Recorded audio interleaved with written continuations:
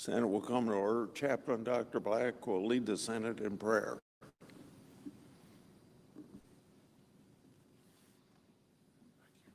Thank you. Let us pray. Sovereign Lord, through all the generations, you have been our refuge and strength. You are without beginning or ending. Lord, how fleeting are life's seasons. We disappear like grass that springs up in the morning, but by evening has begun to wither. Guide our lawmakers as they seek to confront the problems of our time with your solutions. Lord, give them stability and serenity as they strive to accomplish your purposes. Help them to see their legislative work as a divine calling and mission. And Lord, bring peace to our troubled world. We pray in your sacred name. Amen. Will you please join me in the pledge? I pledge allegiance to the flag of the United States of America and to the republic for which it stands, one nation under God, indivisible, with liberty and justice for all.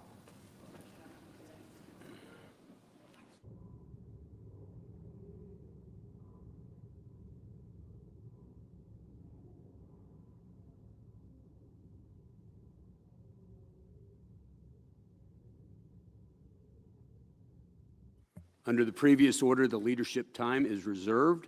Morning business is closed.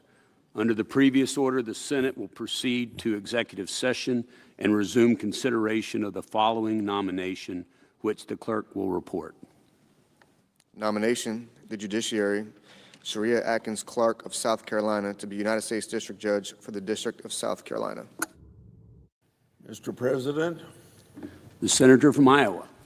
you might wonder how this senator from Iowa gets involved in issues of foster youth. 30 years ago, I hired a staffer from Urbandale, Iowa, by the name of Sarah Gazarek. Sarah now works for the First Lady in the White House on this issue of foster care. She was hired by me to work on banking and education issues, but she came to me one day and said, I've been adopted by my parents, and there's a lot of things wrong with the foster care system in the United States. So she said to me, do you care if I work on that issue as well as the other issues you hired me to work on? So that's the story behind my being involved with foster care issues. You learn to listen to these kids that go from home to home maybe 3 times a year and change schools 3 times a year. And if you listen to them, they say, I'd like to have a mom and dad. I'd like to have a permanent home. And that touches your heart. The need to support children in America who want a mom and dad is more important now than it was even 30 years ago. In 2025, there was an increase in the number of children that entered and were in foster care compared to 2024. Now, that increase is not the case in each and every state. For example, in Iowa, there was a slight decrease in the number of children in foster care from 2024 to 2025, demonstrating Iowa's success in supporting children and families. Now, at the federal level, I'm committed to exploring policy solutions that improve long-term outcomes for children in foster care. So, the bill that I'm introducing, the bipartisan bill that goes by the title of Recruiting Families Using Data Act, modifies decades-old federal requirements and empowers states to develop family partnership plans that incorporate best practices with quality data. By integrating quality data and best practices, states are better equipped to address the needs of children in their care. Additionally, today, I'm releasing a discussion draft of legislation to support older youth in foster care. I do that by providing an opportunity for states to expand on services that help these young people achieve independence. My draft legislation would also require the Government Accountability Office to study the funding formulas used to allocate federal funds to states as part of the John H. Chafee Foster Care Program for Successful Transition to Adulthood. That is a long name for a program written 25 or 30 years ago by former Senator Chafee of Rhode Island, who was also very much interested in this issue. In January of 2025, the General Accounting or Government Accounting Office published a report that studied how states use the Chafee program to support older foster youth transitioning out of foster care, which is natural when they reach a certain age. Sometimes it's 18, sometimes it might be a little bit older. And aging out of foster care is a traumatic time for these kids. I asked for this report after it was brought to my attention that Chafee dollars were being returned, while also hearing that not all eligible youth were being served by the program. As co-founder and co-chair of the Senate Caucus on Foster Youth, I continually hear of the challenges that foster youth face as they approach adulthood and how they can be better supported. By the way, I would like to thank Senator Lujan of New Mexico for his co-chairing this committee with me, so it's a very bipartisan effort. Now, after getting this report, I look forward to getting feedback on how federal programs can encourage foster youth to achieve self-sufficiency. We have a responsibility to protect children and their well-being. As we recognize the month of May as National Foster Care Month, it is my hope that we can continue to find solutions to see that every child has the chance to build a bright future and an opportunity for permanent and loving home. And I want to congratulate First Lady Trump for her efforts in this area, recently holding a hearing in the House of Representatives on this issue. I yield the floor and suggest the add. The clerk will call a roll. Ms. Alston-Brooks.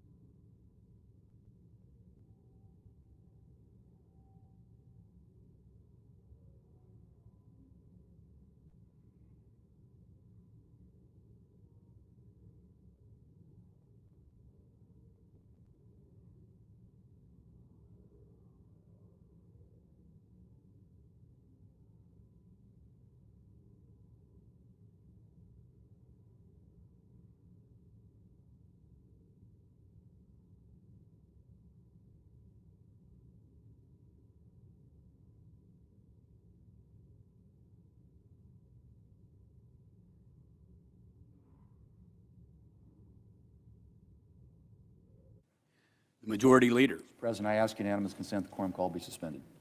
without objection. Mr. President, yesterday marked 500 days of the Republican majority here in the United States Senate. And what a busy 500 days it has been. We've taken close to 800 votes since last January, confirmed just under 500 nominees to posts across the federal government and judiciary. And we've passed bills out of the Senate and into law to make life better for the American people. Mr. President, when Republicans took over last year, we set out to address cost of living issues and put more money in Americans' pockets. We lifted costly Biden-era regulations from rules that would have driven up the cost of household appliances to rules that would have forced Americans into expensive electric vehicles. At the start of this year, we took action to drive down the cost of prescription drugs at the pharmacy counter. And in March, the Senate passed the 21st Century Road to Housing Act, a bill that cuts red tape that has prevented the construction of new housing and kept too many Americans waiting to realize the American dream of home ownership. I'm proud of the broad bipartisan support this bill received here in the Senate, and I hope these common sense reforms will make it to the President's desk in short order. Mr. President, lifting costly regulations and taking action to lower the cost of prescriptions and housing are significant actions. But what I consider to be the most consequential action, not just of this majority, but of my entire time in the Senate, is the working families tax cuts. And I say most consequential, Mr. President, because of the permanent tax relief Republicans delivered in this bill. Tax relief that puts more money in hardworking Americans' pockets. That was the centerpiece of this bill. And a whole lot of Americans saw that last month when they filed their tax returns and saw a significantly higher refund. Hardworking Americans were able to take advantage of permanently lower tax rates, an increased standard deduction, and the $2,200 child tax credit. 6 million workers deducted income from tips. 25 million workers took advantage of no tax on overtime. And 30 million seniors were able to reduce their tax burden with the $6,000 senior deduction created by this bill.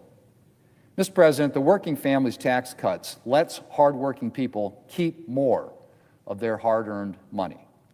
It also strengthens America's small businesses and family farms and ranches. Lower tax rates and the 199A small business deduction free up money for them to invest in their operations and their employees. Investment incentives like 100% bonus depreciation and immediate research and development expensing help them upgrade and innovate.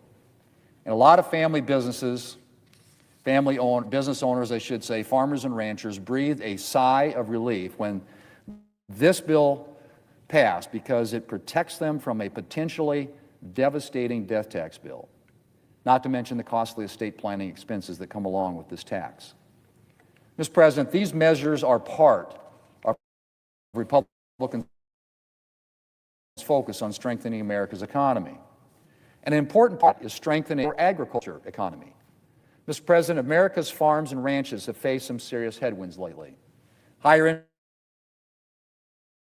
input costs, depressed commodity prices, higher interest rates, and natural disasters and disease are just some of the challenges ag producers have faced in recent years. Republicans set out some relief. The tax cuts, we made lasting reforms, strengthen the farm safety net. Thanks to this bill, reference prices for commodity programs more closely reflect the actual cost, or actual market, I should say, conditions farmers are dealing with.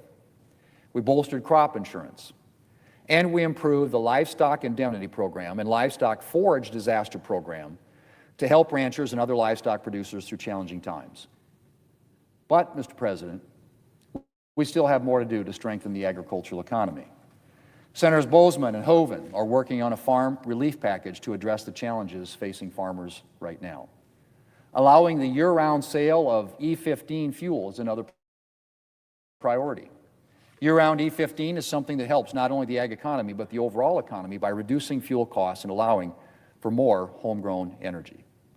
The House has passed a bill to allow year-round E15, and we'll be having discussions on how to accomplish that goal in the Senate in the near future. Mr. President, Republicans have also made it a priority to combat waste, fraud, and abuse in the federal government. The working families tax cuts included a number of reforms to focus federal dollars on those most in need. guard against abuse of taxpayer funds, and hold states accountable for the federal funding that they receive. New measures in the law prevent non-citizens from receiving federal health care and nutrition benefits and refocus those programs on serving American citizens. The law requires states to be good stewards of federal like Medicaid and nutrition assistance, and it takes aim at enrollment in federal health care programs. CMS estimate cost taxpayers $1 billion per year. Earlier this year, President Trump signed into law Senator Kennedy's bill that helps prevent the payment of federal benefits to deceased individuals. And after revelations of widespread fraud in the state of Minnesota at the end of last year, we confirmed the first ever Assistant Attorney General for National Fraud Enforcement. Then there are our actions to ensure Washington is a better steward of taxpayer dollars. The Working Families Tax Cuts prevented Americans' tax dollars from funding big abortion providers for 1 year. And last summer, Republicans passed a rescissions package that targeted funding that had gone to some egregious misuses of taxpayer dollars, like a pride parade in Lesotho and promoting vegan food in Zambia.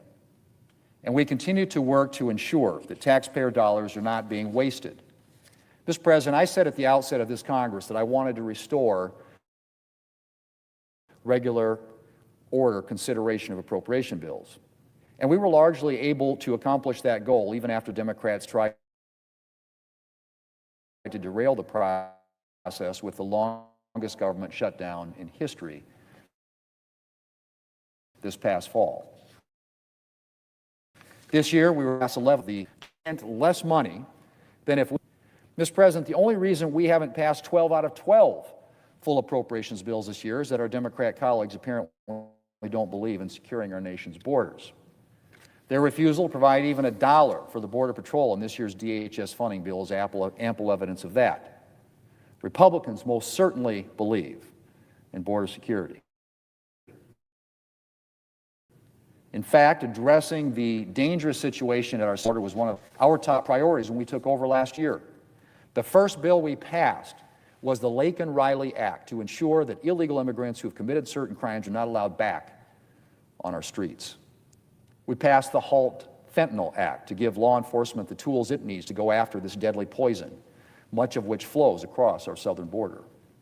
And the Working Families Tax Cuts made a generational investment in border security. And we're seeing the results of that investment and the Trump administration's actions at the border. Encounters at our southern border have dropped dramatically, and for the past 12 months, not a single illegal immigrant has left the United States. Democrats are clearly trying to undo that progress, but Republicans won't let that happen. As soon as this week, we will take up a bill to fully fund the Trump administration and ensure the Democrats cannot put our nation's security in jeopardy by defunding law enforcement. Mr. President, I mentioned earlier that we've confirmed almost 500 civilian nominees since last January. That's been in the face of a historic level of obstruction from Democrats. After months and months of unprecedented Democrat obstruction, last year Republicans took action to restore the Senate's tradition of confirming largely non-controversial nominees in batches. And last night, we confirmed the fourth package of Trump nominees and effectively eliminated the backlog of nominees awaiting confirmation. And Mr. President, speaking of Democrat obstruction, Democrats have also blocked several pieces of common sense legislation here in the Senate. They blocked Senator Tuberville's Protection of Women and Girls in Sports Act, which would have simply prevented biological men from competing in women's sports. They blocked Senator Langford's Born Alive Abortion Survivors Protection Act, which would have required that babies who survive abortion are given the same level of care as babies born at the same gestational age. Democrats wouldn't even let us debate these bills, and I have to imagine because their position is completely indefensible. Then just recently, Democrats blocked the Save America Act. And Mr. President, we had a robust debate on this bill for several weeks. Republicans gave Democrats opportunities to support the whole bill. we handle on votes on some of the individual and very common sense components of the bill, requiring proof of citizenship to register to vote, requiring a photo ID to vote, protecting children from gender transition surgeries, keep biological men out of women's sports, against all of it. And we'll be sure the American people know that Democrats are blocking common sense policies that have broad support from the American people. Mr. President, I've mentioned a number of accomplishments this morning, but there's more work to be done. Last week, the Banking Committee advanced the Clarity, builds on the Genius Act that became law last year and which was the first ever crypto bill passed into law. I expect the Senate will also take action on an artificial intelligence bill this year that builds on the AI framework the White House has put out. And legislation dealing with name, image, and likeness in college athletics is also on the agenda, transportation infrastructure. In the near term, we will also need to extend FISA and ensure that this critical national security program does not go dark. And we will soon begin work on the FY 2027 National Defense Authorization Act, which will continue Republicans' efforts to modernize America's military. And of course, we will continue to prioritize efforts to make life easier to do. And we're not about to take our foot off the gas. Mr. President, I yield the floor. And I'd suggest the absence of quorum. The clerk will call the roll. Ms. Also Brooks.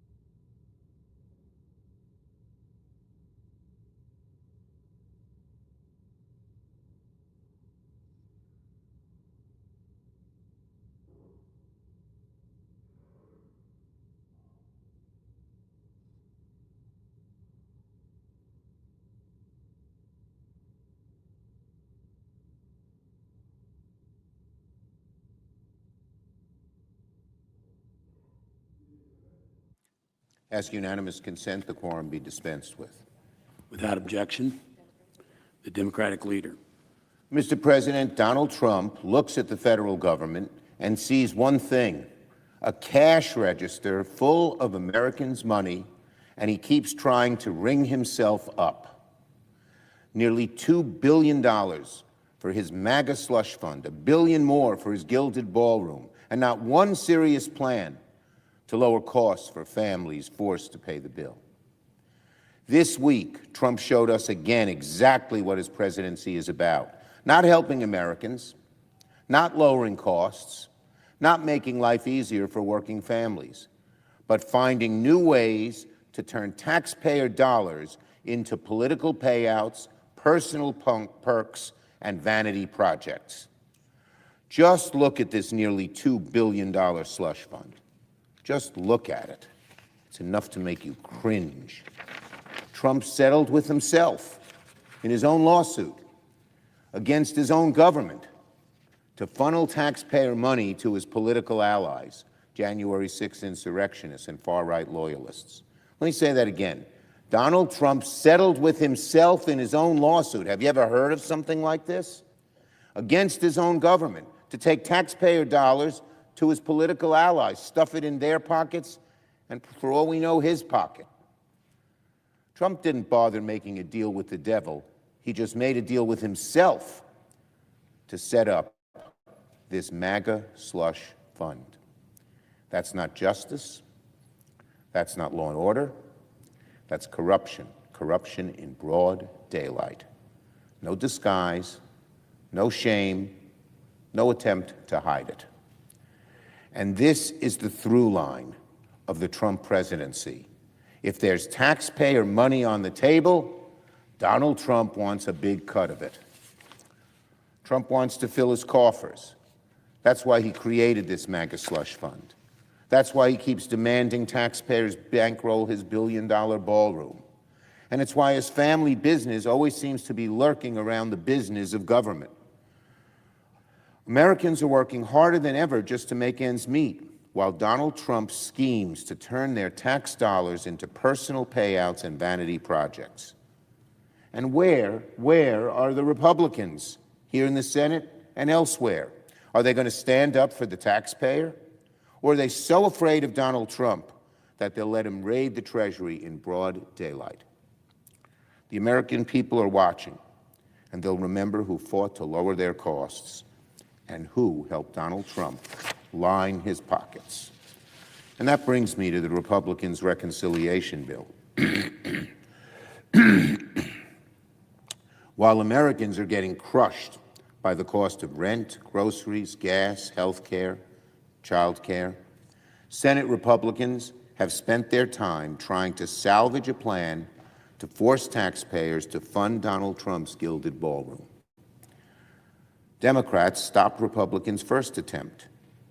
Now, Republicans have a choice. Republicans can drop this ballroom boondoggle because Democrats exposed it and the public saw it for exactly what it was. Or Republicans can keep this boondoggle in the bill. Either way, Democrats will make sure they will have a chance to vote on it on the Senate floor. Republicans do not get to hide from this. Americans can barely afford to keep a roof over their own heads. They should not be forced to pay for a golden roof over Trump's head. And to be very clear, I don't care if the Republicans ask for $1 billion, $1 million, or a single dollar. Every penny of taxpayer money for Donald Trump's vanity project is a penny too much. And Senate Democrats will fight to make sure not one penny of Americans' money is used for it. The ballroom is the perfect symbol of this Republican budget bill. Republicans focused on all the wrong things. This bill still pours tens of billions of dollars into Trump's masked agents, uncontrolled raids, unaccountable police forces. The Republican bill still does nothing to lower grocery costs, lower rent, lower gas prices, lower health care costs. That is the contrast. Democrats fighting costs. Republicans fighting to launder Trump's corruption through the federal budget. So let Republicans rewrite the text. Let them change the number. Let them try to hide the ballroom after they got caught. The truth will not change. Donald Trump sees Americans' money as his money. He somehow thinks he's entitled to reach into the average American family's pockets, take the money out of their pockets, and put it in his own. It's incredible. Republicans are writing a check. Democrats are saying hell no. On Iran. Yesterday, Donald Trump once again displayed the vicious cycle he's trapped America in with his disastrous war in Iran. Within hours, he went from threatening to blow Iran into oblivion to saying that a peace deal was imminent. This he does within 6 hours of one another. Can anyone believe this guy? Whether you're a world leader, an American citizen, or anything in between? Can you believe him? He keeps making it up. He doesn't care about the truth, and what's worse is he thinks you don't care about the truth, that he can lie, lie, lie. First, he threatens to blow Iran into smithereens, and 6 hours later, he says a peace deal is imminent. We know it's bull. Everyone knows it's bull. But maybe people don't realize the consequences of that bull, how disastrous this war is, and how it turns America's attention, or at least Trump's attention and his followers' attention, to this disastrous war rather than lowering their costs. We have seen Trump follow the same pattern in Iran again and again. Trump threatens, Trump retreats, then threatens again. Rinse and repeat. That's what he does.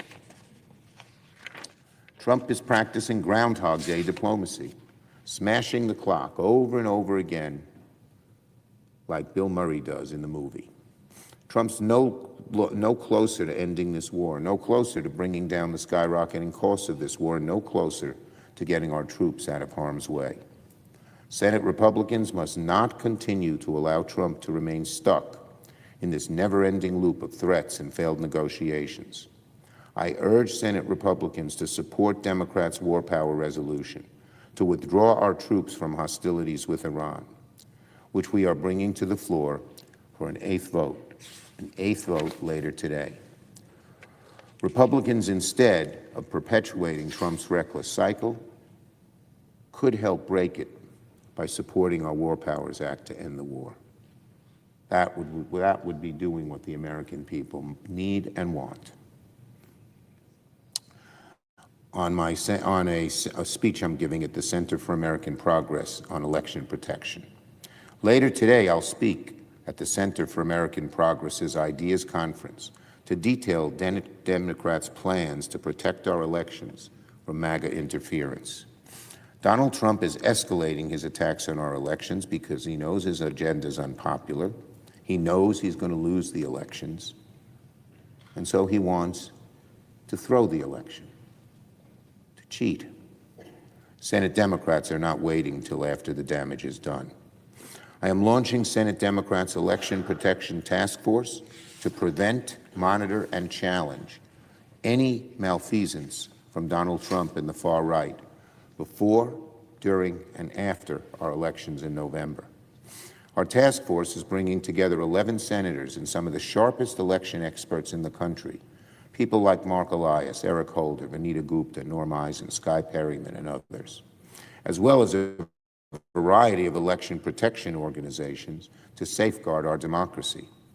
I'm looking forward to detailing some of our task force's upcoming plans, and I encourage everyone to tune in. And finally, on the San Diego mosque shooting, I speak for the entire Senate when I say that we are praying for the families of the victims of yesterday's heinous mass shooting, which killed 3 people at the Islamic Center of San Diego, the city's largest mosque. One of the victims was a security guard and father of 8, Amin Abdullah, who was killed while preventing the gunman from entering the building.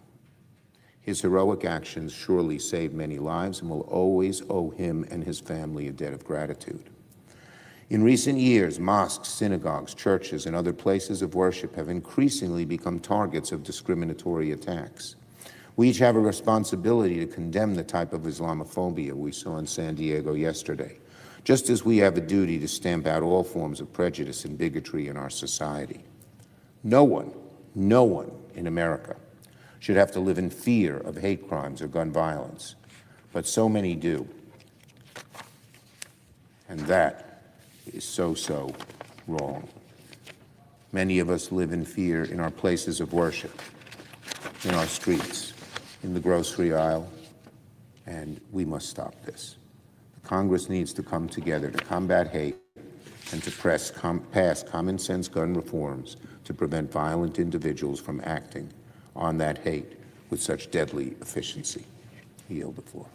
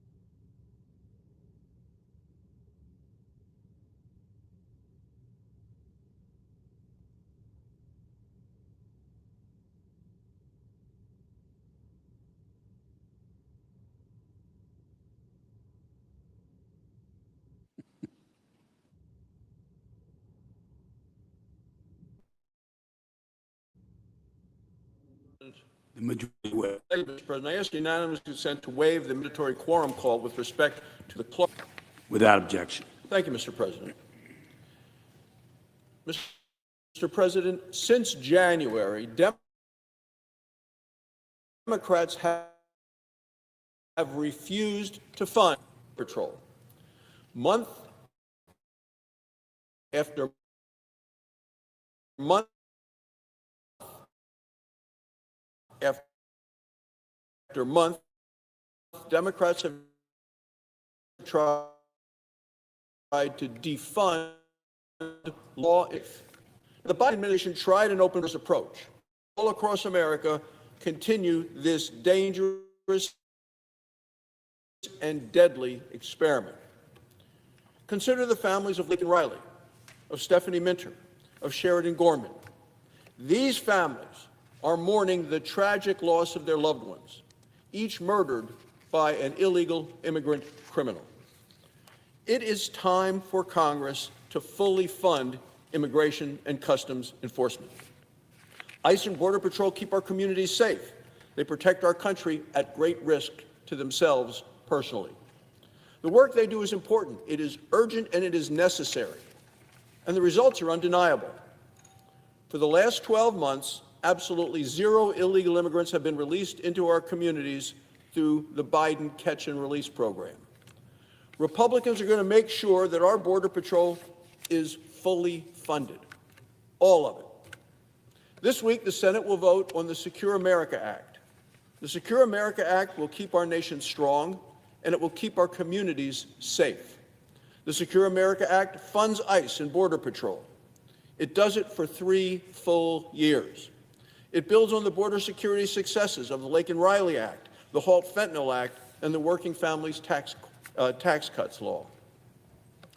Most importantly, the Secure America Act guarantees Democrats cannot defund American security during the administration of President Trump. The Secure America Act also improves training for Secret Service agents. This prepares agents to counter the evolving threats that we face. It safeguards major national events and every American who attends them. This weekend is the Indianapolis 500. The World Cup is coming up. The 2028 Olympics Games are right around the corner. Americans from coast to coast will be safer when the Secure America Act becomes law. Every single Democrat here in the Senate opposes the Secure American Act. Senator Schumer vowed to fight it. He said he would use, quote, every tool in our arsenal. Why is he saying this? because Democrats believe in open borders. They are the party of open borders. They are the party of defund the police.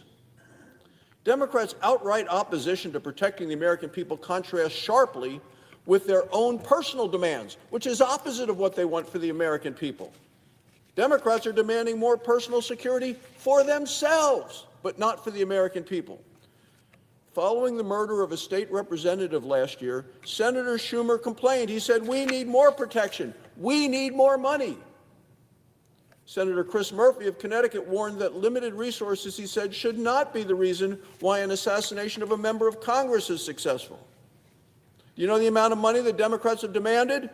$1 billion. $1 billion to protect themselves, but they vote against protecting our communities. Mr. President, it's wrong. Democrats are much more supportive of protecting themselves and illegal immigrant criminals than they are protecting the citizens of this great nation. The message from the Democrats is this: our nation's safety and security doesn't matter.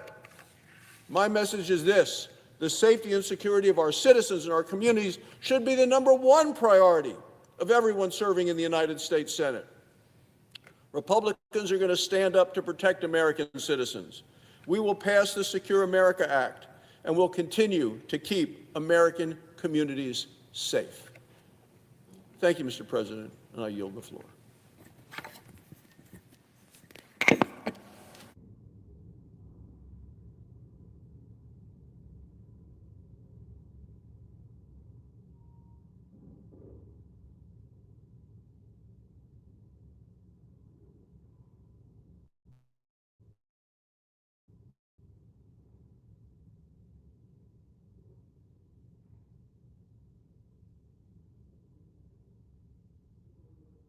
Minority Whip.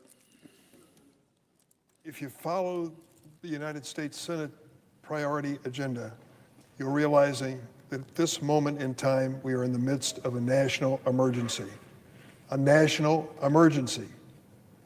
What would you guess that that would be? The war in Iran? Well, certainly, when you cost American lives, 14 lives at least at this point, when you have billions of dollars being spent, the latest one reported $29 billion. Is that the national emergency? No. Is the national emergency in the Senate the pending invasion of Cuba? No. How about the president's tariff taxes? Tariff taxes that have raised the cost of living across the United States. No, that's not the national emergency. Gasoline prices, would that be a national emergency to the Senate leaders? It's $5.49 a gallon in Chicago last weekend, but that's not it. How about grocery prices, utility prices, rent prices, daycare prices? No, that's not on the Republican agenda as a national emergency. What is on the agenda? Ballroom. Ballroom. America desperately needs a new ballroom. And they're asking for $1 billion. $1 billion to build it. I thought the president promised that his golfing friends and business leaders were going to pay for this, not the taxpayers. Well, that's all changed. Mr. President, this weekend, the Senate parliamentarian ruled that funding the President Trump's personal pet project, his gold-plated ballroom, as currently written, cannot be included in the Republicans' partisan budget reconciliation bill before the Senate. To that I say, thank heavens. I distinctly recall the president's promise the American people were not going to pay for this ballroom. How quickly he retreated on his word and asked taxpayers to cough up $1 billion. Another broken promise. This ruling by the parliamentarian in response to a challenge brought by Senate Democrats is a win for the American people across the country. But don't kid yourself. Senate Republicans are already back to the drawing board for this ballroom emergency which we face, attempting to revise the provision so it can be included in the reconciliation bill. Americans continue to struggle with high prices at the grocery store and the gas station. Republicans have shown where their priorities lie, appeasing the president and writing him a blank check for a new ballroom. and a mass deportation campaign. This much we know. When President Trump has his way with his billion-dollar ballroom emergency project, there will continue to be no room in the Trump dance card for America's working families. President Trump's war of choice in Iran, as well as his continued tariffs, are squeezing American families hard in housing, groceries, and fuel costs and utility bills. Inflation has surged to 3.8%, the highest level since the pandemic, and it's outpacing wage growth. In Illinois, drivers are paying more than $5 a gallon for gas. As I mentioned last week, $5.49 a gallon in Chicago. Illinois electricity bills are up by more than 15% on President Trump's watch. And grocery prices had the biggest one-month jump in nearly 4 years. Fresh vegetables are 44% more expensive than they were just 3 months ago. Ask the shoppers at your local stores. They know this personally. I recently heard from a constituent of mine from Southern Illinois, Reverend Dr. Anthony Paulson. He wrote about the cost of living issues. Reverend Paulson told me that as a pastor, he witnesses the impact of rising costs on his family, friends, and neighbors. Residents come to his church seeking help with the cost of food, housing, and gas to meet their basic needs. The Reverend said he offers the church's compassion and support to anyone in need, but the church and the people he serves have been stretched thin thanks to the across-the-board price hikes we have under the Trump administration. I think about Reverend Paulson and the countless other constituents who've called my office to sound the alarm whenever I cast a vote regard to this issue. But President Trump, here's what he said, and I quote, he doesn't think about American financial hardships, quote, even a little bit, close quote. He continued, quote, I don't think about Americans' financial situation. I don't think about anybody, close quote, President Trump. Tell that to Reverend Paulson, Mr. President. Tell him you don't care about his concerns or the concerns of the people he serves. I will also note that just yesterday, the President's politicized Department of Justice settled a $10 billion lawsuit against the Internal Revenue Service. What did the President get because of that settlement? A so-called anti-weaponization fund of nearly $1.8 billion. And what will this money from the taxpayers be used for? The administration says it's for victims of lawfare and weaponization. Hold on to your hats and let me tell you the whole story. The whole story starts here on January 6th. I was seated in my chair. The other senators were seated. We were counting the electoral votes. The Vice President of the United States, Vice President Pence, was presiding. It was about 2 p.m., at which point the Secret Service came through that door, grabbed the Vice President from where he was sitting in that chair, and removed him from this room. We sat here and waited, and a minute later, a member of the Capitol Hill Police came before us in uniform and said, stay in this room. There's a mob outside, but we'll make this a protected, safe room. Not 10 minutes later, that same officer came before us and said, cancel everything I said, evacuate as quickly as possible. And the senators of both political parties filed through that door to escape the mob that was invading the United States Capitol building where we meet today. It was the most amazing thing to happen in this building since the invasion of the British in the War of 1812. Those of you who have any question as to whether it actually occurred, look at the video, look at the proof, look at the evidence. And the net result was a melee that almost cost more than 2 or 3 human lives. They had over 140 members of the Capitol Hill Police protecting members of Congress, protecting the Vice President of the United States, and protecting the visitors to the Capitol from the mob that President Trump had sent to make their impression on the Capitol and the people who were working here. Over 140 instances where these mobsters and insurrectionists beat up the local police who had their lives on the line. You can see the videos. Don't believe a word I said. Take a look at the videos and judge for yourself.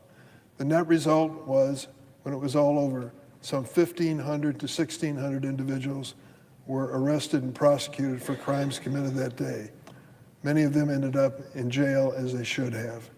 What was the result when President Trump was reelected for a second term? On his first day in office, he gave full and unconditional pardons to all of those mobsters and insurrectionists who invaded the Capitol and attacked our police force. Attacked our police force. Members on the other side come to the floor and talk about who has respect for police. Not one word was said in opposition to the president's full and unconditional pardon to these people who attacked our local police doing their job. 2 people, as a result of that, 2 of our officers died in subsequent days from the trauma that they had endured. That's the reality. Now what's the president want to do? What has been the promise from the start? We're not only going to release full and unconditionally all those arrested as an insurrectionist mob on the Capitol, we're going to give them compensation. How much is it worth to be on the good side of the president with this new MAGA slush fund of $1.8 billion? That money is headed for the pocketbooks of the individuals who crashed this Capitol. And can you think of anything worse? Any incentive to attack police any worse than that? I can't think of it. Lawyers for those January 6 insurrectionists who Trump pardoned have already said they're going to apply for compensation. They're going to ask for money to be paid to them for committing a crime. Forget that the working people are paying more for gas and that they still haven't seen a dime in refunds in Trump's illegal tariffs that pushed up the prices for groceries and clothes and appliances. The president is making sure that those who fought to undermine a free and fair election and those who attacked this Capitol building cash in, not the hardworking families of America who are truly struggling mightily to get by. That should tell you all you need to know about what the president's priorities are. Democrats will fight this unprecedented and unacceptable slush fund. And this week we'll continue to push back on Republicans' partisan reconciliation bill and billionaire ballroom emergency bill every step of the way. We will work to halt the flow of taxpayers' dollars to Trump's ballroom, his arches, God only knows what he'll dream up next, and his mass deportation campaign. And when this bill comes to the floor later this week, the Republicans get to go on record exactly what their priorities are going to be moving forward. Will our Republican colleagues support our efforts to drive down the family cost, or will they side with President Trump? The last point I'd like to make is from a statement made by a previous speaker on the Republican side. He said that we don't have any respect for law and order and the policemen and law enforcement officials who enforce it.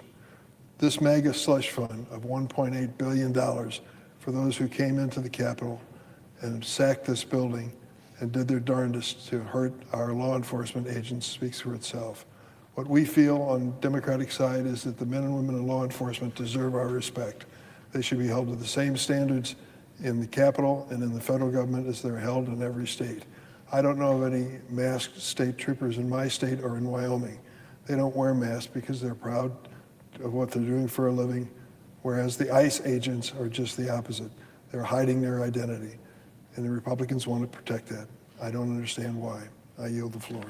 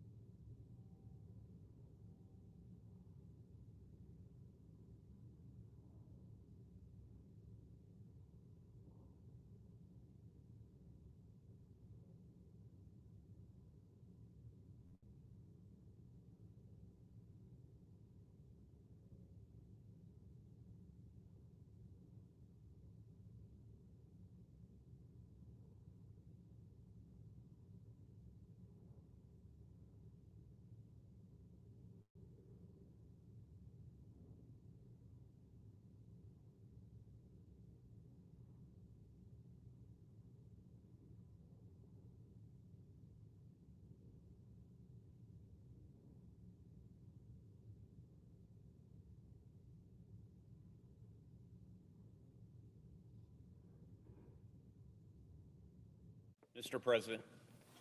Senator Indiana. Mr. President, in May of 1944, before the Allied forces landed on the beaches of Normandy, Dwight Eisenhower signaled out one American service branch for their loyalty, courage, and fortitude. When Operation Overlord was complete and victory won, he predicted, quote, "There's no organization no organization that will share its credit more deservedly than the Merchant Marine. The Supreme Allied Commander was correct, but the credit he spoke of was never given to this service branch in proportion to the sacrifices made. After all, no branch suffered losses at a greater rate during the war. Not the Marines, not the Army or Coast Guard, not the Navy. Of the 243,000 merchant mariners who joined the fight, nearly 9,500 paid the ultimate price. As we prepare to observe Memorial Day this coming weekend, we remember the fallen sailors of the forgotten service, and we honor a young Hoosier who gave his life aboard one of its ships. Without the sacrifices of the Merchant Marine, America's military would be unable to win its war or to defend its people. In war, our civilian mariners and commercial vessels transport and supply our soldiers, sailors, and airmen. They're the critical link between the homeland and the front, the one that has made the difference between victory and defeat for 250 years. During the Revolution, they delivered the gunpowder the Continentals used to beat the British. In the War of 1812, they armed their clippers and sloops with cannons. They ran the enemy's blockades, and they brought clothes and guns to our troops. Throughout the Civil War, they carried coal, horses, and food to the Union soldiers along the Atlantic coast and on the Mississippi and Ohio rivers. Wherever our men and women in uniform have gone in the world to defend liberty, the Merchant Marine has followed in support. Whenever America's soldiers have raised our flag in victory, its mariners helped make the triumph possible. And they've always done this in the face of grave danger and at great cost. Commercial sailors were among the casualties in America's first naval battle at Machias off the coast of Maine. They were killed by the enemy's fire on the oceans and the Great Lakes. From the Republic's beginning, merchant mariners have died in every major conflict, including Vietnam and Korea, as well as operations enduring and Iraqi freedom. These civilians transport their cargo into war zones with minimal defense. Because of their vital mission, they're the target of and often sunk by warships and aircraft. In no conflict was the peril greater than World War II. They left from America's coast, they headed for the front, carrying the Sherman tanks and Mustang fighter planes, steel and lumber, bandages and antibiotics, mail from home, rations, and even chocolate.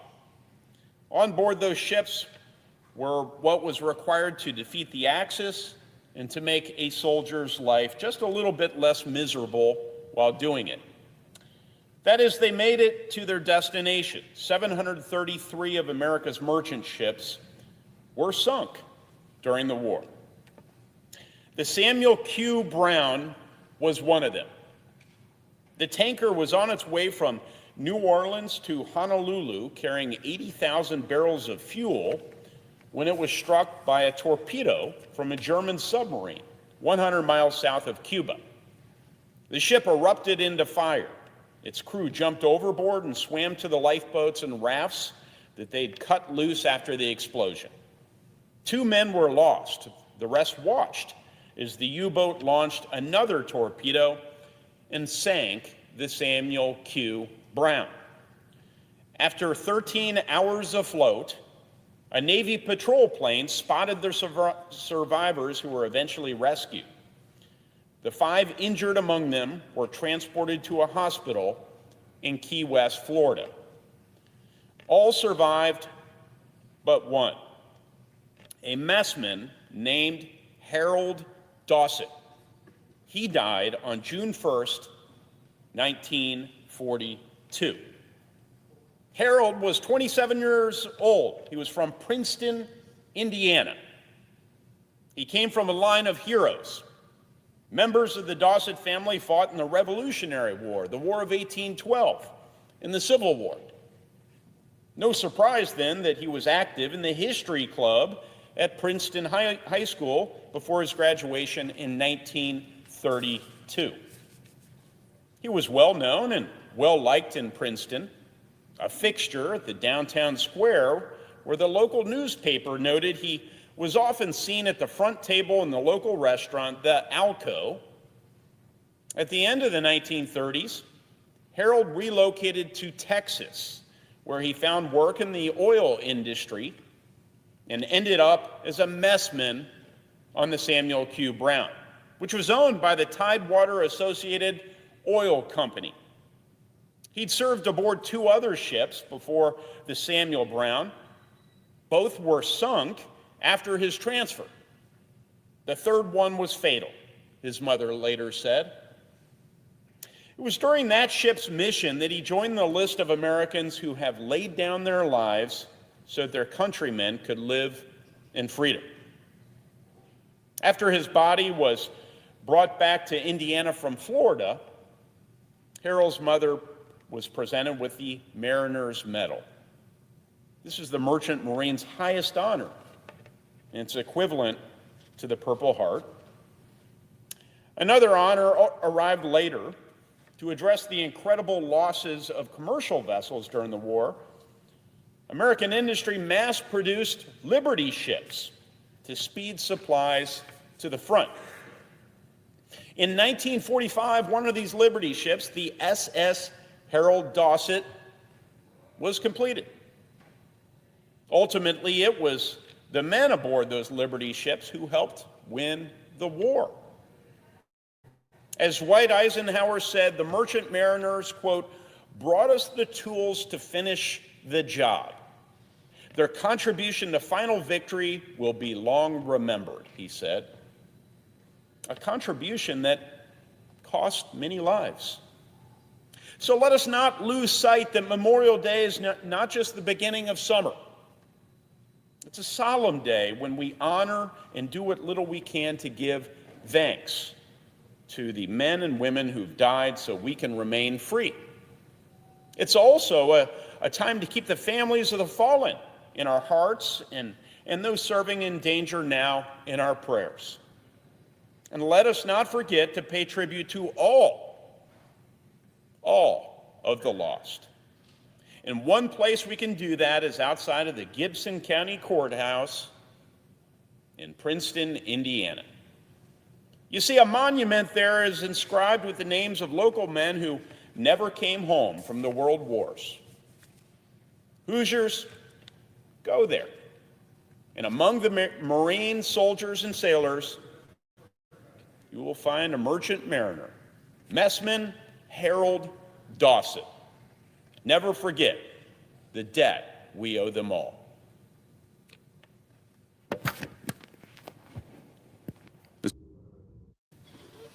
Senator of Indiana. I yield the floor. Senator Washington. Thank you, Mr. President. Mr. President, 26 years ago, almost to the day, I came here to the Senate floor to speak about a mom in Washington State and a member of my staff. Mary Glenn had come to Congress with Senator Feinstein a few years before to share the story of her son, Sean, who was tragically killed by gun violence, and to advocate for change.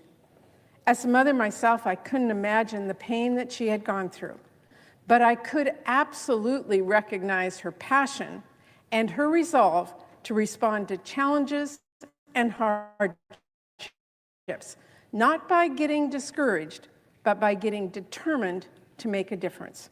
So not long after Mary brought her story here to the Senate, I brought Mary herself onto my team in Seattle in September of 1995, and it was the best decision I could have made. Over her 31 years on my team, Mary has handled well over 20,000 constituent cases. That is astounding, 20,000. Each case represents an individual or a family seeking help, usually under difficult circumstances. Mary gave everyone who reached out compassion, and she got them results. helping people who were struggling to keep their utilities on, and connecting them with social services that could assist them, helping families stay in their homes and fight off eviction. And no one, absolutely no one, could do more to help seniors get their Social Security and Medicare benefits than Mary Glenn. In some cases, Mary helped people finally get hundreds of thousands of dollars they were owed by the government. We are talking about life-changing and life-saving victories for people back in my state. I remember during the 2008 economic crisis, she saved so many families from losing their homes that we heard lobbyists here in DC were complaining about her for being too effective. My response to that, too bad.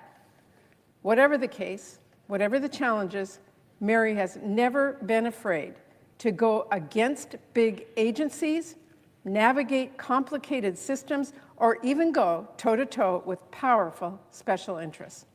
Now, after many years and countless victories for Washington state families, Mary is moving on to a well-earned retirement.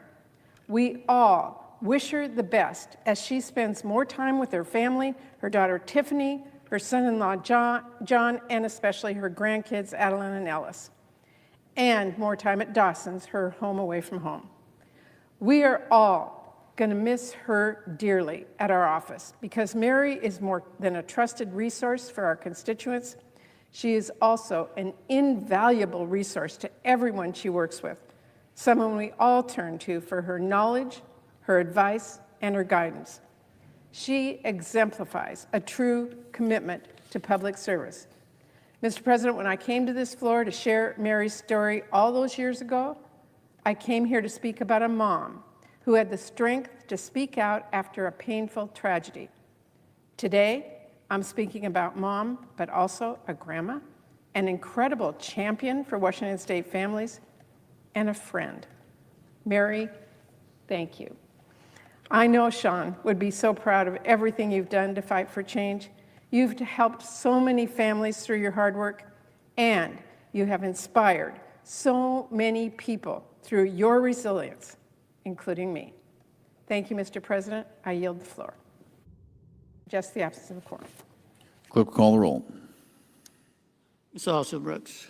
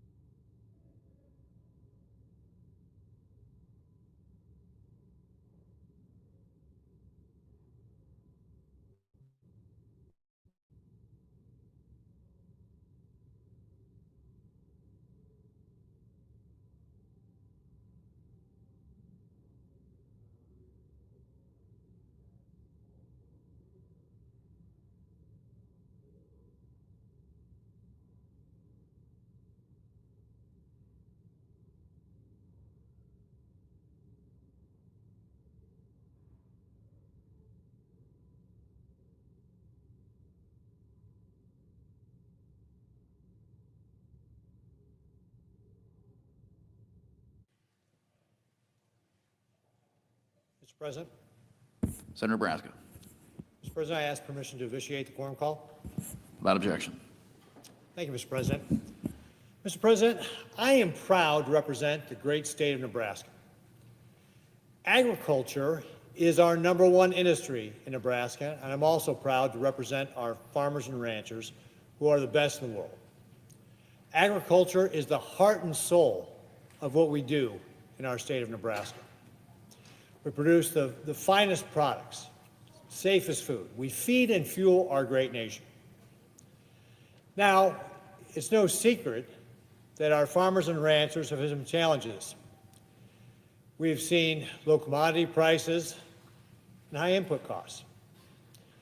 We've also seen a drought in my state, as well as wildfires that are the worst in our state's history, burning over 1 million acres.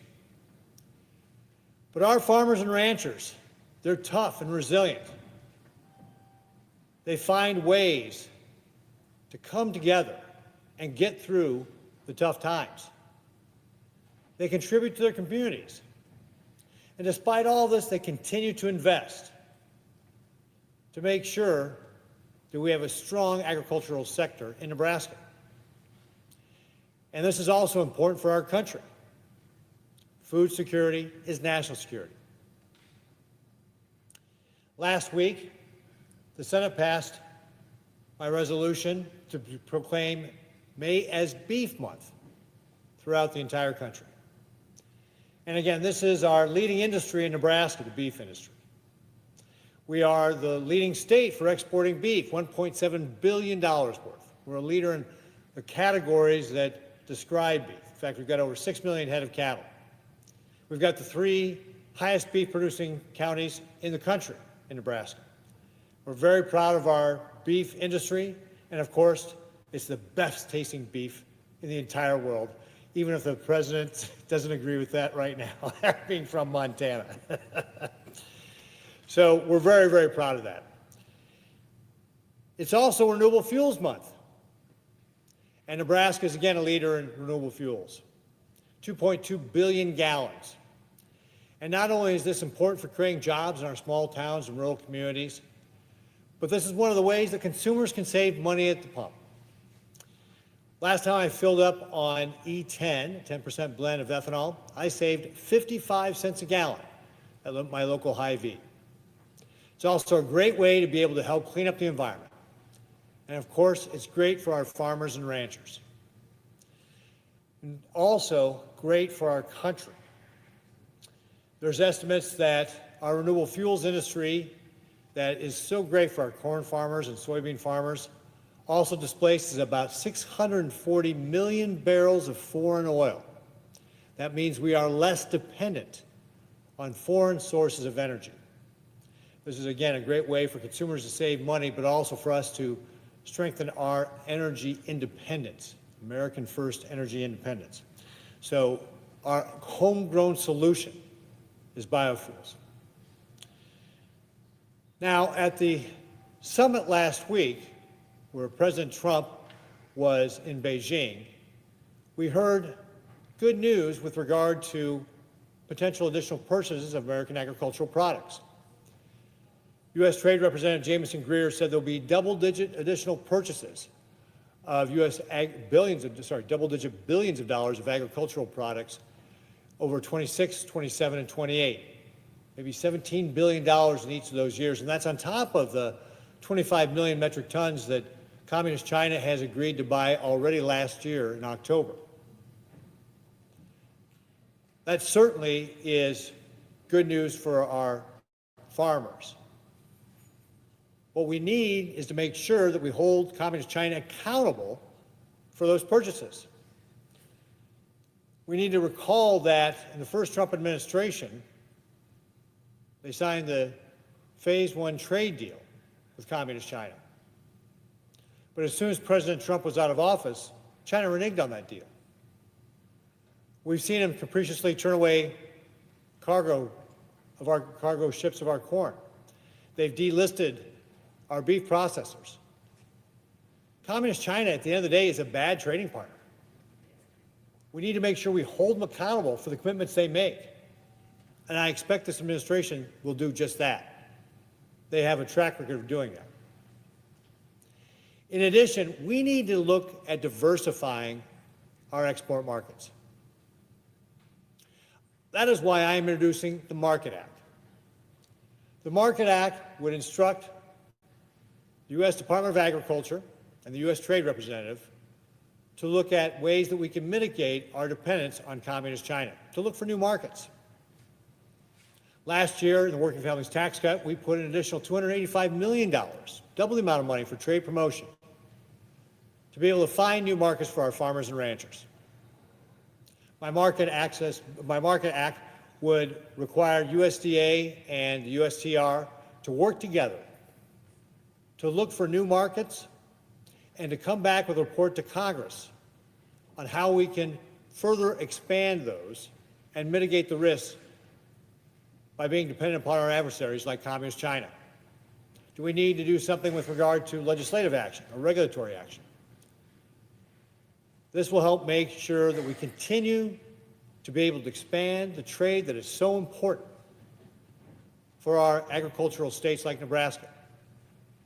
About a third of everything that we grow in Nebraska gets exported overseas. We're the 5th largest ag exporting state. These markets overseas are important to our strong economy in Nebraska. My Market Act will help make sure we continue to look for opportunities to be able to grow that. I'm proud of our farmers and ranchers. They do a great job of feeding our great nation. I'm proud to be able to continue to support them here in Washington, D.C. Thank you, Mr. President. I yield back.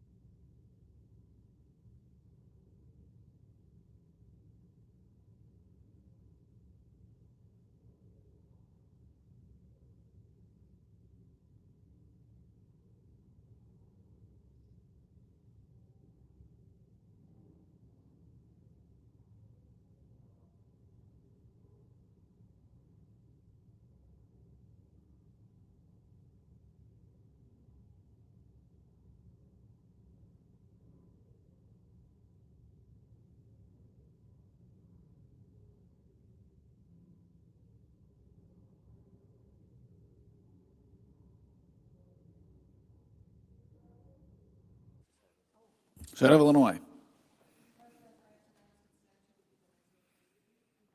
Without objection. Clerk will report the motion to invoke cloture. Cloture motion. We, the undersigned senators, in accordance with the provisions of Rule 22 of the Standing Rules of the Senate, do hereby move to bring to a close debate on the nomination of Sharia Akins Clark of South Carolina to be United States District Judge for the District of South Carolina, signed by 17 senators. By unanimous consent, the mandatory quorum call under Rule 22 has been waived. The question is the sense of the Senate that debate on the nomination of Sharia Akins Clark of South Carolina to be United States District Judge for the District of South Carolina shall be brought to a close. The ayes and nays are mandatory under the rule. The clerk will call the roll. Ms. Alsobrooks, Mr. Armstrong, Ms. Baldwin, Mr. Banks, Mr. Barrasso, Mr. Bennett, Mrs. Blackburn, Mr. Blumenthal, Ms. Blunt Rochester, Mr. Booker, Mr. Bozeman, Mrs. Britt, Mr. Budd, Ms. Cantwell, Mrs. Capito, Mr. Cassidy, Ms. Collins, Mr. Coons, Mr. Cornyn, Ms. Cortez Masto, Mr. Cotton, Mr. Kramer, Mr. Crapo, Mr. Cruz, Mr. Curtis, Mr. Daines, Ms. Duckworth.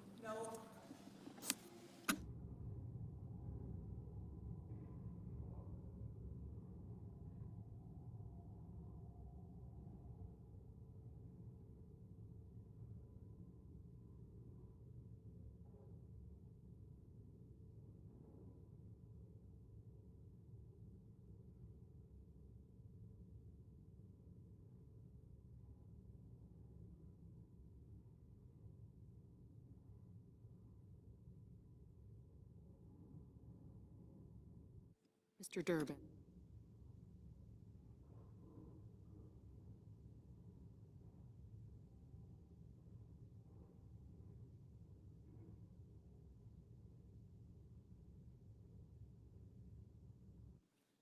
Ms. Ernst.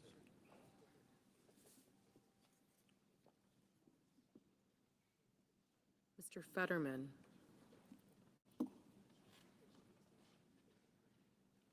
Mrs. Fisher. Mr. Gallego. Mrs. Gillibrand.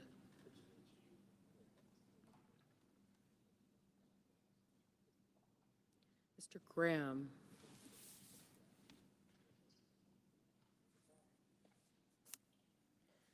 Mr. Grassley.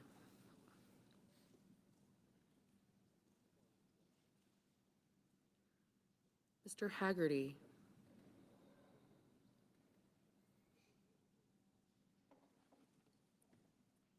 Ms. Hassan.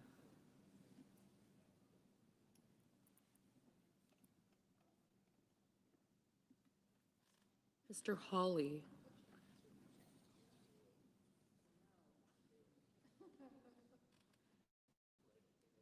Mr. Heinrich.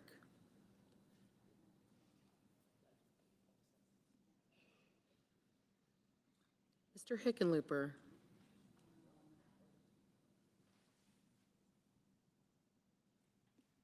Ms. Hirono.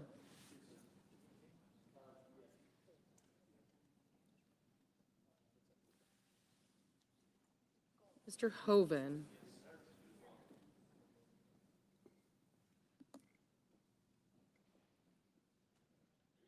Mr. Husted.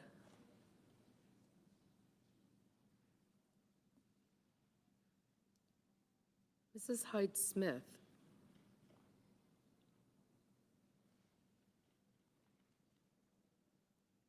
Mr. Johnson. No.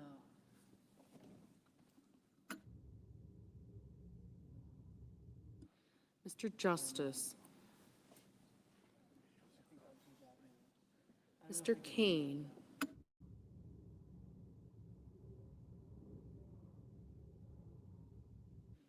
Mr. Kelly.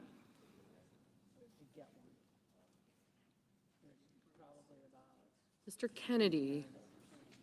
Yeah, there's 1 million eighth graders down there.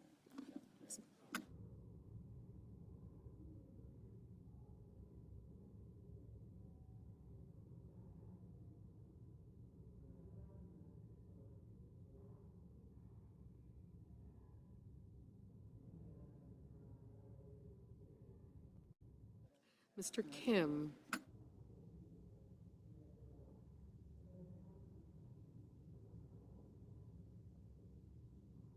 Mr. King.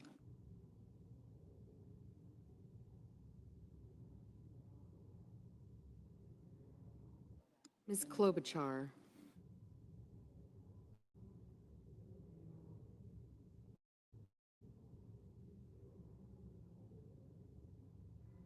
Mr. Langford.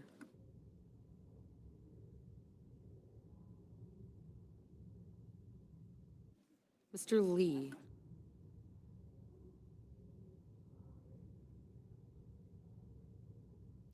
Mr. Lujan.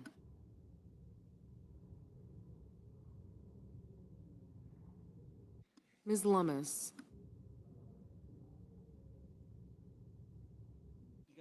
Mr. Markey.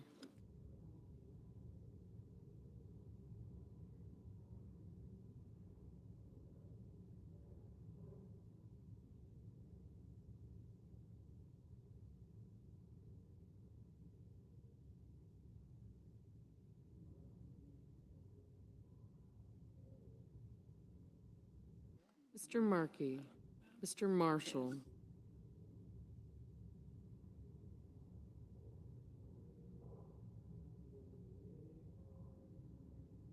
Mr. McConnell.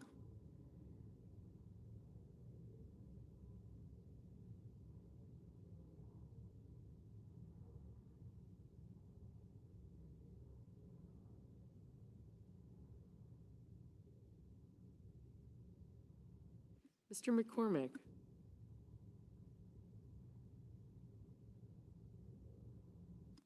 Mr. Merkley.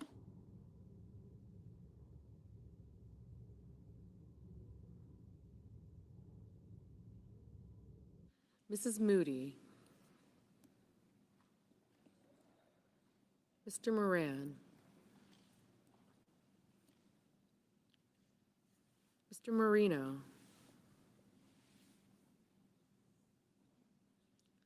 Ms. Murkowski.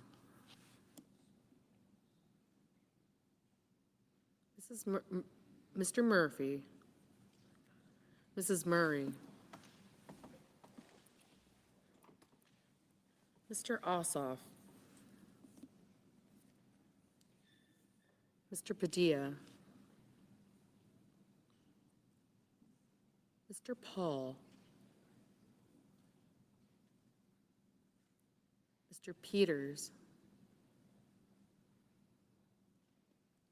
Mr. Reed.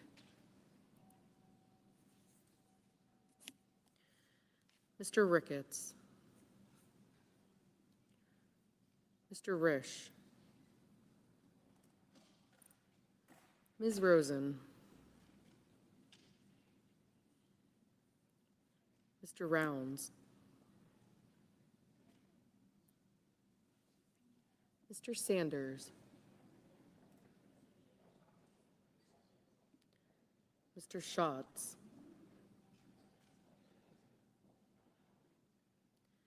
Mr. Schiff.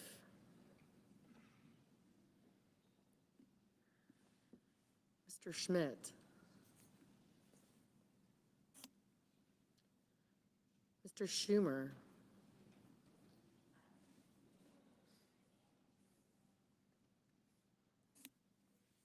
Mr. Scott of Florida. Mr. Scott of South Carolina. Mrs. Shaheen. Mr. Sheehy. Ms. Slotkin.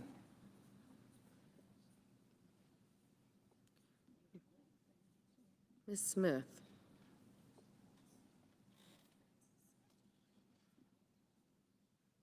Mr. Sullivan.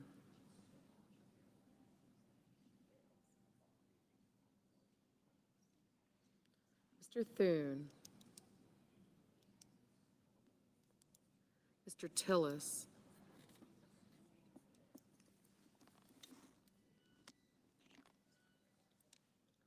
Mr. Tuberville.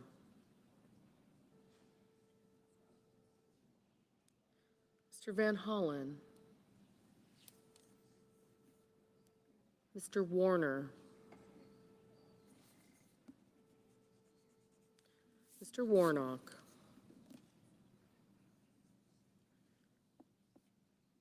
Ms. Warren. Mr. Welch. Mr. Whitehouse. Mr. Wicker. Mr. Wyden. Mr. Young.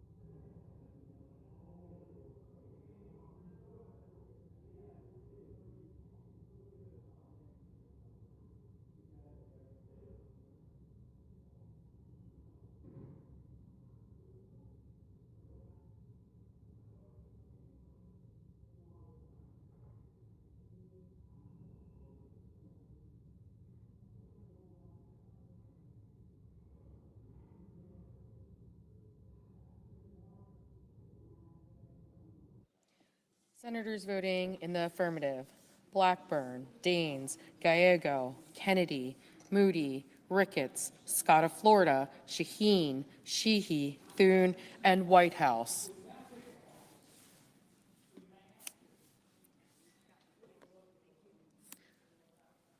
Senators voting in the negative: Blumenthal, Booker, Duckworth, Hirono, Kim, Klobuchar, Markey, Murray, Ossoff, Peters, Schumer, Slotkin, Smith, and Van Hollen.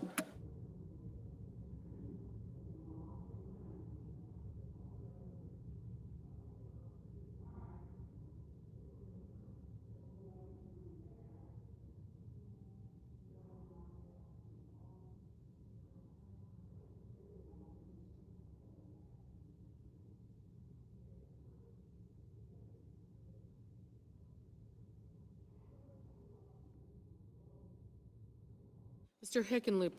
Hickenlooper, no. Mr. Langford,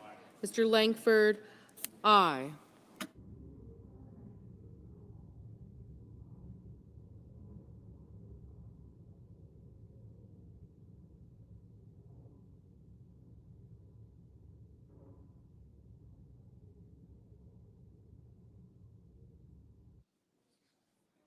Mr. Rounds, aye. Mr. Armstrong, aye.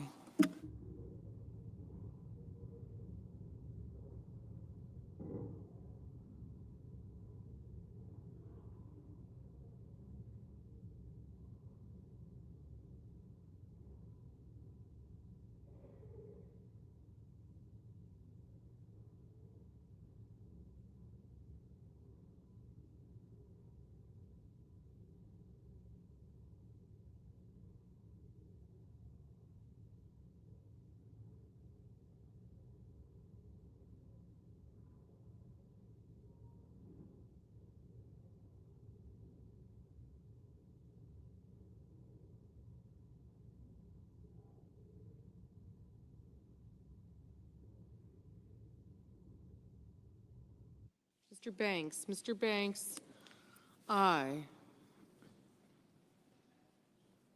Ms. Hassan, aye.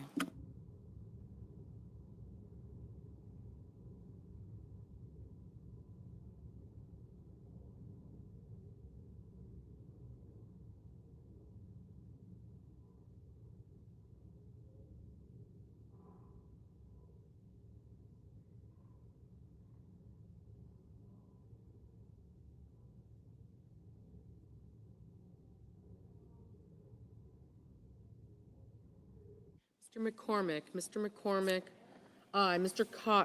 Cotton, aye. Mr. Warner, no. Mrs. Hyde-Smith, aye. Mrs. Capito, aye.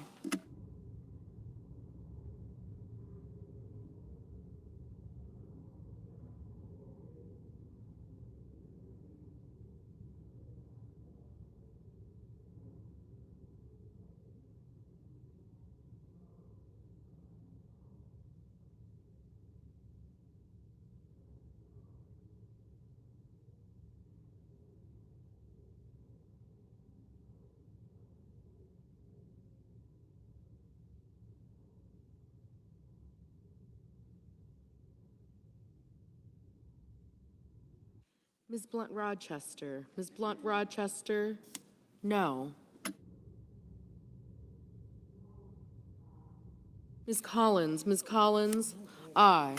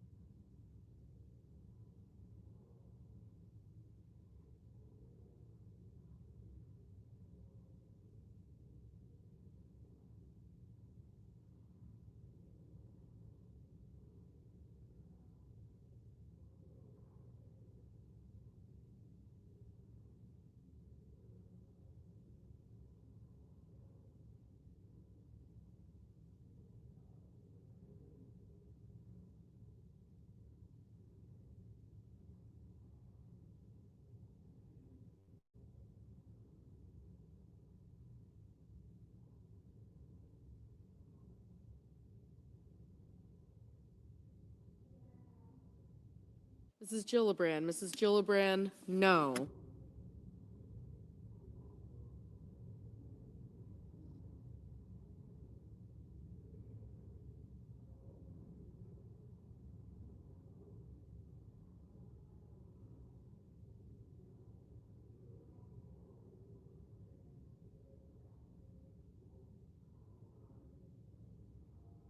Mr. Young, aye.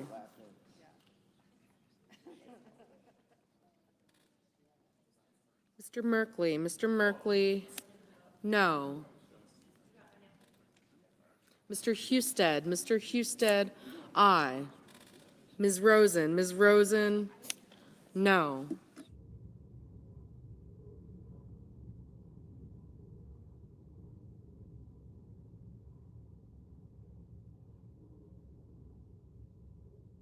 Mr. Johnson, aye.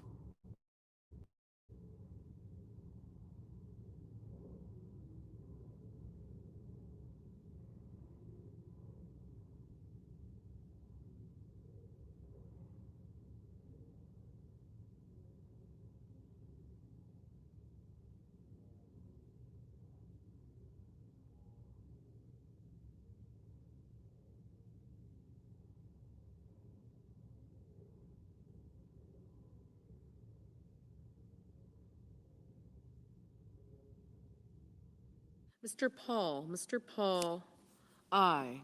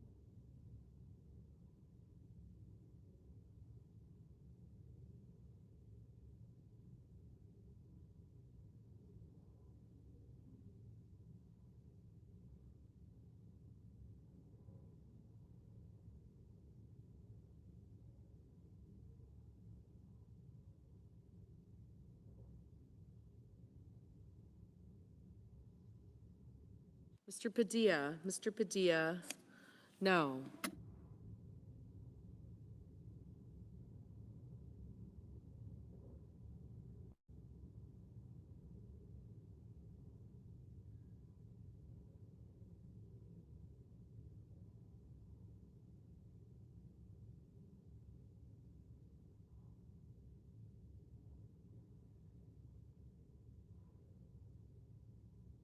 Ms. Ernst, aye.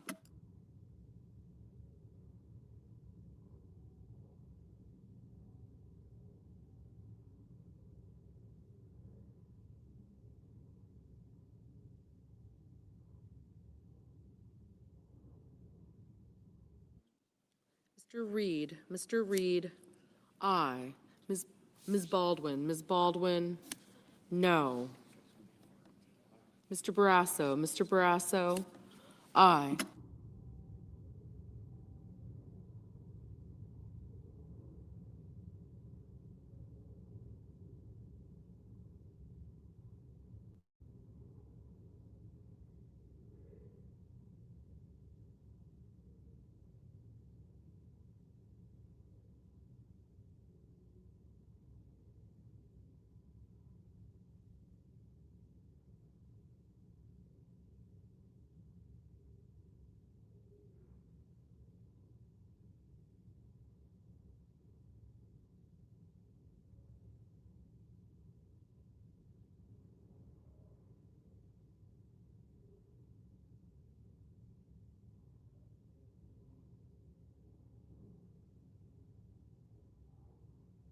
Mr.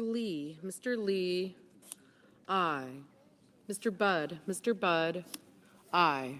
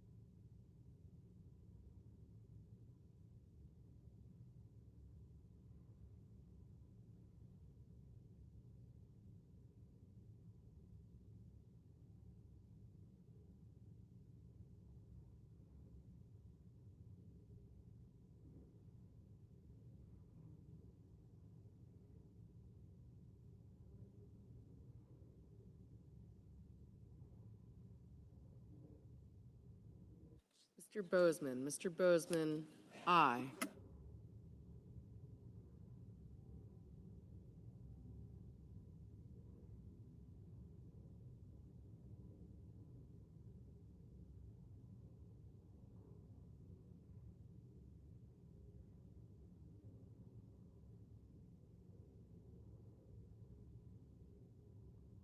Mr. Marshall. Mr. Marshall, aye.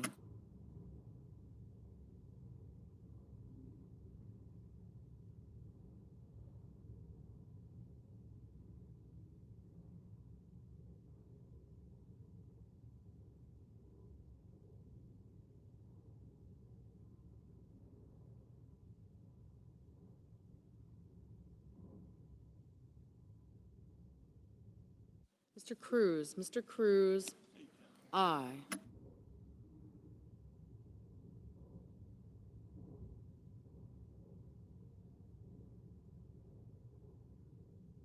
Mr. Wyden. Mr. Wyden, no.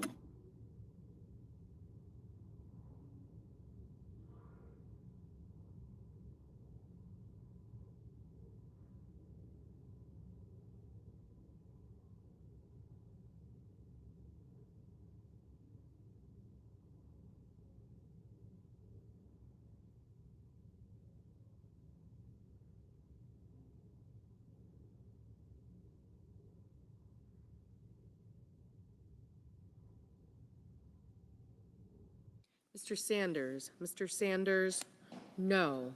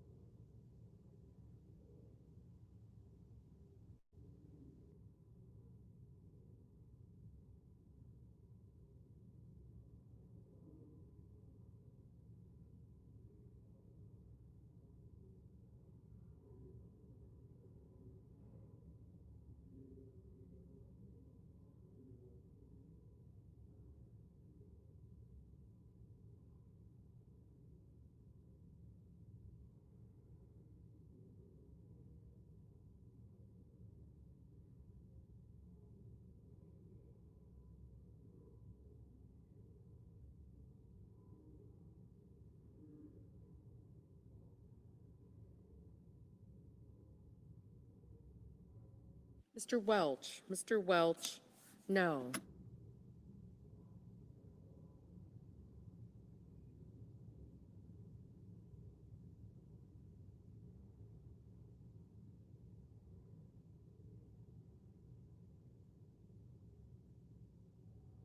Mr. Schiff. Mr. Schiff, no. Mrs. Britt. Mrs. Britt, aye.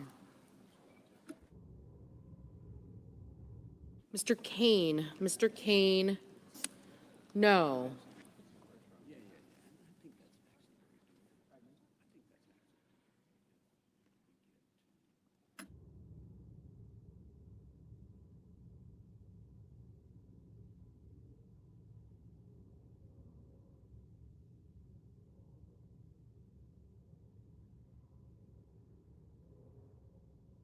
Mr. Lujan. Mr. Lujan, no.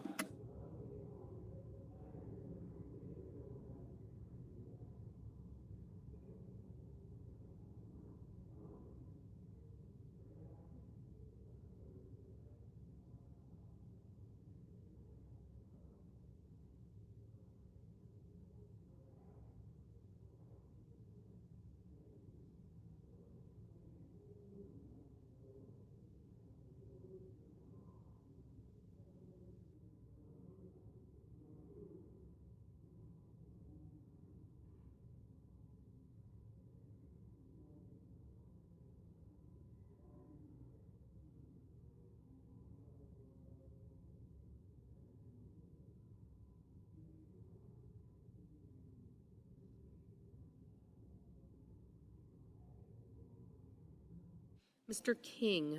King, no. Mr. Hoven, aye. Mr. Cassidy, aye.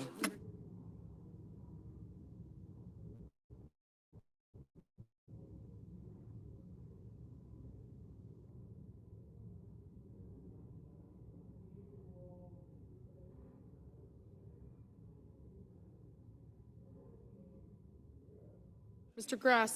Grassley, aye.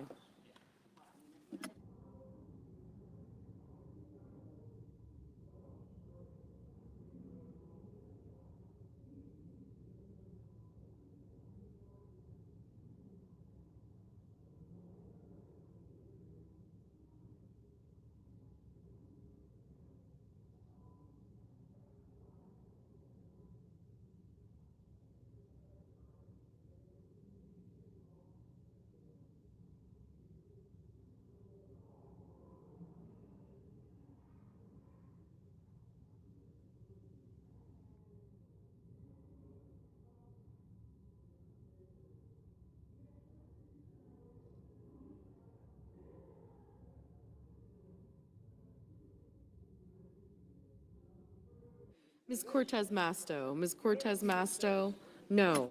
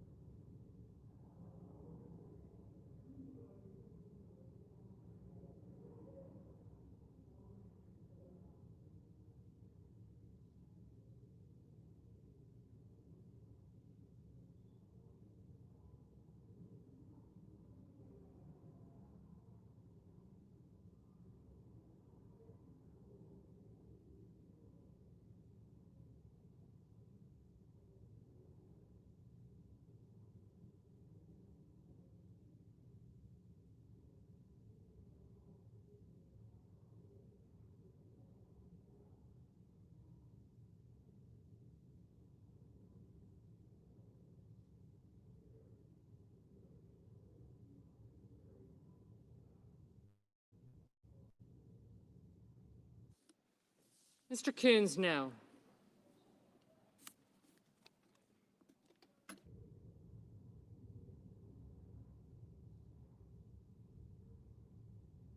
Mr. McConnell, aye.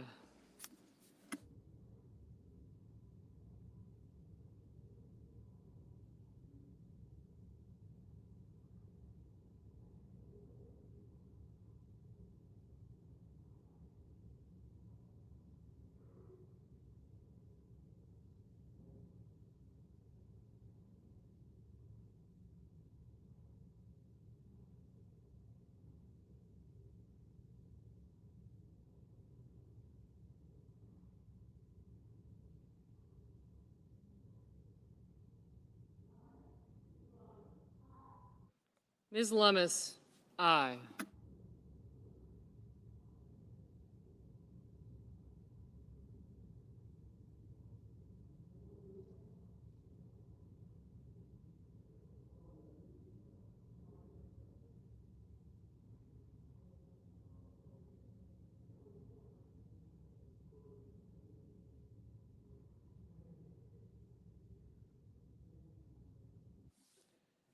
Mr. Schatz, no.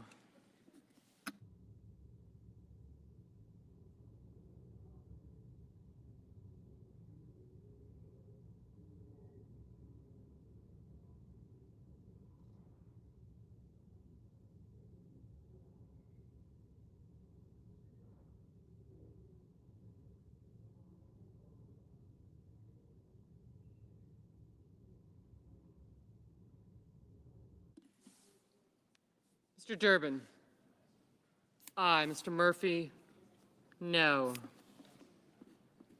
Thank you. Mr. Moran, aye.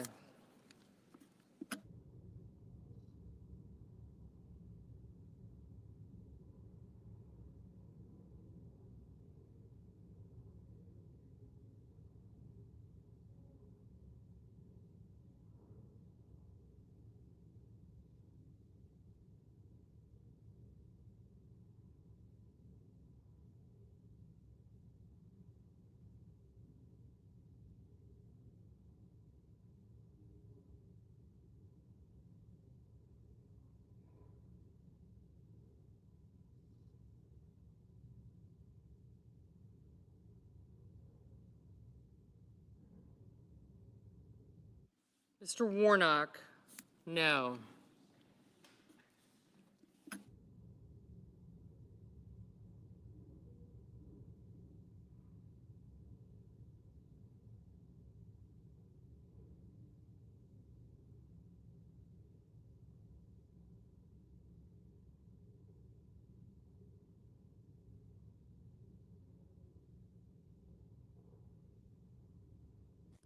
Mr. Fetterman, aye.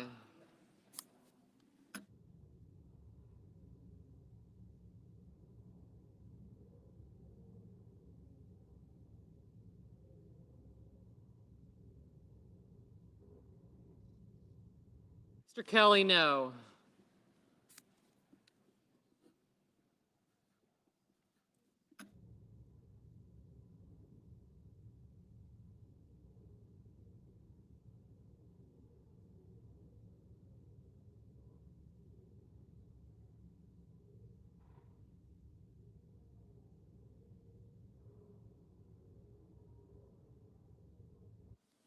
Mr. Scott of South Carolina, aye.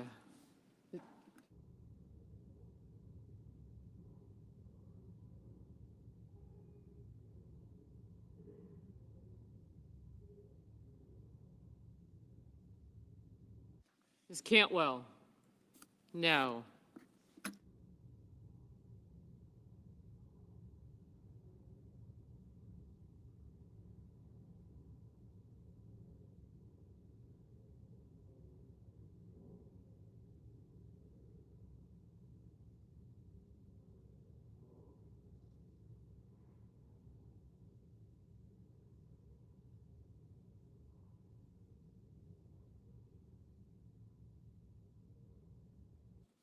Mr. Crapo, aye.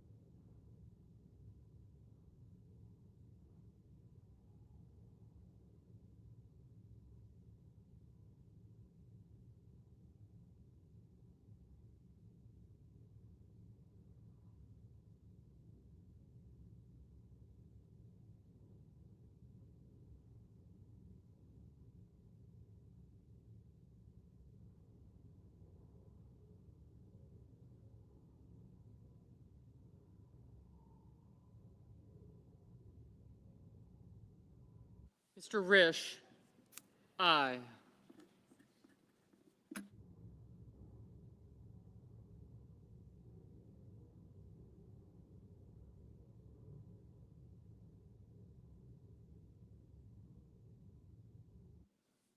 Mrs. Fisher, aye.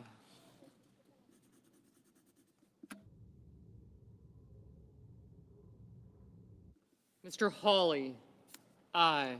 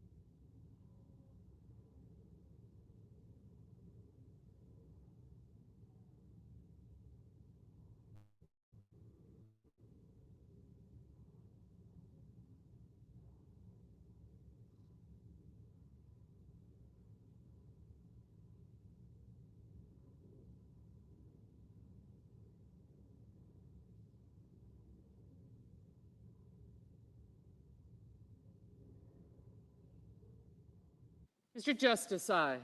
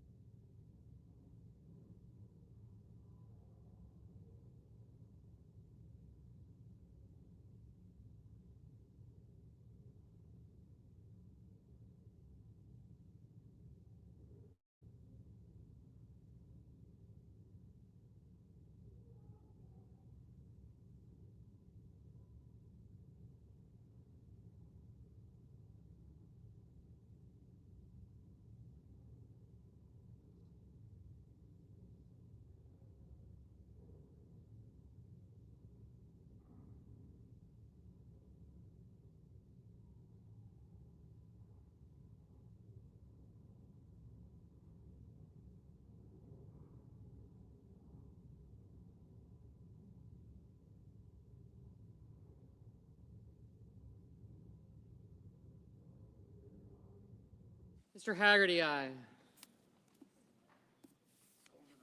Mr. Sullivan, aye.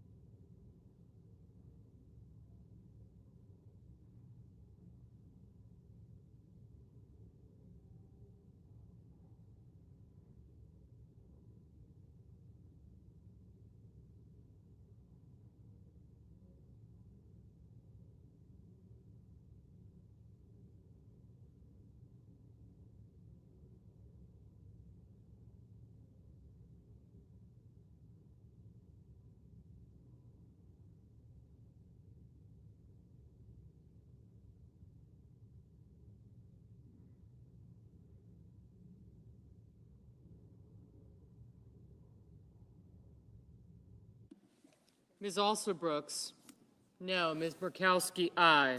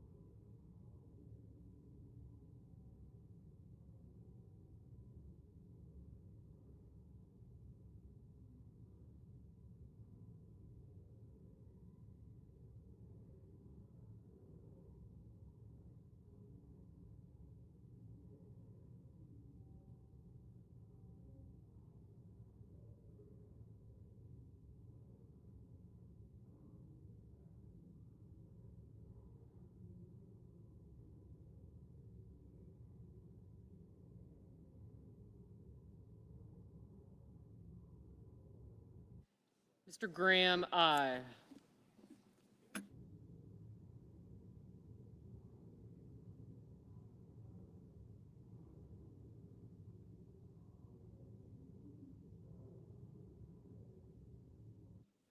Mr. Heinrich, aye.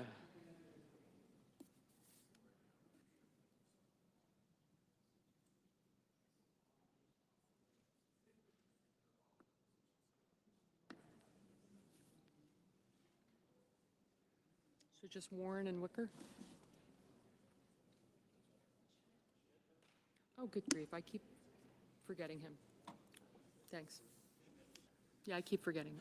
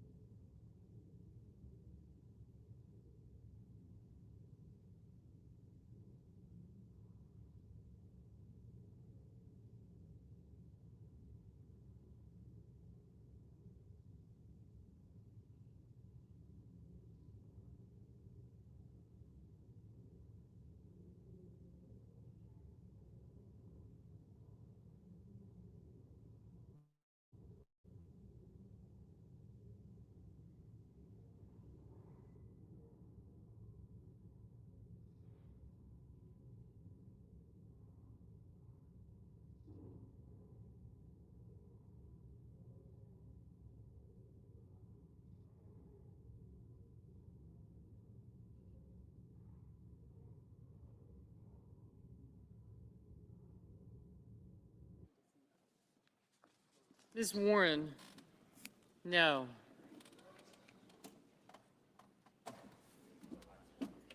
Mr. Schmidt, aye.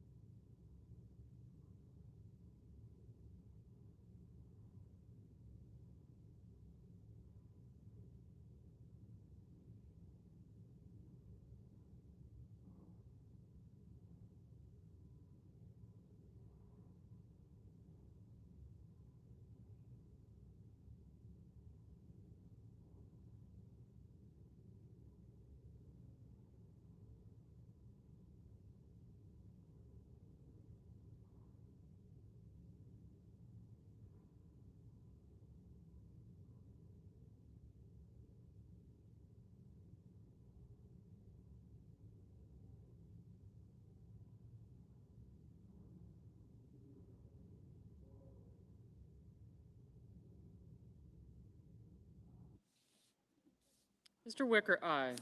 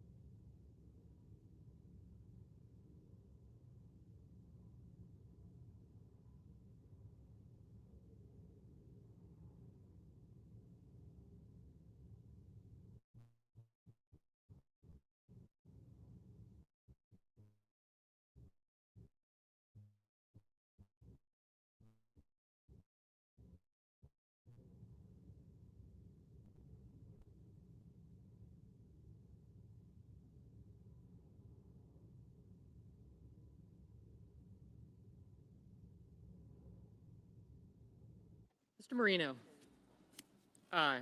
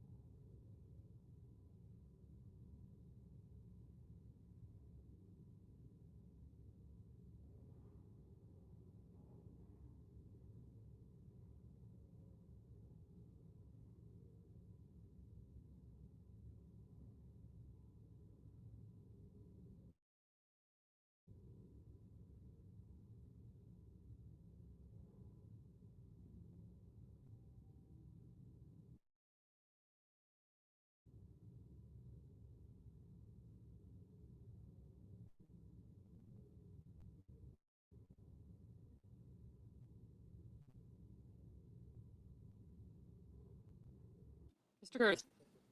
Aye.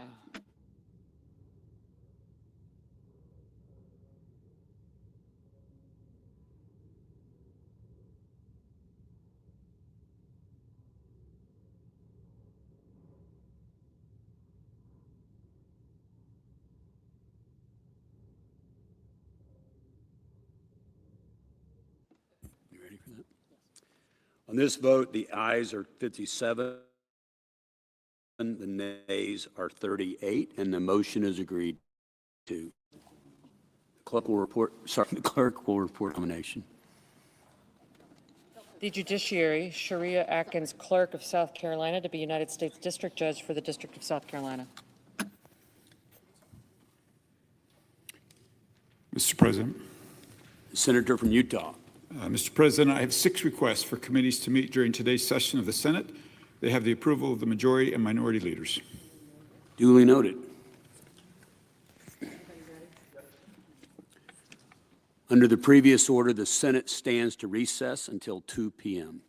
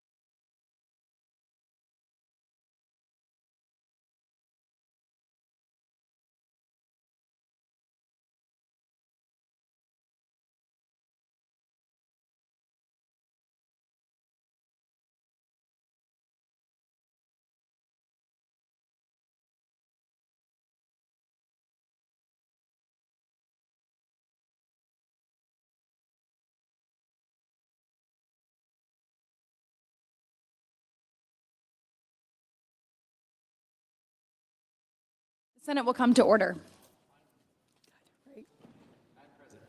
The senator from Florida. Are we in a quorum call? We are not. Great. Madam President, I rise today to honor an important community in our country that has done so much for our country, Jewish Americans. America as we know it would not exist without the contributions of Jewish Americans, from Jewish servicemen and women who have served in every conflict since the Revolutionary War, to brilliant minds like Albert Einstein who helped us understand the world we live in, their contribution to help build this nation. This includes Gertrude Elion, who helped develop groundbreaking drugs for leukemia and other life-saving treatments, and Sergey Brin, who co-founded Google. The success of our nation is intertwined with the achievements of Jewish Americans. We can never walk away from our Jewish fellow citizens. I am more committed to this relationship than ever before. I'm glad we finally have a president who shares that commitment. President Trump has been the most pro-Israel president we've ever had. He moved the American embassy to Jerusalem. He appointed the most pro-Israel cabinet ever assembled, and he had committed to defending Israel, combating terrorism, and protecting Jewish citizens. But still, unfortunately, we've seen a rise in anti-Semitism and anti-Israel hate since the October 7th, 2023 attacks. What we've seen in that time is some of the darkest parts of humanity on full display. We've seen Hamas sympathizers take over college campuses, destroy property, and do everything they can to instill fear into Jewish students. From being spat at to verbally harassed, what some of these students have gone through is unconscionable. Countless stories at some of America's best universities like Columbia, UCLA, Rutgers, all the same stories. And anti-Semitism has crept its way into our political discourse. A new report from Axios this week shows how lawmakers right here in the Capitol are facing an explosion of anti-Semitism. Jewish lawmakers on both sides of the aisle in the House and the Senate are receiving death threats, harassment, and profane insults that should be out of bounds for American politics. None of this is okay.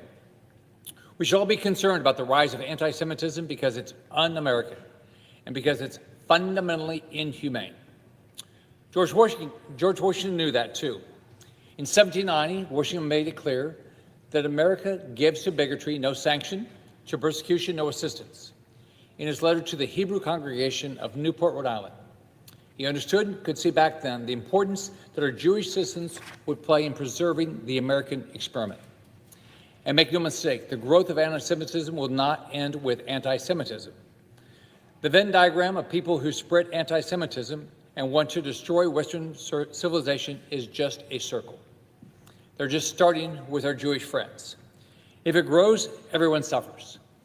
Just like the jihadist adage in the Middle East goes, first the Saturday people, then the Sunday people, and then it will come for everyone else.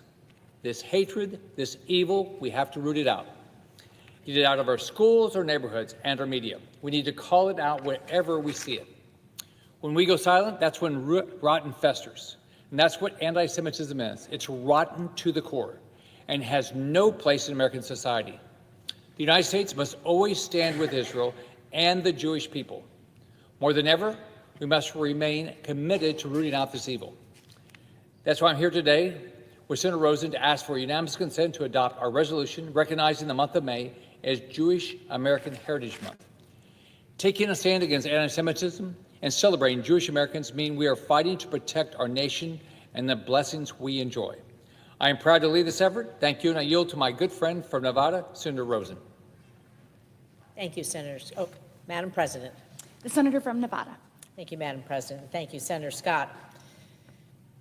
Jewish American Heritage Month is an opportunity to honor the generations of Jewish Americans who helped build this country, helped to strengthen our democracy, helped to enhance our culture and advance the promise of America.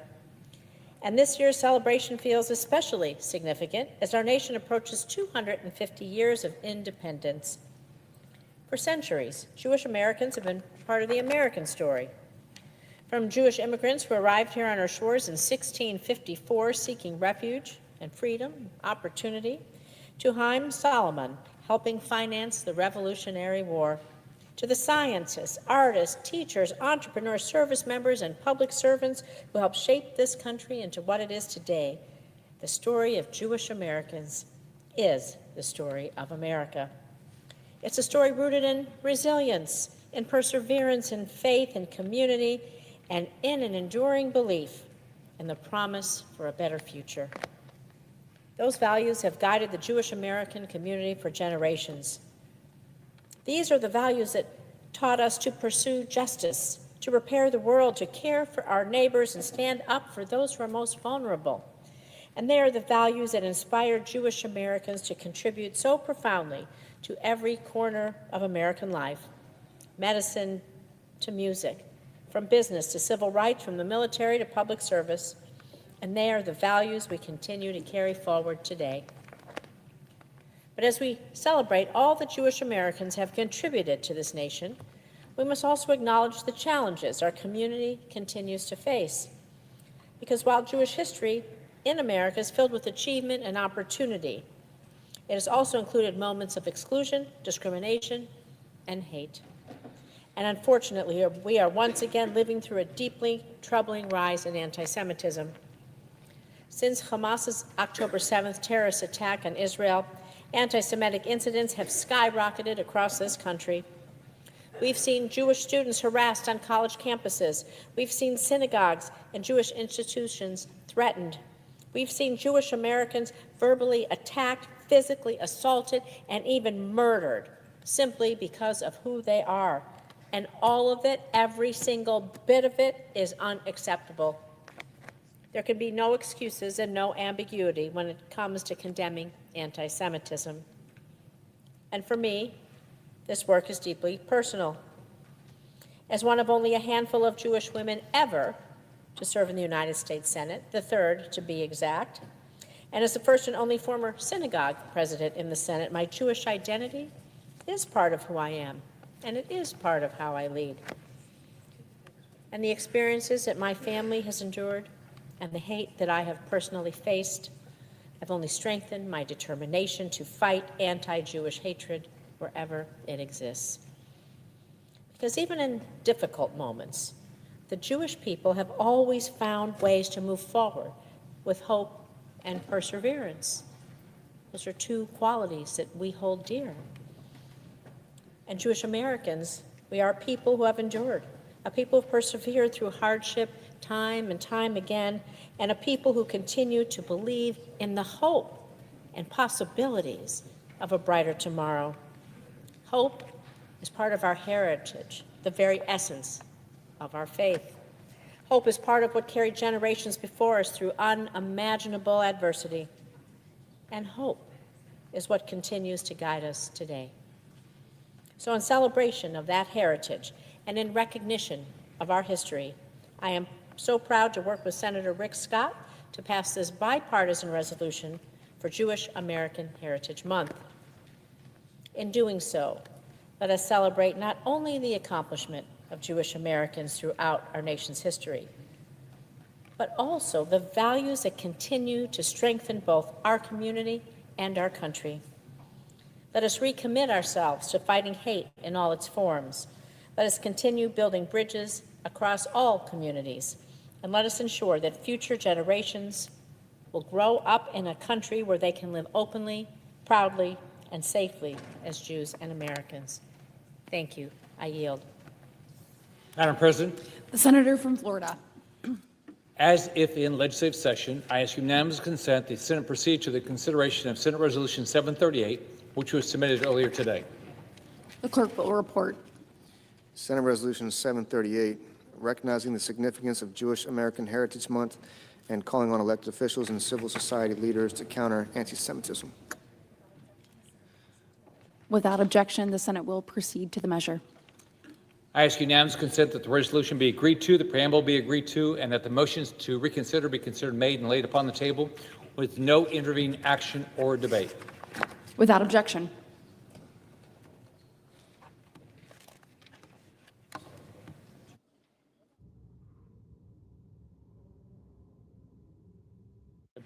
Madam President, The senator from Florida.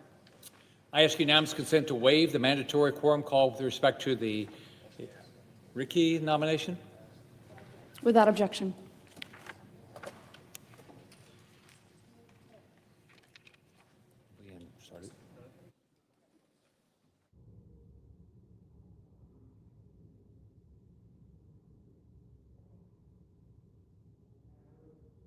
The senator from Florida. I ask unanimous consent that the previous scheduled roll call vote start immediately. Without objection. The question occurs on the clerk nomination. Is there a sufficient second? There appears to be. The clerk will call the roll. Ms. Also Brooks, Mr. Armstrong, Ms. Baldwin,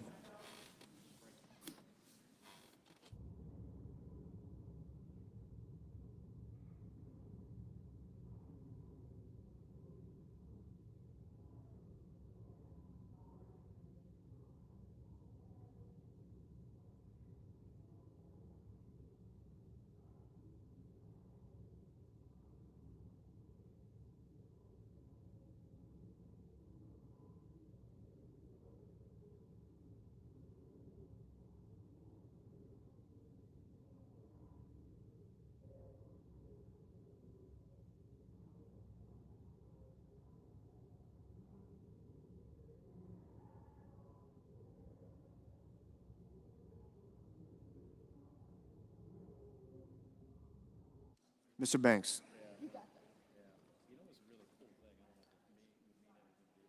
Mr. Barrasso,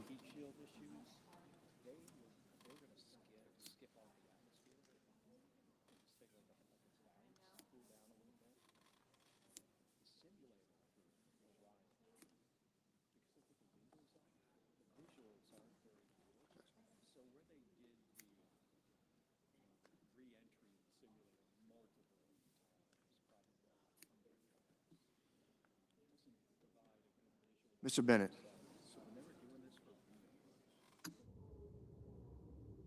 Mrs. Blackburn, Mr. Blumenthal,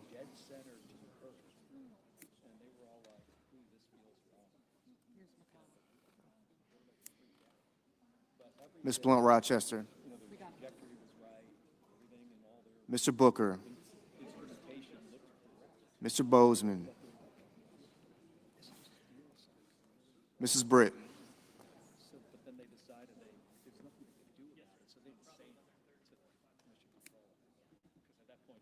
Mr. Budd,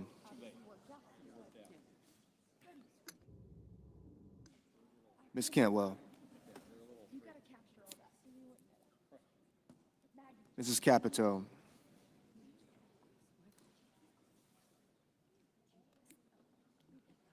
Mr. Cassidy,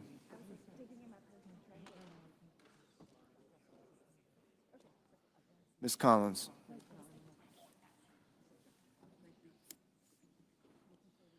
Mr. Coons, Mr. Cornyn, Ms. Cortez Masto,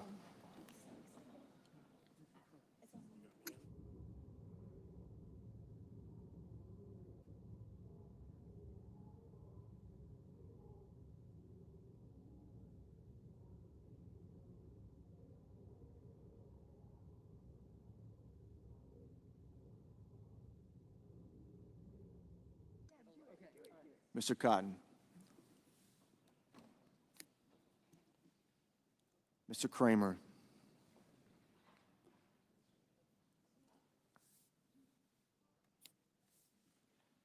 Mr. Crapo,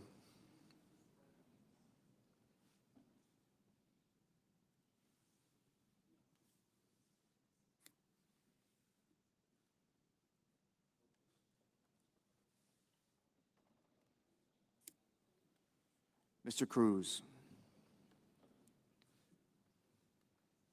Mr. Curtis,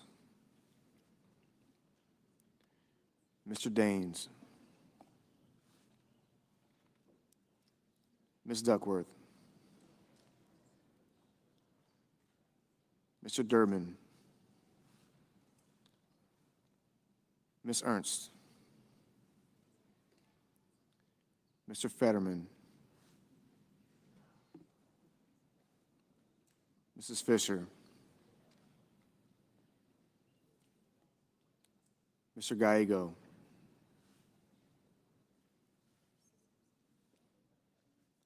Mrs. Gillibrand,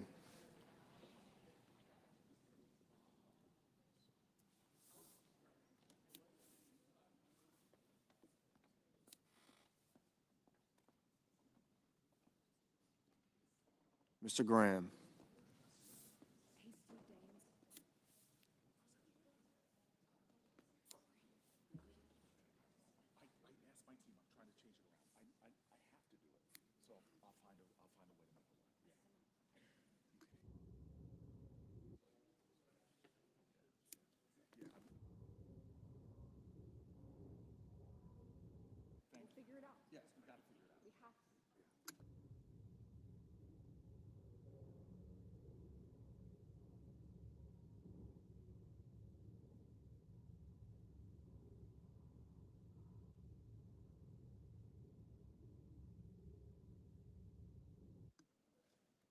Mr. Grassley. Mr. Haggerty. Ms. Hassan. Mr. Hawley. Mr. Heinrich. Mr. Hickenlooper. Ms. Hirono. Mr. Hoven. Mr. Husted. Mrs. Hyde-Smith. Mr. Johnson. Mr. Justice. Mr. Kane. Mr. Kelly. Mr. Kennedy. Mr. Kim. Mr. King. Ms. Klobuchar. Mr. Langford. Mr. Lee. Mr. Lujan. Ms. Lummis. Mr. Markey. Mr. Marshall. Mr. McConnell.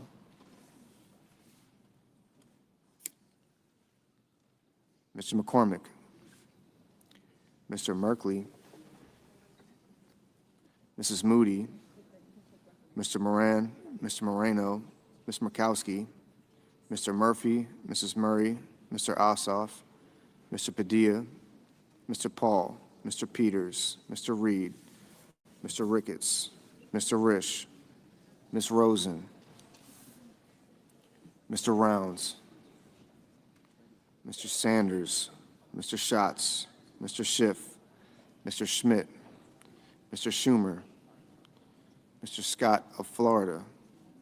Mr. Scott of South Carolina.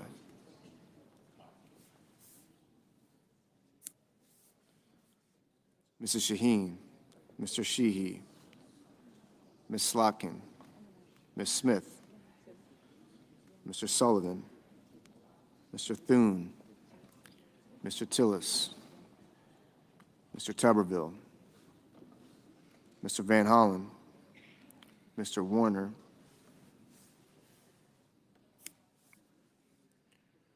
Mr. Warnock. Ms. Warren. Mr. Welch. Mr. Whitehouse. Mr. Wicker. Mr. Wyden. Mr. Young.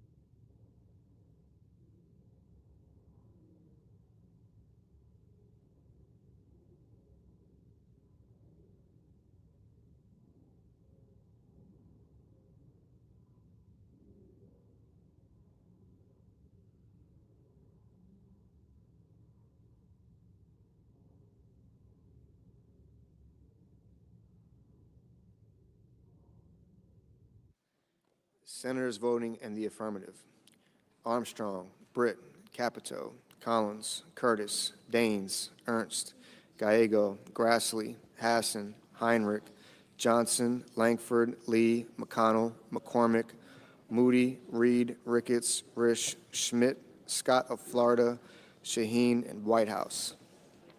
Senators voting in the negative: also Brooks, Baldwin, Blumenthal, Blunt Rochester, Booker, Cortez Masto, Gillibrand, Hickenlooper, Kane, Kelly, Klobuchar, Lujan, Markey, Murphy, Murray, Ossoff, Peters, Rosen, Schatz, Schiff, Smith, Van Hollen, Warner, Warren, Welch, and Wyden.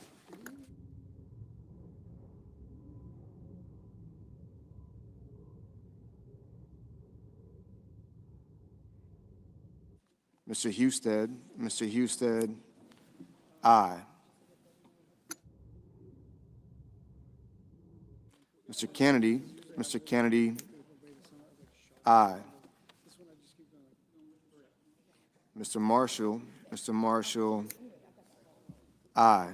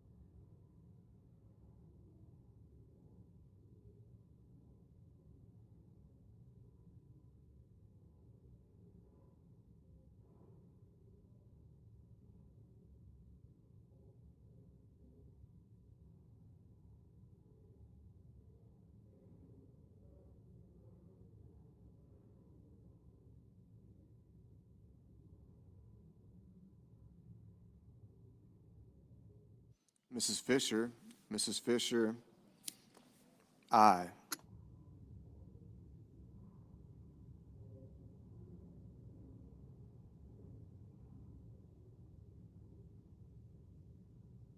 Mr. Cassidy, Mr. Cassidy, aye.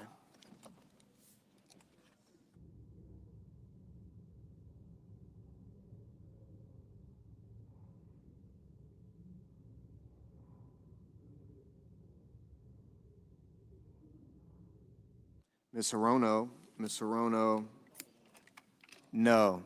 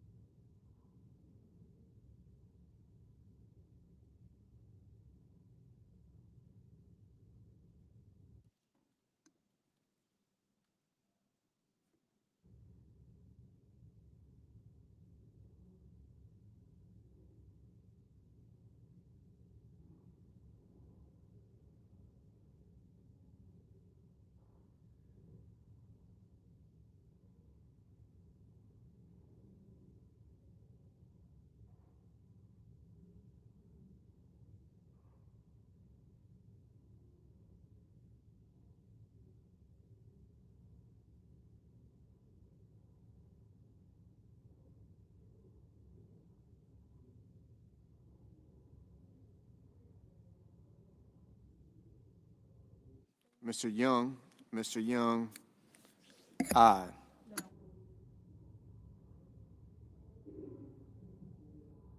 Mr. Bozeman, aye.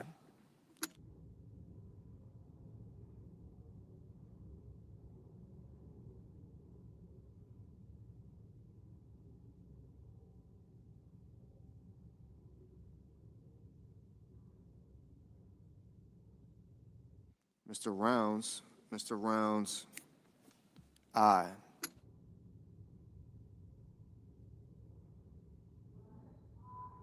Ms. Lummis, aye.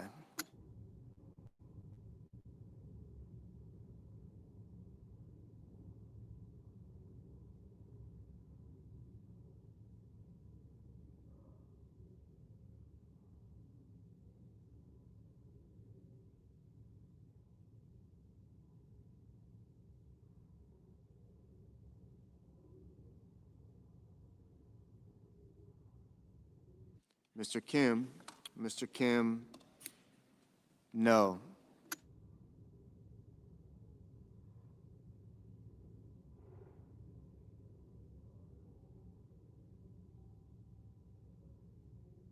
Mr. King, no.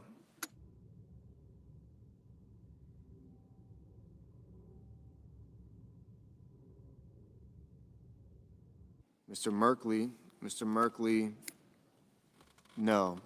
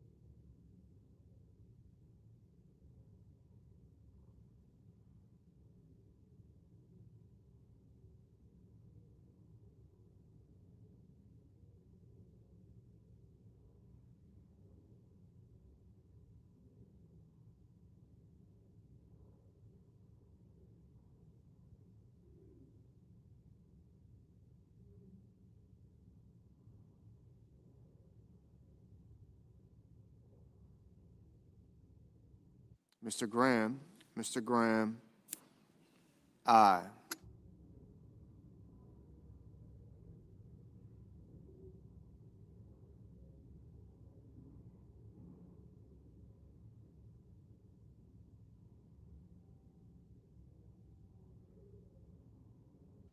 Ms. Slotkin, no.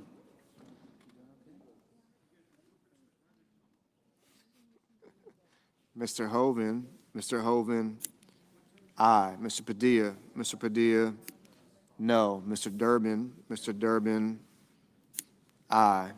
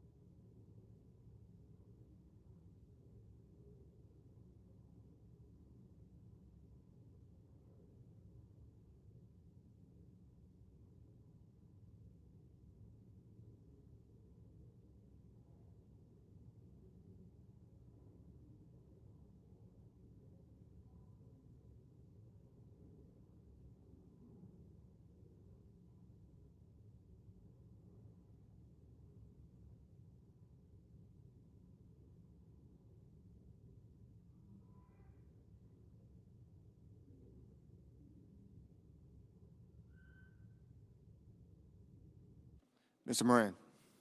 Mr. Moran. Aye.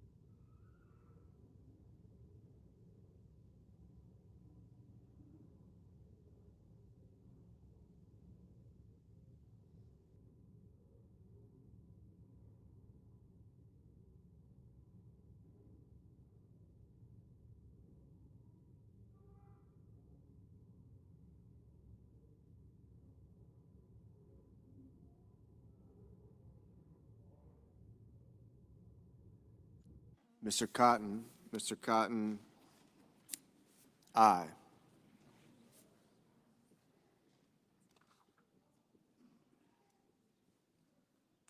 Mr. Thune. Mr. Thune. Aye. Mr. Barrasso. Mr. Barrasso. Aye. Mr. Warnock. Mr. Warnock.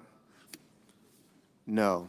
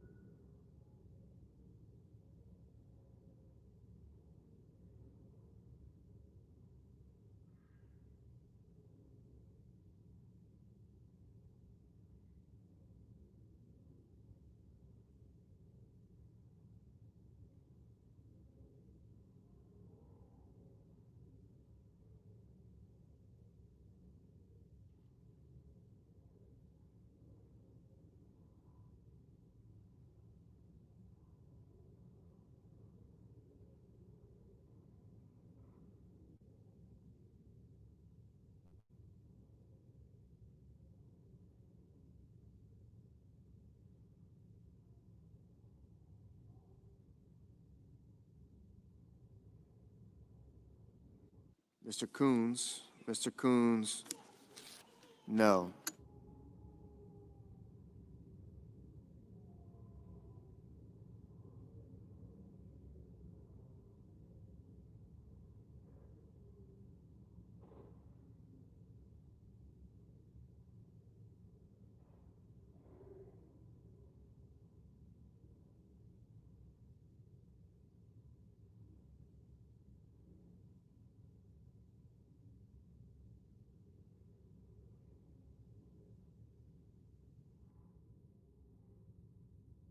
Mr. Schumer.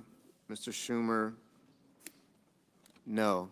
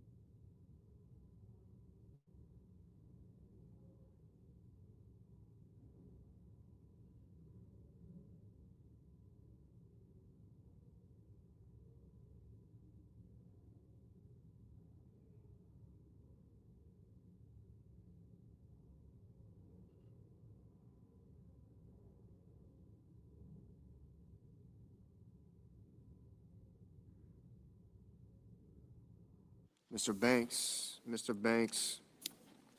Aye.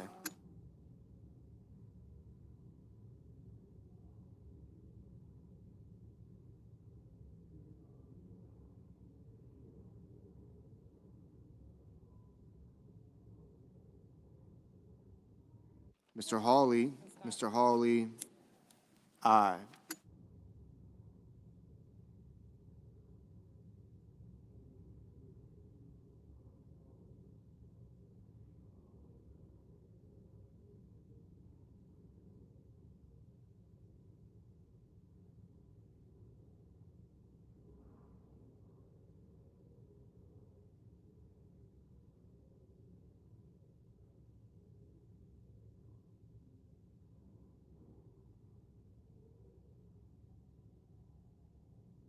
Ms. Duckworth, no.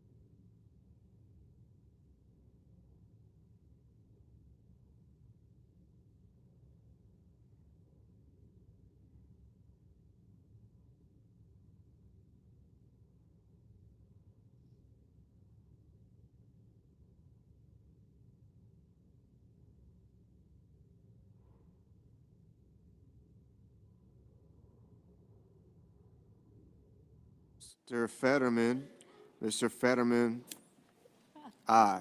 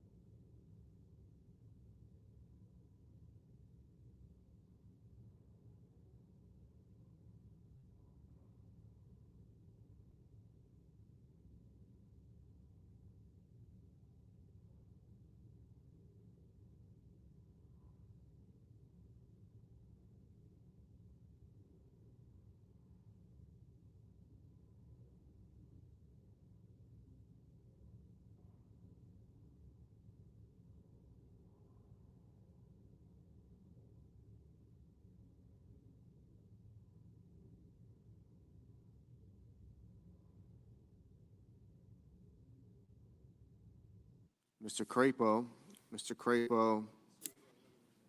aye.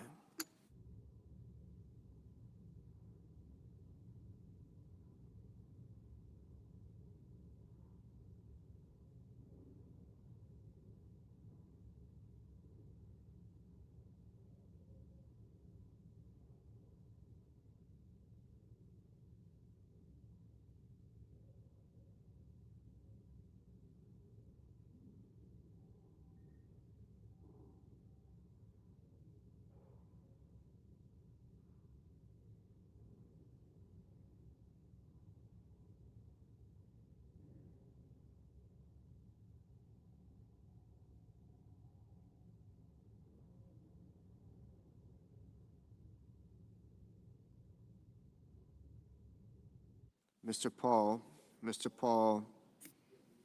aye.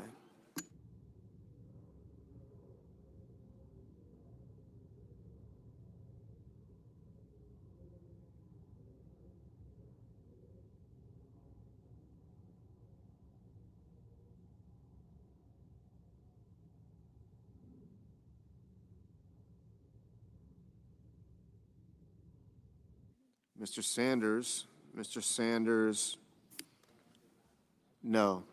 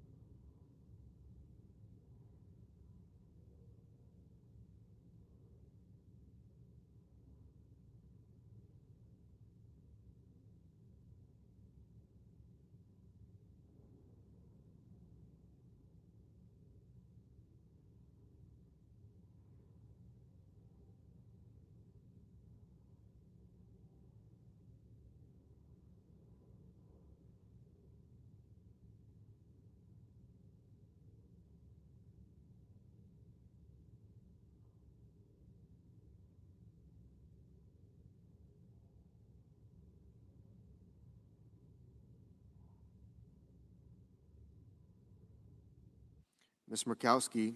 Murkowski, aye.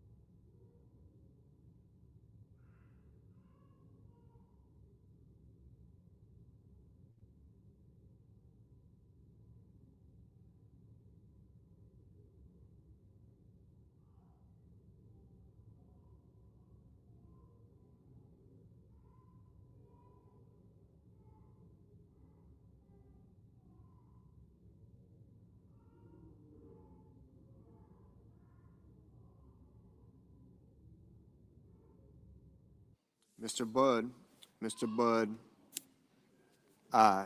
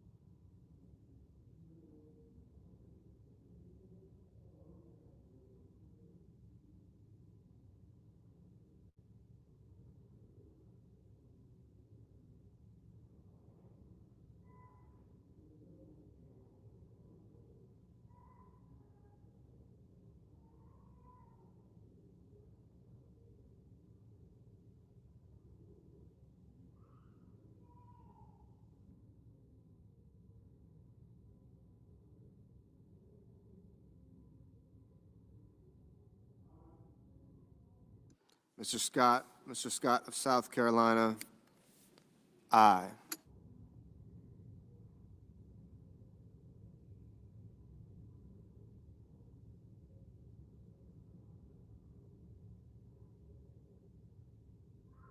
Mr. Justice, aye.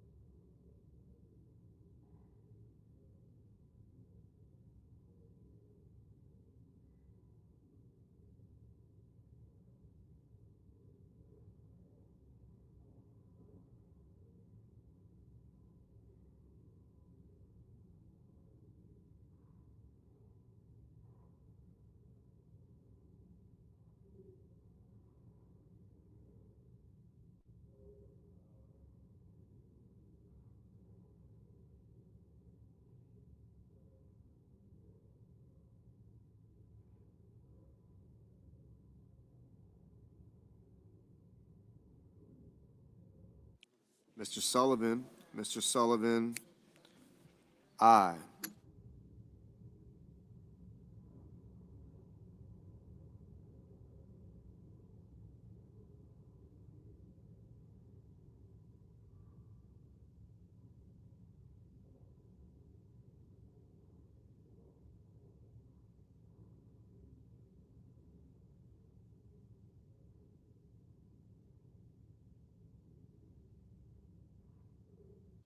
Mr. Cruz.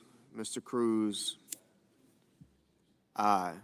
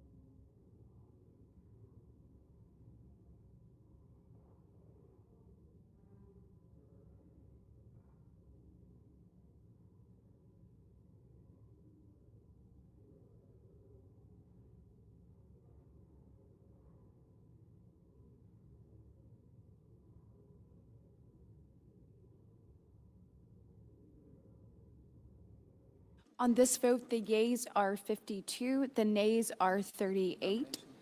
The nomination is confirmed. Under the previous order, the motion to reconsider are considered made and laid upon the table, and the President will be immediately notified of the Senate's actions. The clerk will report the motion to invoke cloture.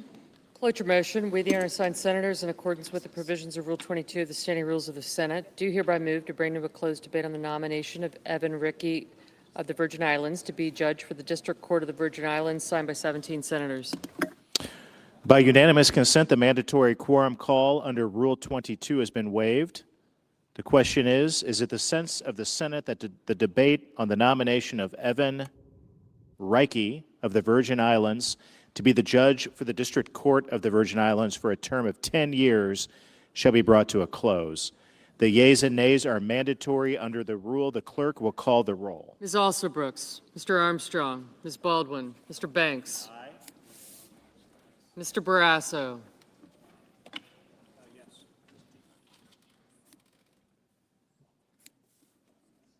Mr. Bennett, Mrs. Blackburn, Mr. Blumenthal, Ms. Blunt Rochester, Mr. Booker, Mr. Bozeman, Mrs. Britt, Mr. Budd, Ms. Cantwell, Mrs. Capito, Mr. Cassidy. Thank you. Ms. Collins. All right, Sam. Mr. Coons.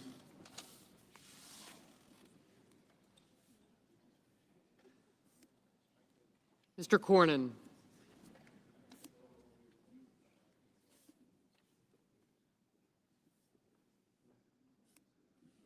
Ms. Cortez Masto.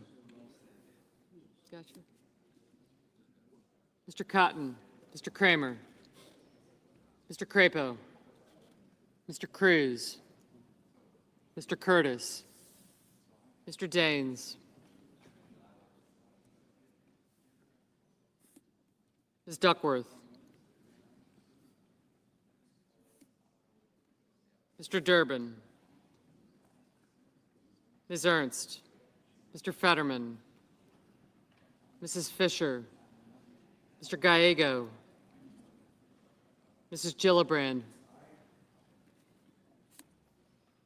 Mr. Graham, Mr. Grassley, Mr. Haggerty, Ms. Hassan, Mr. Hawley, Mr. Heinrich, Mr. Hickenlooper,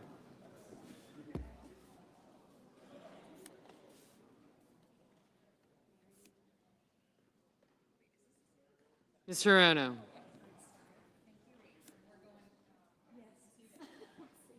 Mr. Hoven, Mr. Husted, Mrs. Hyde-Smith.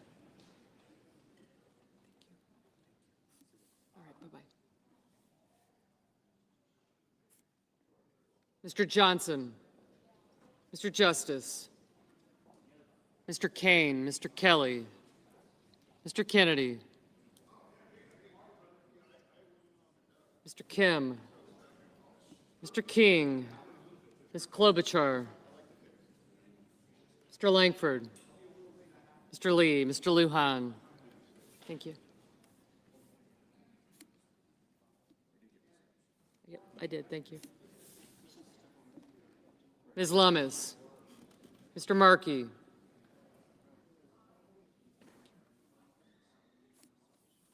Mr. Marshall, Mr. McConnell, Mr. McCormick.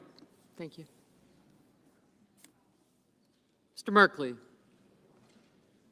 Mrs. Moody, Mr. Moran, Mr. Marino, Ms. Murkowski, Mr. Murphy, Mrs. Murray, Mr. Ossoff, Mr. Padilla, Mr. Paul, Mr. Peters, Mr. Reed, Mr. Ricketts, Mr. Risch, Ms. Rosen. Oh.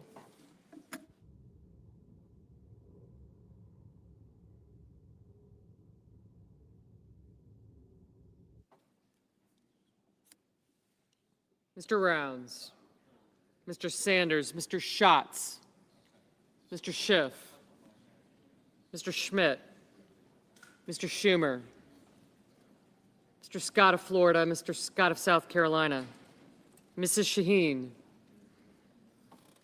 Mr. Sheehy, Ms. Slotkin, Ms. Smith, Mr. Sullivan,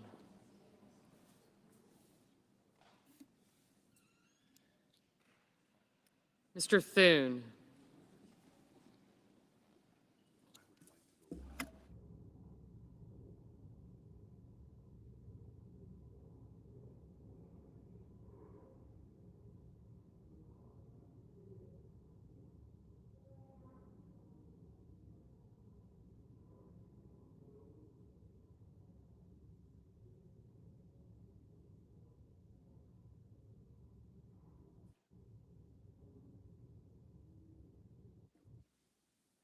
Mr. Tillis, Mr. Tuberville, Mr. Van Hollen, Mr. Warner, Mr. Warnock, Ms. Warren, Mr. Welch, Mr. Whitehouse,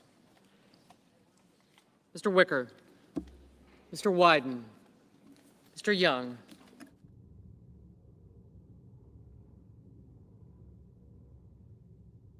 Senators voting in the affirmative: Banks, Britt, Budd, Cassidy, Cotton, Crapo, Cruz, Ernst, Graham, Grassley, Justice, Lee, McConnell, Paul, Scott of South Carolina, and Sullivan. Mr. Ricketts, aye. Mrs. Moody, aye.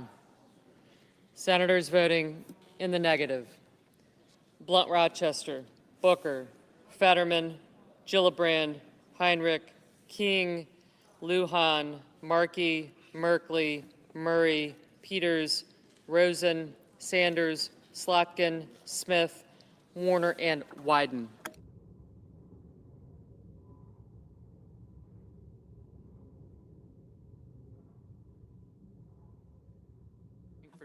Mr. Langford, aye.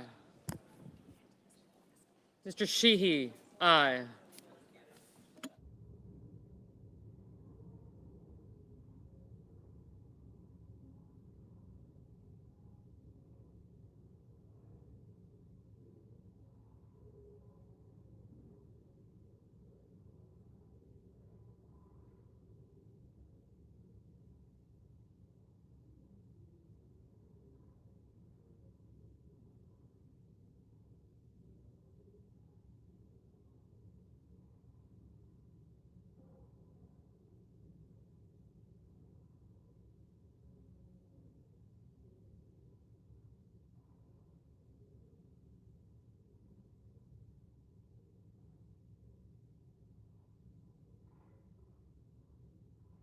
Mr. Schumer, no.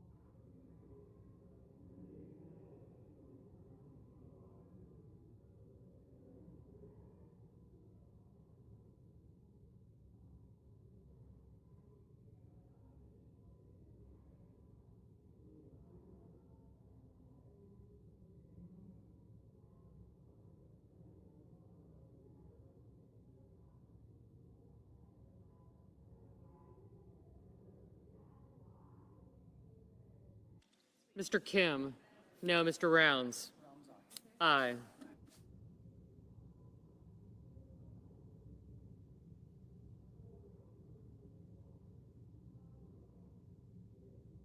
Mr. Kelly, no.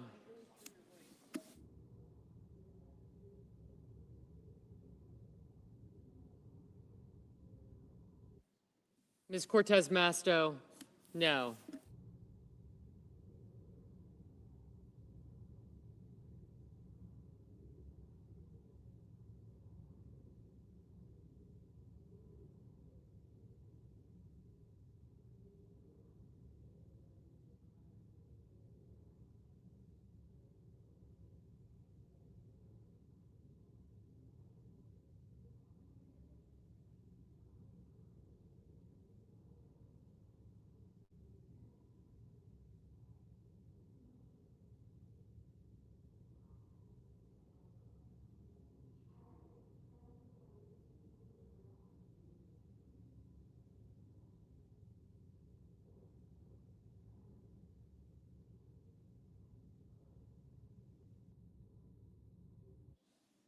Ms. Baldwin?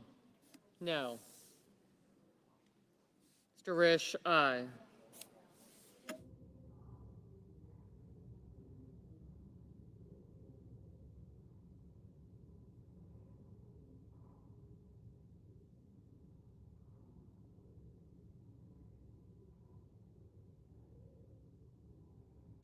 Mr. Ossoff? No. Ms. Collins?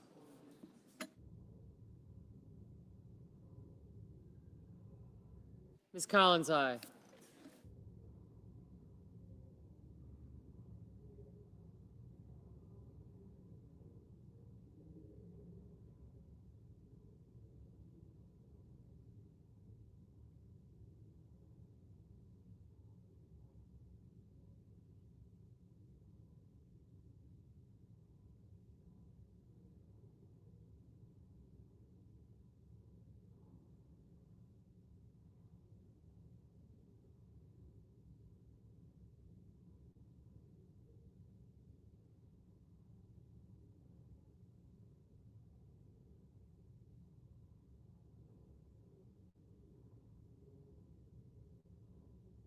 Mr. Welch? No.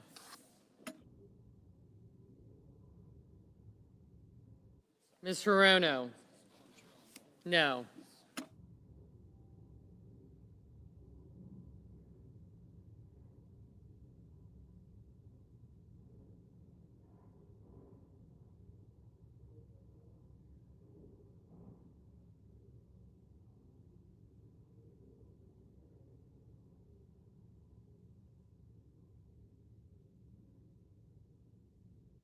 Mr. Blumenthal?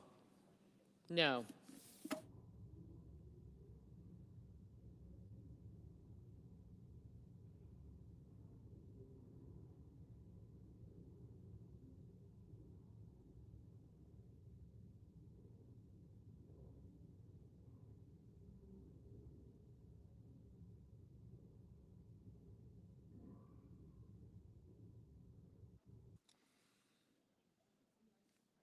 Mr. Scott of Florida, aye.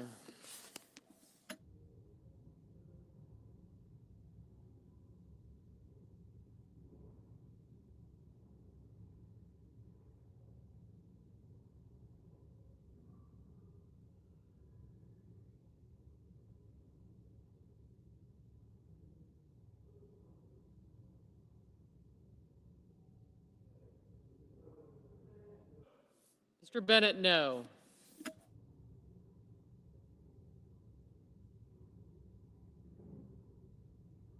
Mr. Hawley, aye.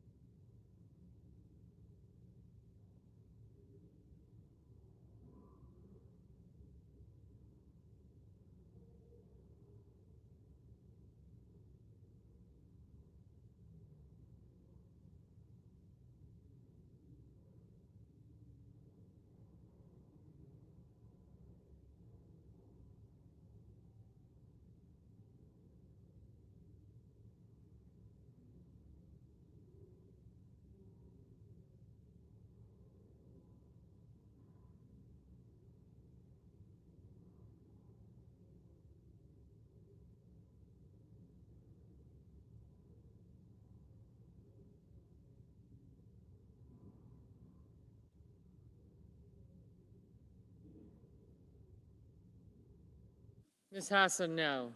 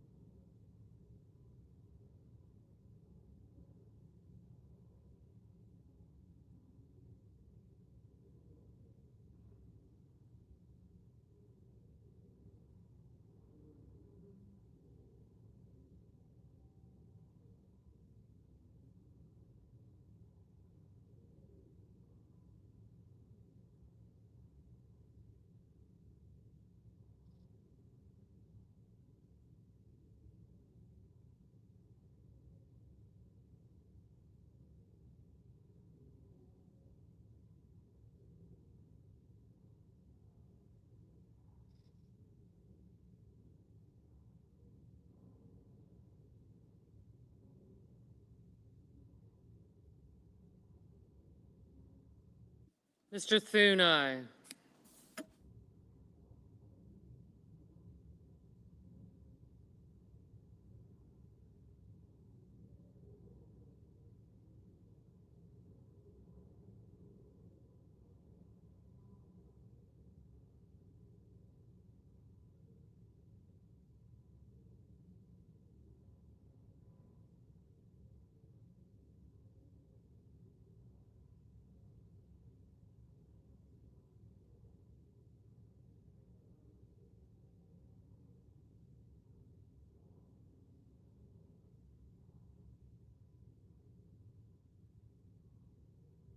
Mr. Johnson, aye.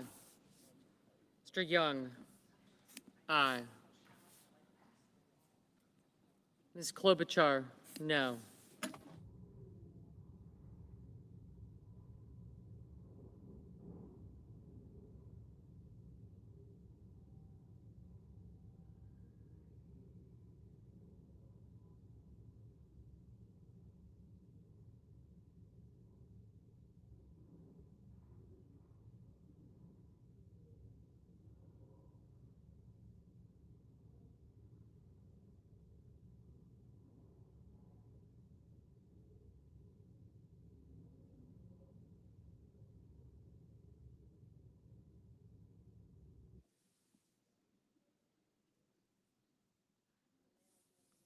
Mr. Kane, no.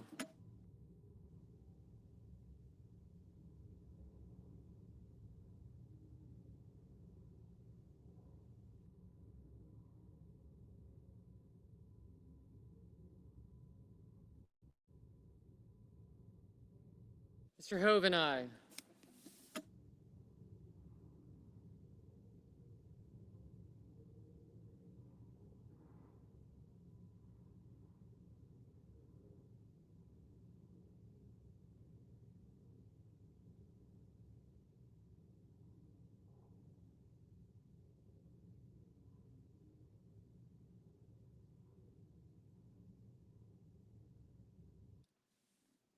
Mrs. Shaheen, no.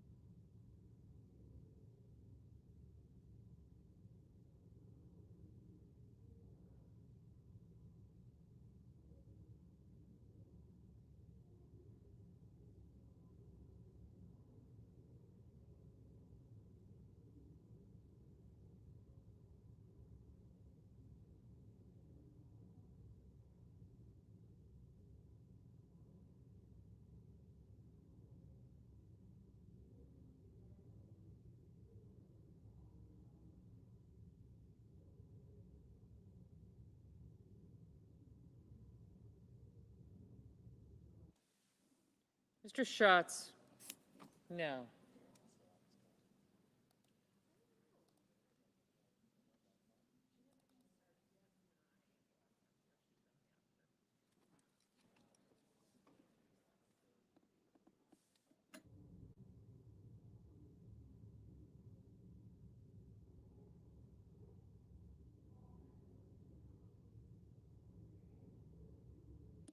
Mr. Schiff, no.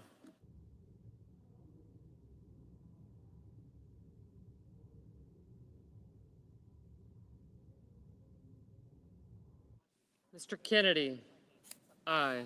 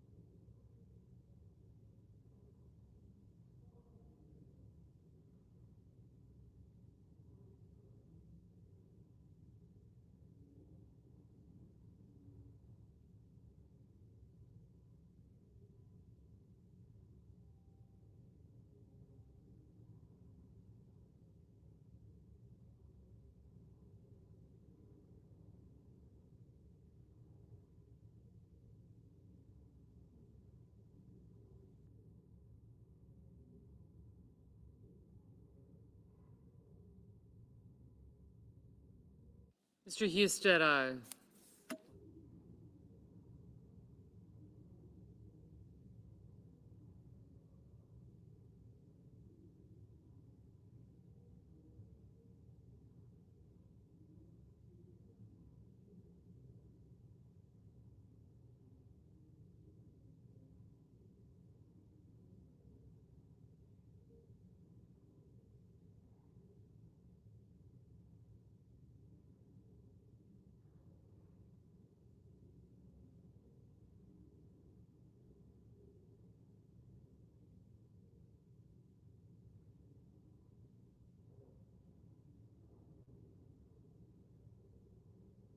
Mr. Curtis, aye.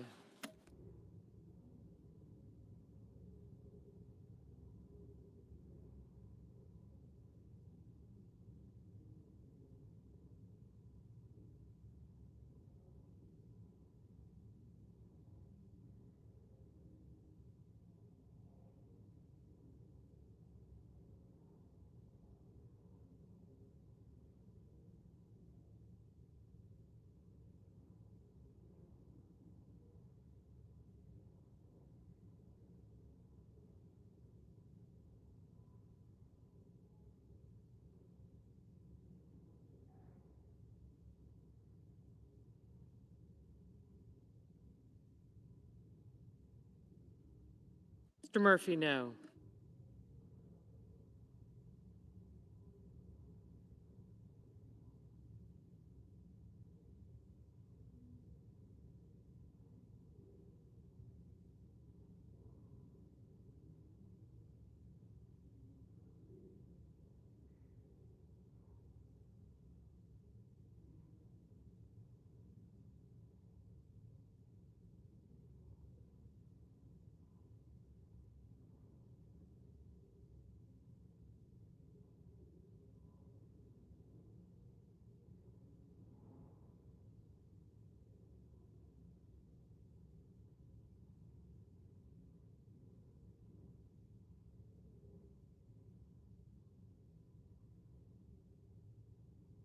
Mr. McCormick, aye.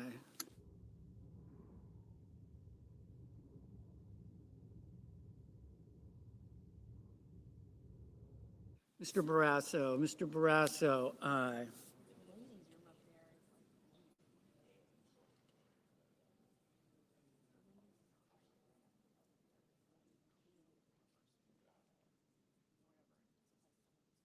Mr. Padilla, no. Mr. Bozeman, aye.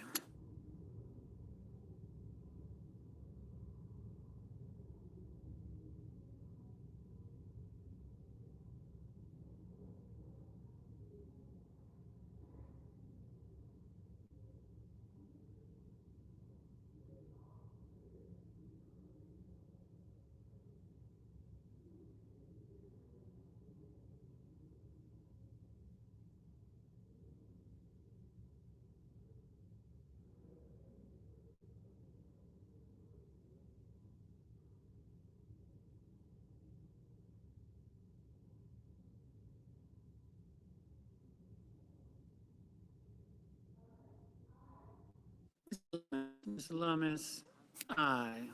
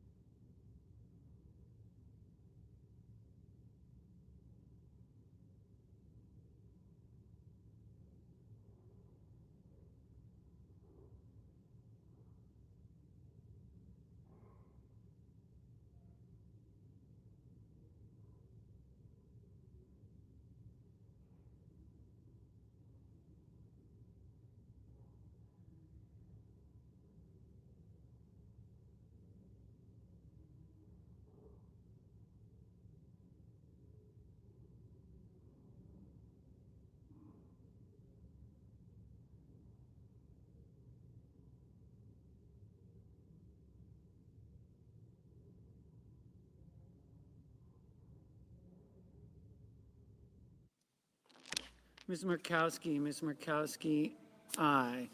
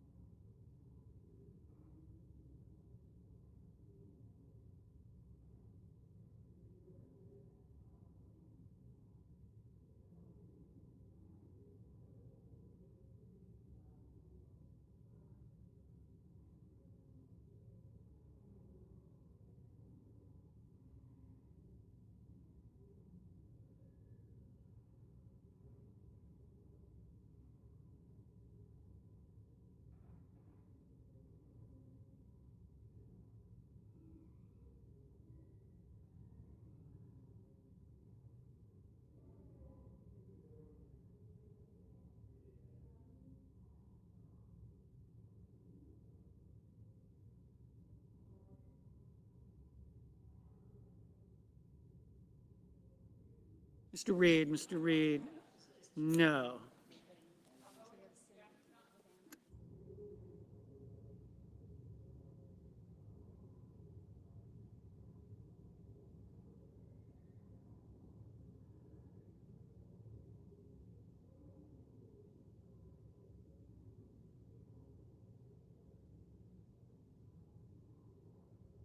Ms. Cantwell, no.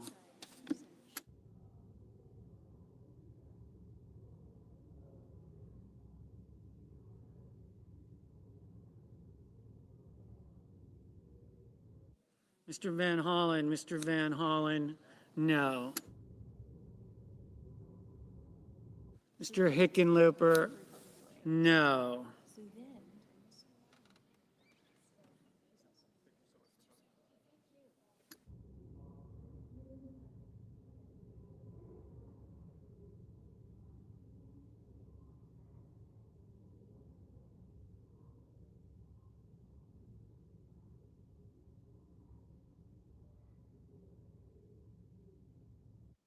Mr. Durbin, no. Mr. Whitehouse, no. Mr. Marshall, no.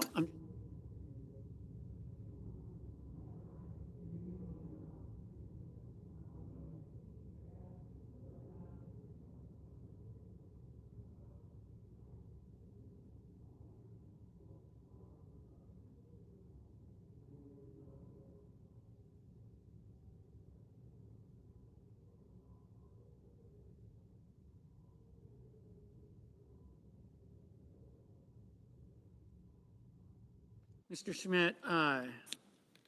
Mrs. Capito, aye.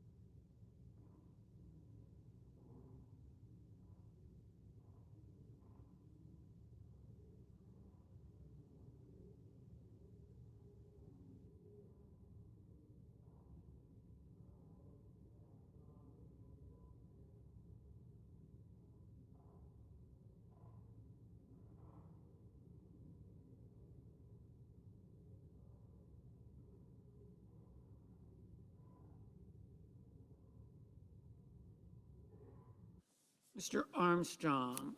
Mr. Armstrong, aye. Mrs. Fisher. Mrs. Fisher, aye.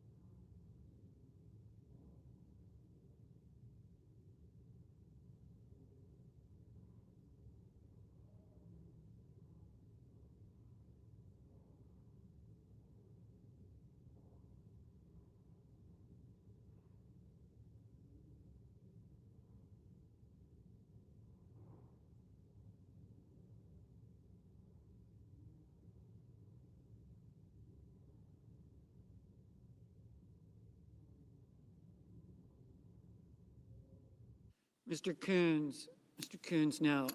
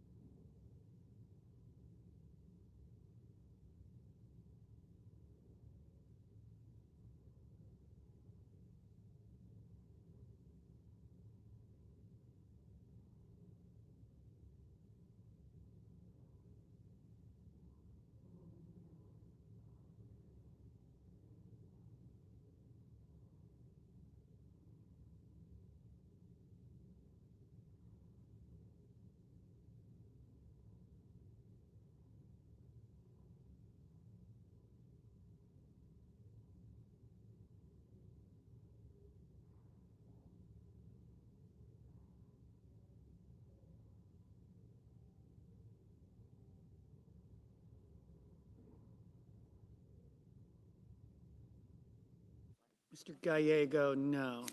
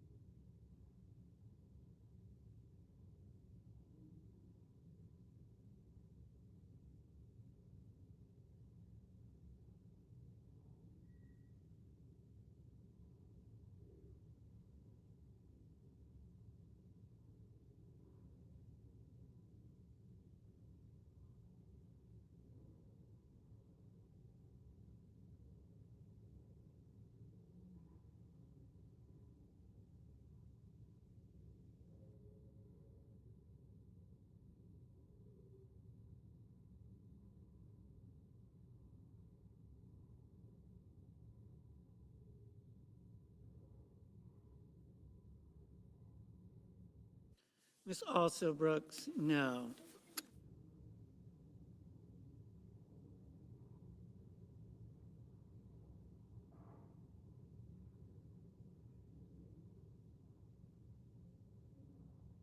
Mr. Kramer, aye.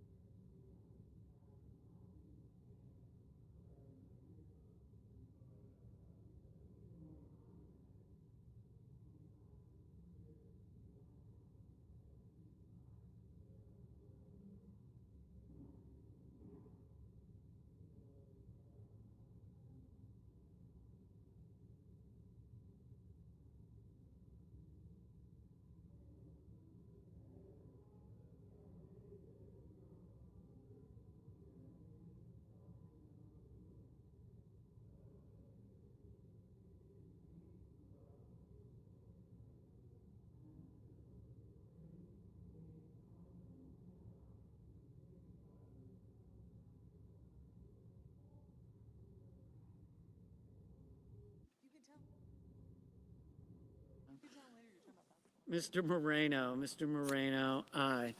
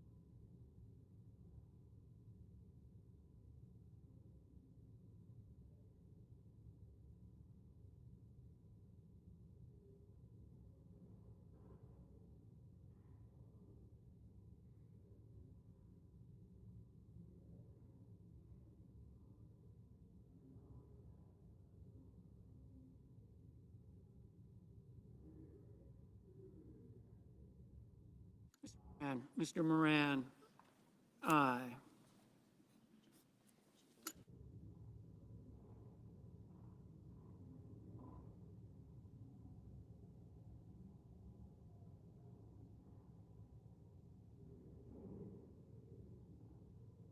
Ms. Duckworth,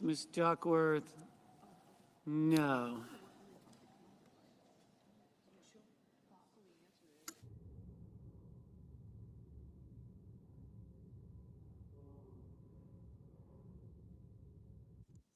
Mr. Daines, aye.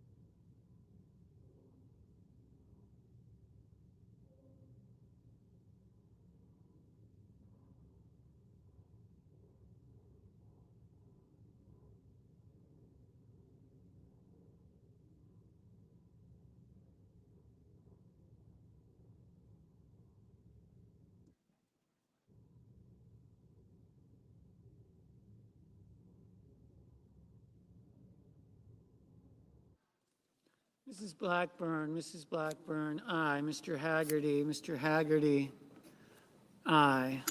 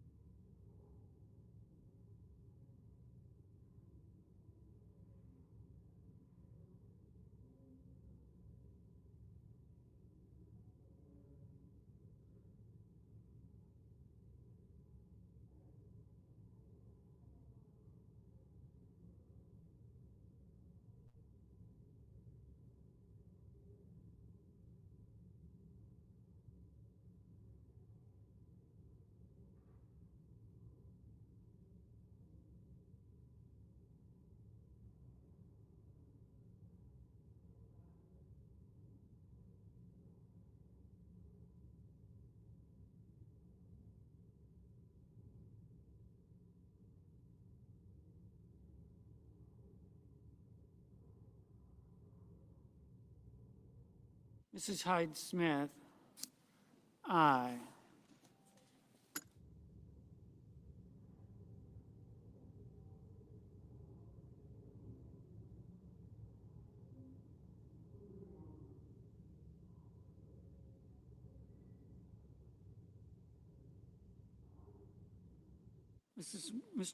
Mr. Wicker, aye. Now,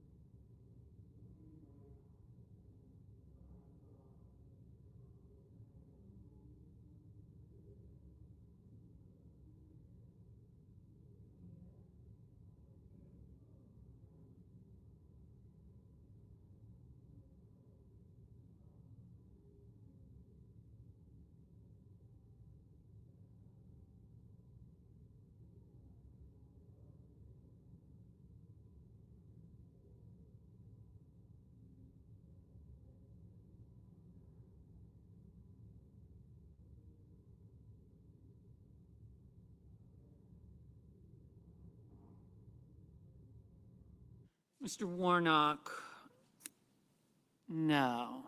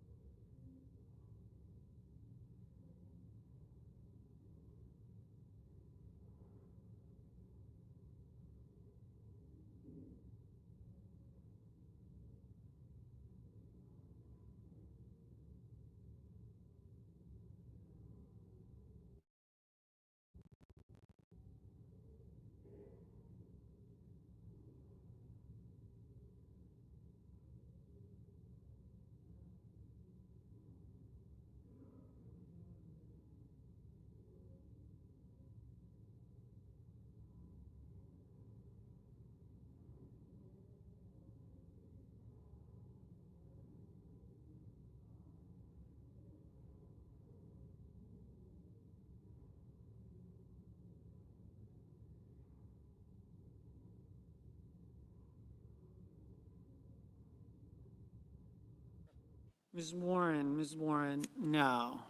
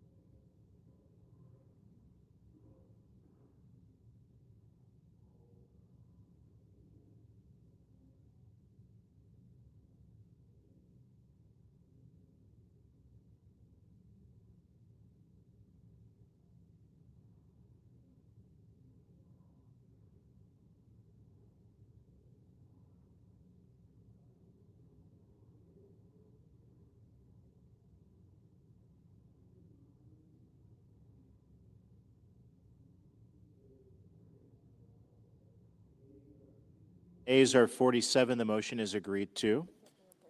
The clerk will report the nomination. Nomination, the Judiciary, Evan Reike of the Virgin Islands, to be judge for the District Court of the Virgin Islands. The majority whip. Mr. President, I ask unanimous consent that notwithstanding Rule 22, the post-cloture time with respect to Executive Calendar Number 737 be expired, and the Senate vote on confirmation of the nomination at a time to be determined by the Majority Leader in consultation with the Democrat Leader tomorrow. Further, if confirmed, the motion to reconsider be considered made and laid upon the table, and the President be immediately notified of the Senate's action. Without objection. Mr. President, I ask unanimous consent that the Senate resume legislative session and be in a period of morning business, with senators permitted to speak therein for up to 10 minutes each. Without objection. Thank you, Mr. President. I yield the floor. The senator from Virginia. President, I first ask unanimous consent that my legislative fellow Patrick McCormick be granted floor privileges for the duration of his legislative fellowship with my Without office. objection. Thank you, Mr. President. I rise to talk about the next vote the Senate will have on a war powers resolution, and this will be the 8th such vote. And I want to dig into the topic for a minute, why this vote is different than the earlier 7. Before I do, let me just kind of dig into the procedural nature of this vote. War powers resolutions, like other Senate legislation, get referred to a committee. In this case, the Committee of Jurisdiction is the Senate Foreign Relations Committee, of which I'm a member.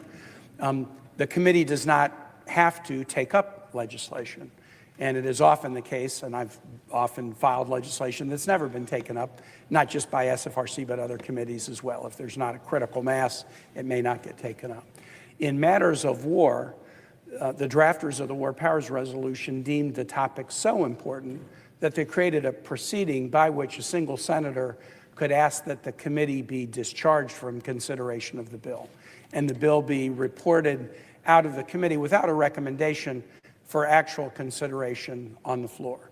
And so war powers resolutions, in the instance of hostilities that have not been authorized by Congress, a senator can file a resolution, a certain number of days elapse, and then we can come to the floor and ask for the committee to be discharged.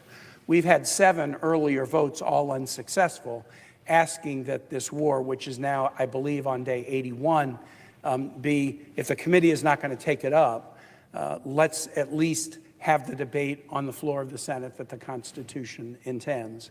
And so the formal vote that we'll have later is not a vote on the resolution itself, which says no war in Iran absent a vote of Congress, but it is a vote to discharge that resolution from the committee and allow it to be debated on the Senate floor. That's what we're voting on. Should a matter that is in committee, that's been held in committee with no action for now 80 days, during the midst of a pending war in which 14 American troops have been killed, hundreds have been injured, and we spent north of $29 billion. If we're not going to have committee action on the bill, can we not take it up on the floor of the Senate and debate it in front of the American public? So, Mr. President, now to my question. Why is this vote different than the vote we had last week? And I would argue there are a couple of reasons that make this vote different and the stakes higher that should suggest a need to finally take this matter up on the Senate floor. First, we are now well past the 60-day deadline in the War Powers Resolution that, under the view of some, provides a president the ability to unilaterally take the nation to war without a vote of Congress. I don't read the statute that way, but a number do, and we can have a good faith disagreement about what the statute means. But last week was the first time we had a vote after the 60-day deadline. The clock keeps running. We're now, I believe, at day 81. We are well past the statutory time that might give a president an argument that I don't need to come to Congress to get a war approved. The fact that we're now well past that deadline, a deadline that many of my colleagues on both sides of the aisle say should be an important milestone in terms of congressional review, is important. The second thing that's important is we're in a ceasefire, but kind of a particular ceasefire right now. We're in a ceasefire where there is no active bombing, but there are still hostilities. The blockade of Iranian ports by the United States, the closing or significant closing of the Straits of Hormuz by Iran's military action, action taken against ships, both military ships and commercial ships. We're in a ceasefire, but we have not ended hostilities. But the ceasefire entered a new phase just within the last day or two. As you know, Mr. President, President Trump indicated he was within an hour of ordering the restart of the bombing campaign, but decided that it would be a good idea to engage in discussion with regional nations about could there be a path forward to find a diplomatic end to the war. And my argument, Mr. President, to you and to all of my colleagues and to the American public is this. If we're in a ceasefire where we are trying to find a diplomatic path forward, rather than precipitously start a bombing campaign again, this is exactly the time where Congress should be having a debate about the rationale for the war, the status of the war, the plans to reopen the Straits of Hormuz, what a likely diplomatic off-ramp would look like, what the costs of the war are, how much U.S. munitions have been depleted, how much U.S. military facilities have been damaged. When we're in this ceasefire period trying to find a diplomatic off-ramp, this seems to me to be the perfect time for the Senate to have the deliberate discussion about the need for war that we should have had before the war began on February 28. Let's take advantage of this moment.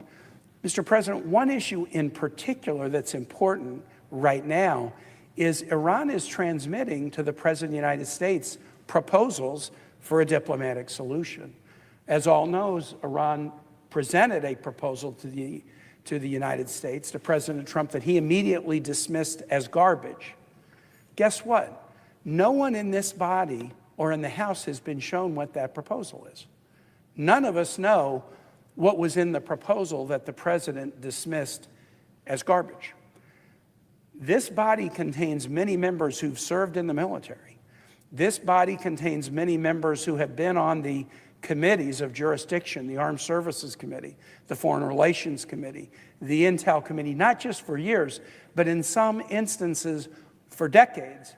I assert that in the Senate and in the House, there are many people who would have some significant expertise about analyzing a proposal from Iran and determining whether or not it had merit. Maybe it's 100% garbage. Maybe it's a good offer. Maybe it's somewhere in the middle where there are pieces of it that are good, but more needs to be done. But thus far, not a single member of the 535 public servants serving in the House or the Senate know anything about the deal that the president has thrown out. And that's a very important fact. Do we want to we've let one president take us to a war that has caused the injury and death of American troops, the spiking of gas prices, the spending of $30 billion. We've let him do that on his own.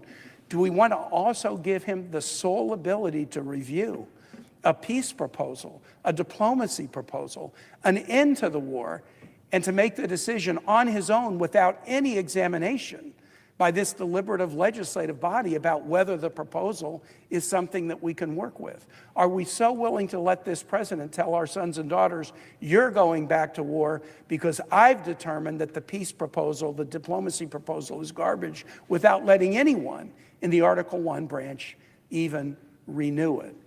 I think the fact that there have been peace proposals presented to the president that we have not seen is also something that is extremely important as we contemplate this war powers resolution. Let's have the discussion, including analyzing proposals that have been made, so we can offer our advice to the president about whether diplomacy seems like it's realistic or doable, and not have him dismiss deals out of hand without sharing the contents. And finally, Mr. President, there's one additional matter that puts this in a different light than last week. It was only last week, right before the vote, that some of us were informed by the White House that the White House refused to share with Congress the legal rationale for this war. Any administration that takes the nation to war does so bound to follow the law. And any administration that takes us to war does so on the basis of a legal opinion developed by the Office of Legal Counsel at the Department of Justice. And that's been the case during all the administrations that I've served under, including President Trump, term 2. The boat strikes that President Trump's administration are carrying out in the Pacific and Caribbean, the military operation in Venezuela, they were both justified by a legal opinion.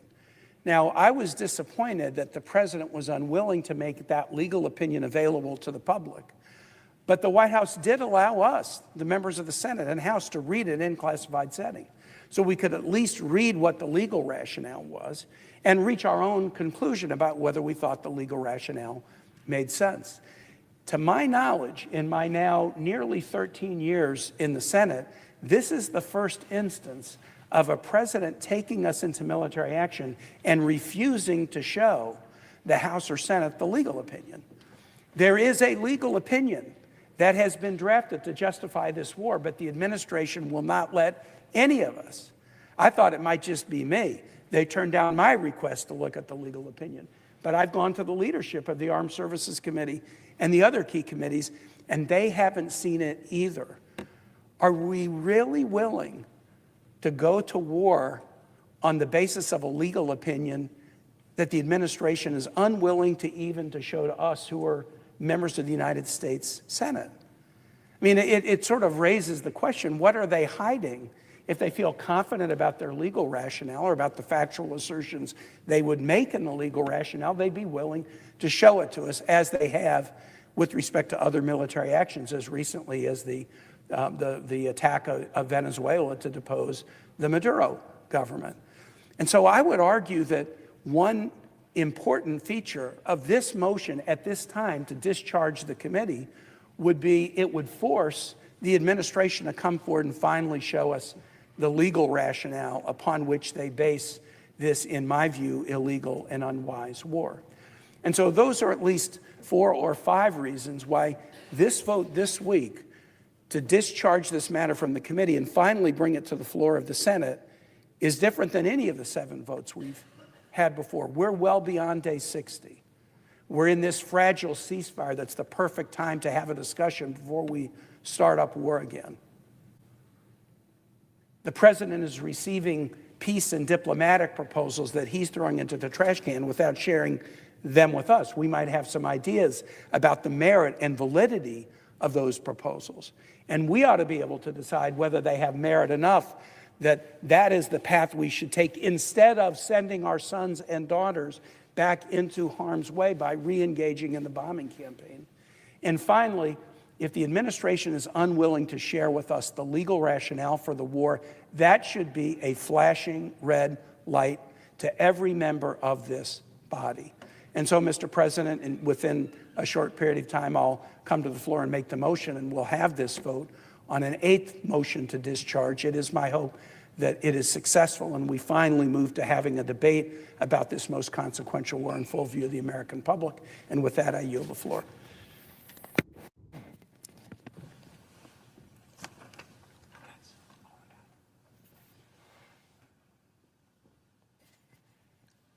Mr. President. Senator from Connecticut. Mr. President, I'm glad to join Senator Kaine on the floor today in support of his resolution. I have admittedly lost count on how many of these resolutions we have brought before the body. This must be our 7th, 8th, or 9th. That's extraordinary, duplicative, redundant, but necessary.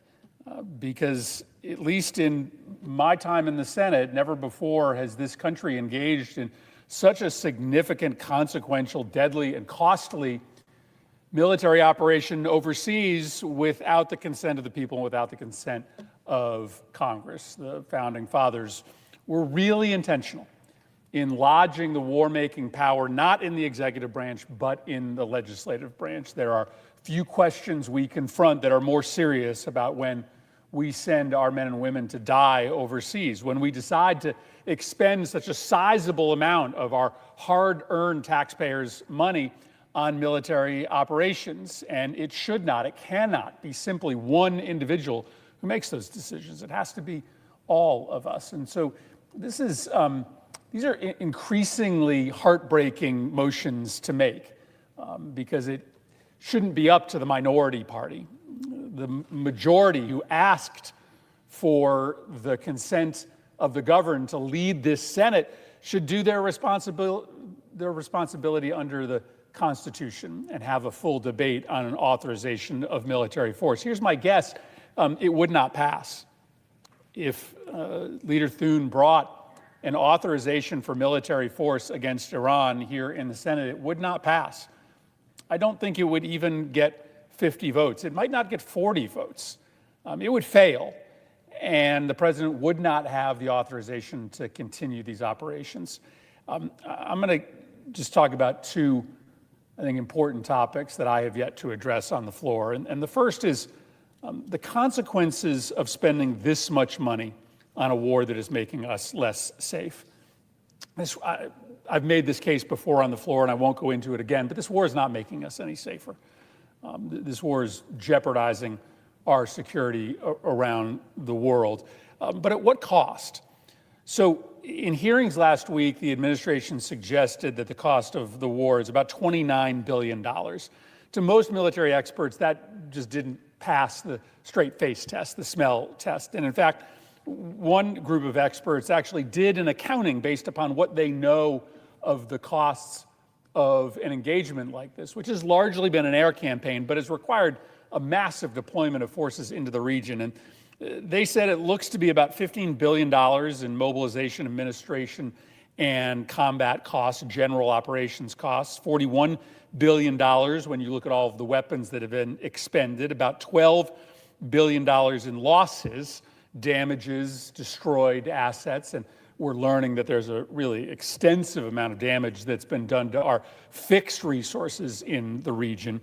And then we probably spent another $3 billion or so supporting our partners in the region. That's about $72 billion that has been spent just in the first 70, 80 days of war. And I get it. Even I think for my colleagues, you kind of lose the value of money when you're in this place and allocating tens or hundreds of billions of dollars on a regular basis for the operations of the federal government. And for my constituents, they even lose track of what's a big number anymore at the federal government. What does $72 billion mean? Well, let me give you a little bit of context. What's the entire operations budget for the national park system on an annual basis? Is it $71 billion? No. Is it half that? No. Is it 10? No. The entire operations budget for the national park system is $2 billion. Just to give you kind of a sense of what we're talking about here.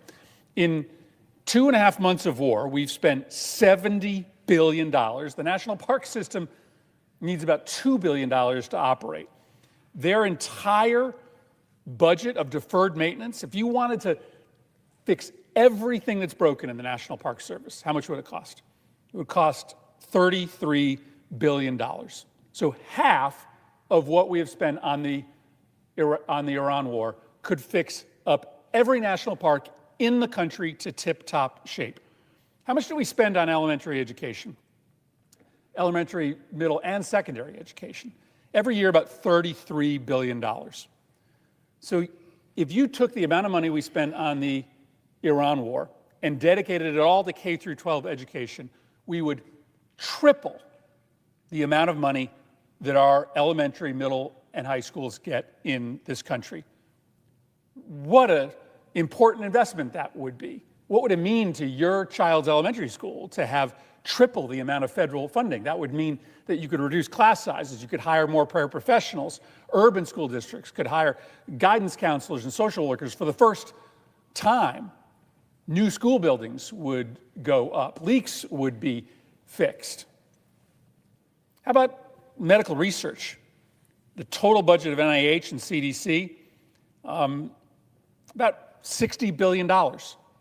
So if we had taken this money that we've spent in just 2.5 months of war and applied it to medical research, we would double this year's budget for medical research. If you doubled the NIH and CDC budget this year, I guarantee you we'd cure at least one disease.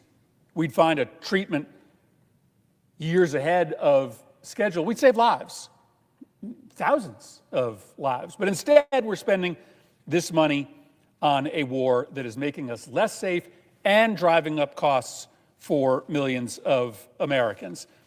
And again, I'm just telling you the cost to the government of this war. Of course, we are seeing billions of dollars being spent by businesses, by farms, by consumers, because gas prices are out of control.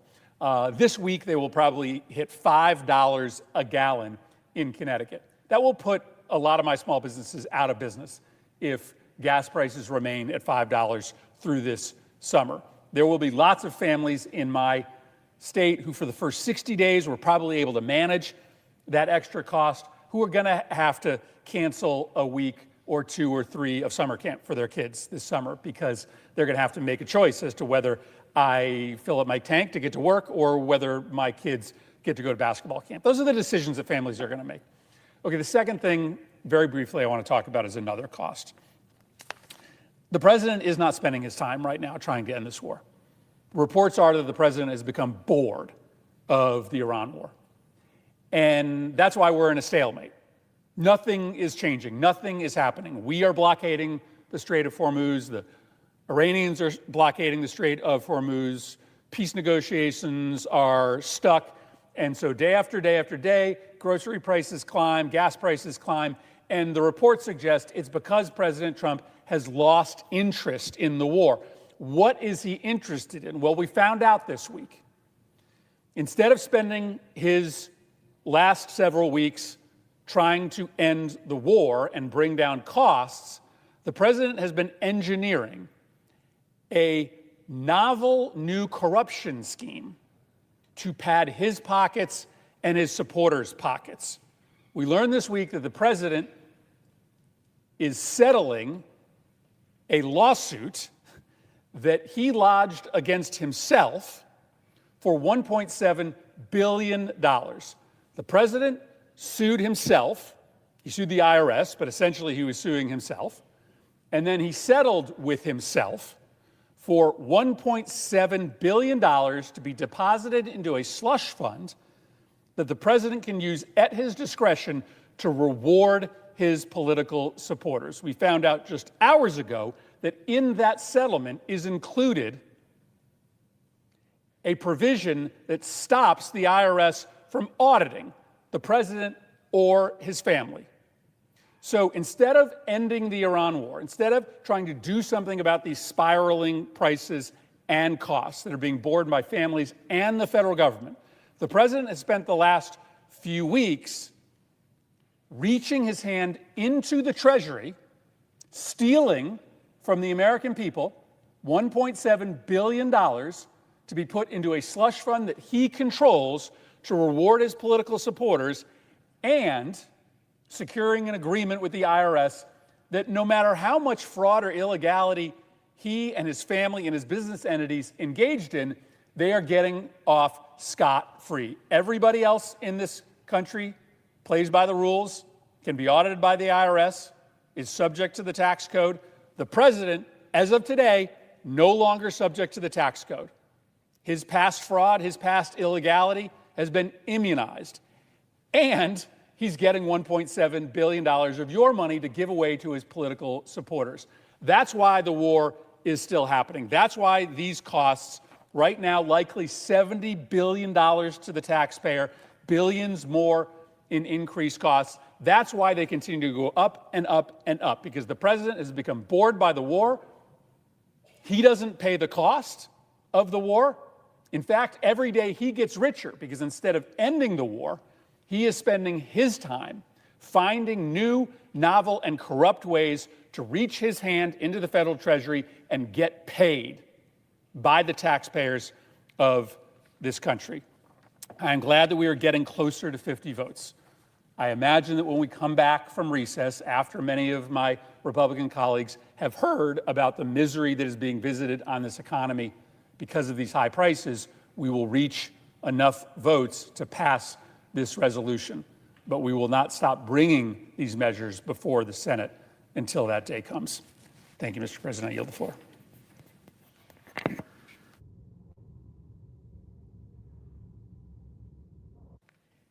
Mr. President, The senator from Wisconsin. I rise today in opposition to President Trump's war of choice in Iran that has cost taxpayers billions and taken the lives of 13 American service members. Since this war began over 11 weeks ago, it's been abundantly clear that Donald Trump and Pete Hegseth don't know what they're doing. They've offered shifting rationales for why we're at war, moving the goalposts by the hour. There seems to be no plan or timeline for when this war will end. This administration has also been caught flat-footed at every turn, including not anticipating that the Strait of Hormuz would be closed and the skyrocketing gas prices that followed. It's not just Americans at home who are paying the price for this conflict. American service members are sounding the alarm, too, that the Trump administration wasn't prepared to keep them safe. First, we learned that service members who were injured in Kuwait in a March 1st drone strike had to wait nearly a month to get care for their traumatic brain injuries. Now we are learning that troops in this same unit had their calls for support from the Army ignored. Soldiers stationed in Kuwait asked for additional medical personnel and medical supplies before the war began, but that request was denied. These same soldiers also recount that they did not get the proper training for responding to an attack. They were told, "Don't worry about protection." Major Stephen Ramsbottom told CBS News that he believed Master Sergeant Nicole Ammer, an Army reservist who was killed in the attack, could have survived her wounds had the military been properly prepared for retaliatory strikes on U.S. bases. All of this points to a larger problem and a larger pattern of Donald Trump and Pete Hegseth being totally reckless, starting a war without the careful planning necessary to protect Americans. And while 2 in 3 Americans say this war was the wrong decision, President Trump keeps threatening to ramp up this conflict, putting our troops further into harm's way. He's even hinted that he's interested in starting another war in Cuba. Americans didn't ask for this war of choice. Their elected representatives in Washington didn't even vote on it. And yet, it's Americans who are paying the price every single day. I am glad to see more of my Republican colleagues are listening to their constituents. And I was pleased to see another vote to stop this reckless and illegal war. But it is not enough. It's time for Congress to finally be a check on this president. Stand up for your constituents and our service members and join us in voting to stop this war. I yield.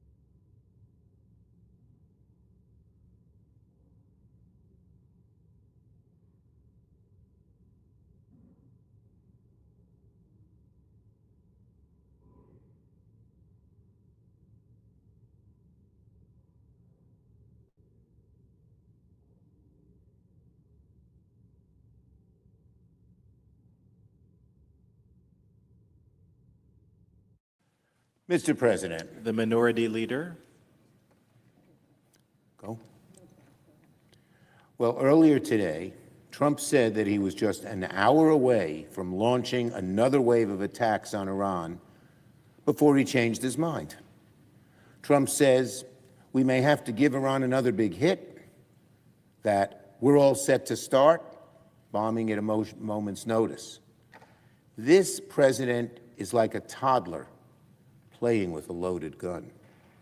If there was ever a time to support our war powers resolution to withdraw troops from hostilities with Iran, it's now.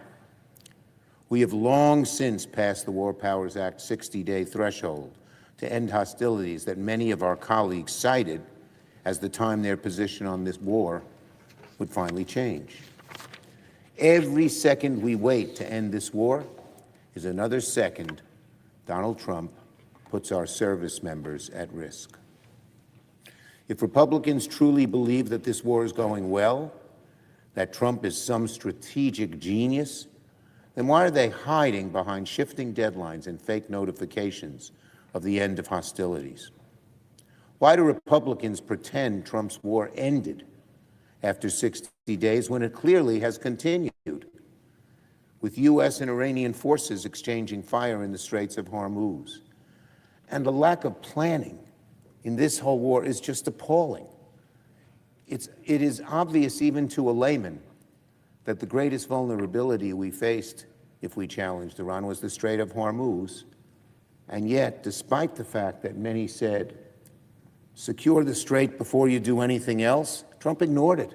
And look what's happening now. Gasoline is $4.50 and going up. How can anyone believe this president has a strategy, has a plan, knows what he's doing? Senate Republicans are silent on Trump's war because they know it's a massive blunder. But they are foolish to think that silence will spare them. The American people's outrage over skyrocketing costs is right at their doorstep. Americans took note all 7 times this Republican majority passed up the opportunity to support our war powers resolution to end this disaster.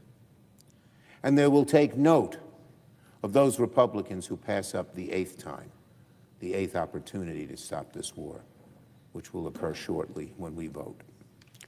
I thank Senator Kaine for his leadership on today's resolution. Every week this war continues and Republicans continue to sit in silence, Democrats will force a vote on our war powers resolution and make Republicans go on record with their support for this war.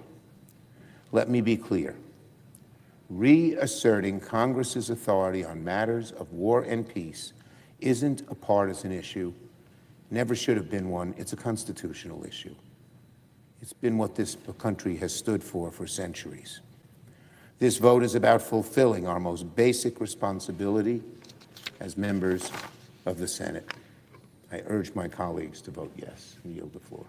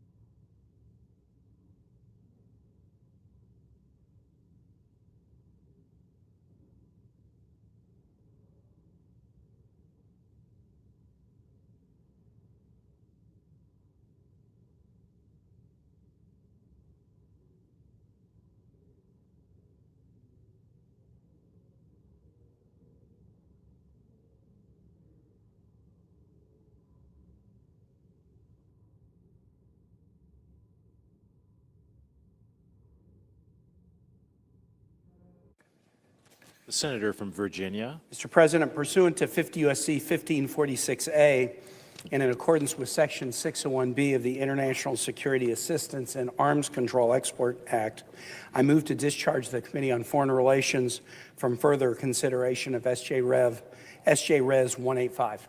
The clerk will report. Motion to discharge SJ Res 185 to direct the removal of United States Armed Forces from hostilities within or against the Islamic Republic of Iran that have not been authorized by Congress. I know of no further debate. Is there further debate? If not, the question is on the motion to discharge. I ask for the yeas and nays. Is there a sufficient second? There appears to be. The clerk will call the roll. Ms. Alsobrooks, Mr. Armstrong, Ms. Baldwin, Mr. Banks. No. Thank you. Mr. Barrasso, Mr. Bennett, Mrs. Blackburn, Mr. Blumenthal,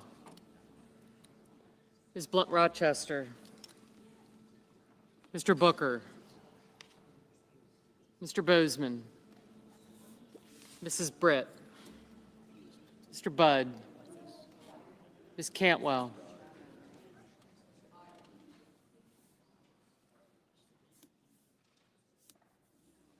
Mrs. Capito, Mr. Cassidy, Ms. Collins.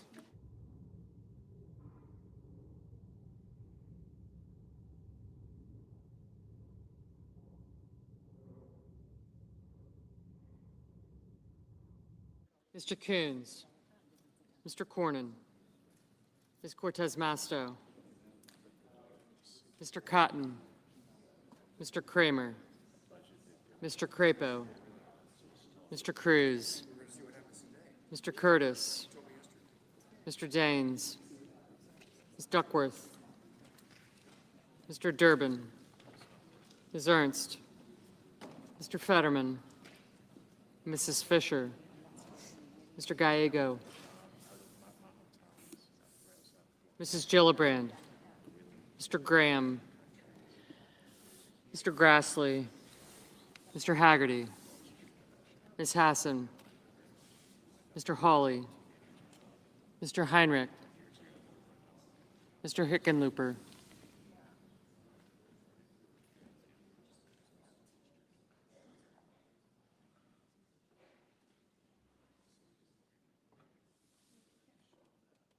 Ms. Hirono, Mr. Hoven, Mr. Husted, Mrs. Hyde-Smith, Mr. Johnson, Mr. Justice, Mr. Kane, Mr. Kelly, Mr. Kennedy, Mr. Kim, Mr. King, Ms. Klobuchar, Mr. Langford, Mr. Lee, Mr. Lujan, Ms. Lemus, Mr. Markey, Mr. Marshall, Mr. McConnell, Mr. McCormick, Mr. Merkley, Mrs. Moody, Mr. Moran, Mr. Marino, Ms. Murkowski, Mr. Murphy, Mrs. Murray, Mr. Ossoff, Mr. Padilla, Mr. Paul, Mr. Peters, Mr. Reed, Mr. Ricketts, Mr. Risch, Ms. Rosen, Mr. Rounds, Mr. Sanders, Mr. Schatz, Mr. Schiff, Mr. Schmidt, Mr. Schumer, Mr. Scott of Florida, Mr. Scott of South Carolina, Mrs. Shaheen, Mr. Sheehy, Ms. Slotkin, Ms. Smith, Mr. Sullivan, Mr. Thune, Mr. Tillis, Mr. Tuberville, Mr. Van Hollen, Mr. Warner, Mr. Warnock, Ms. Warren, Mr. Welch, Mr. Whitehouse, Mr. Wicker, Mr. Wyden, Mr. Young.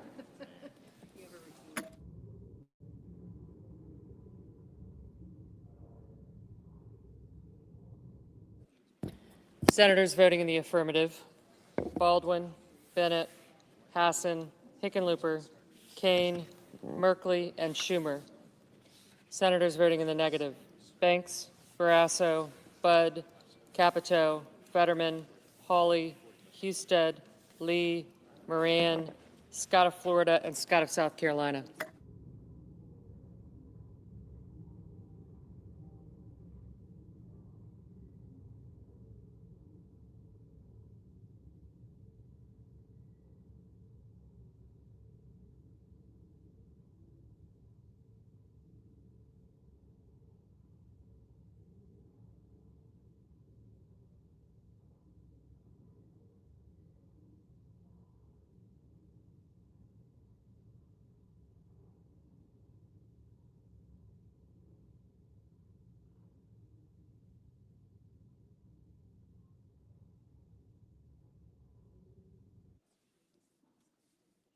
Mr. Johnson, no.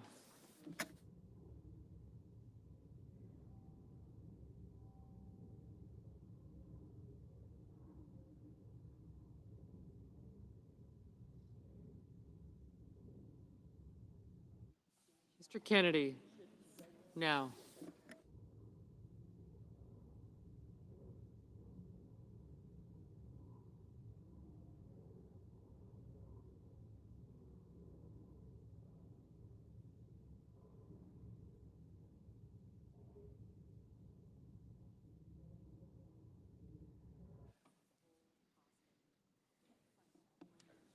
Mr. Haggerty, no.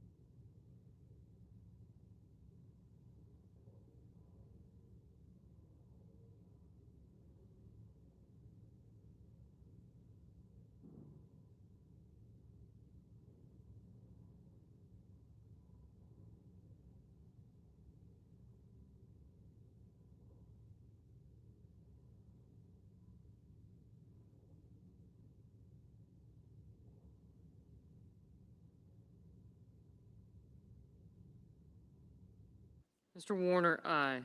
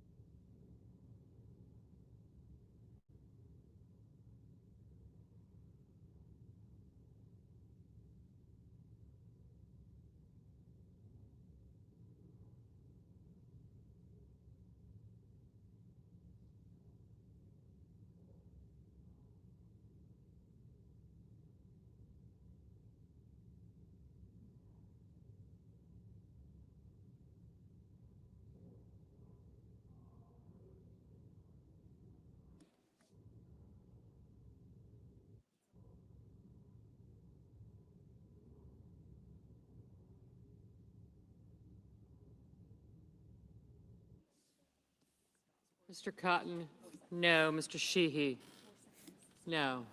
Mr. Blumenthal, aye. Mrs. Blackburn. Mrs. Blackburn, no. Mr. Paul, aye.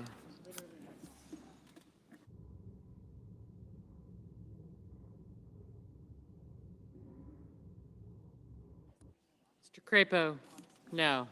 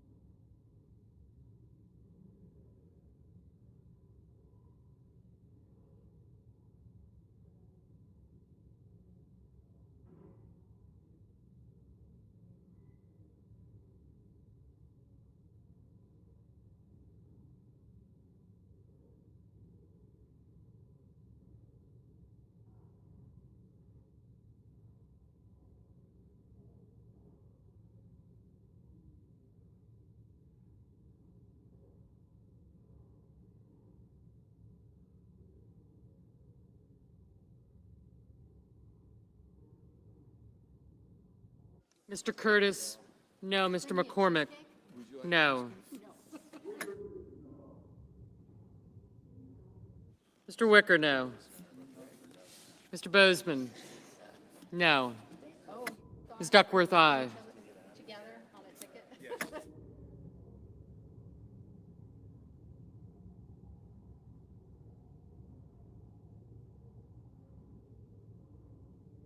Mr. Justice, no.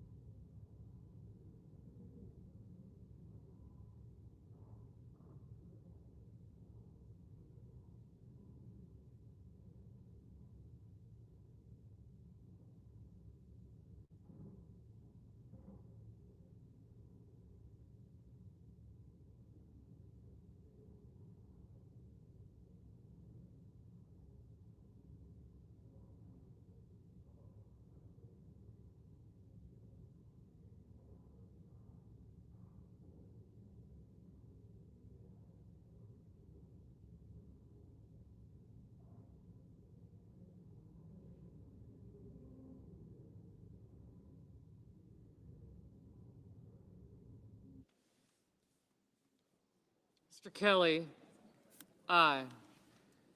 Mr. Peters, aye.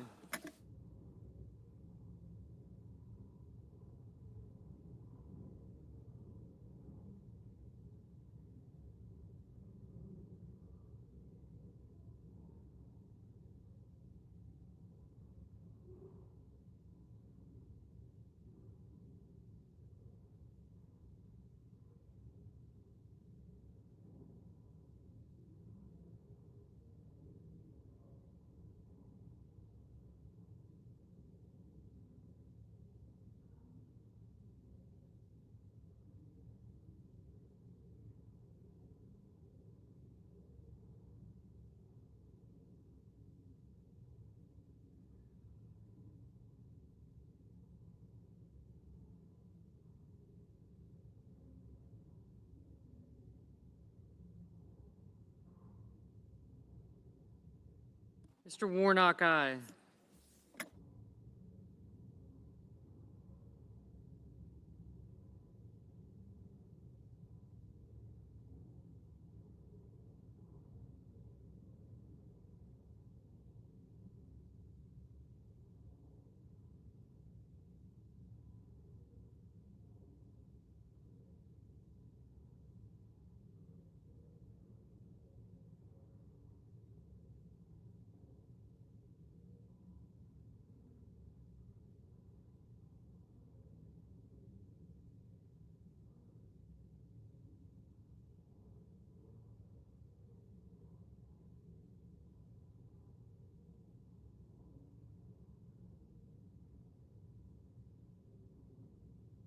Mr. Padilla, aye. Mr. Lujan, aye.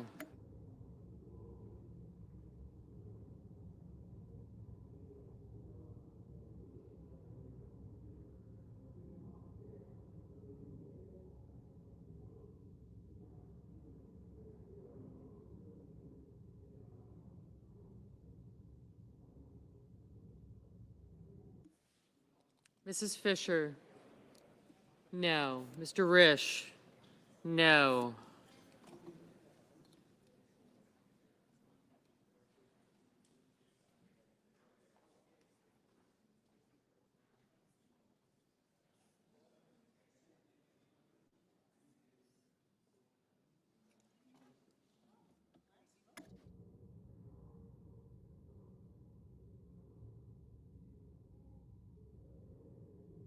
Ms. Rosen, aye.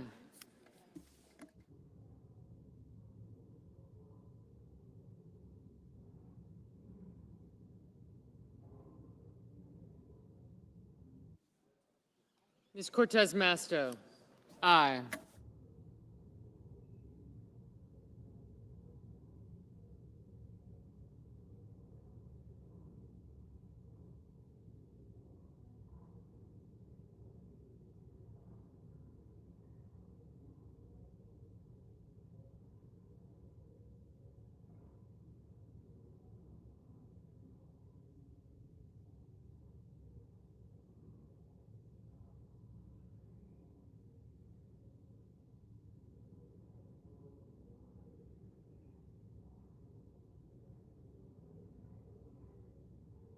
Ms. Klobuchar, aye.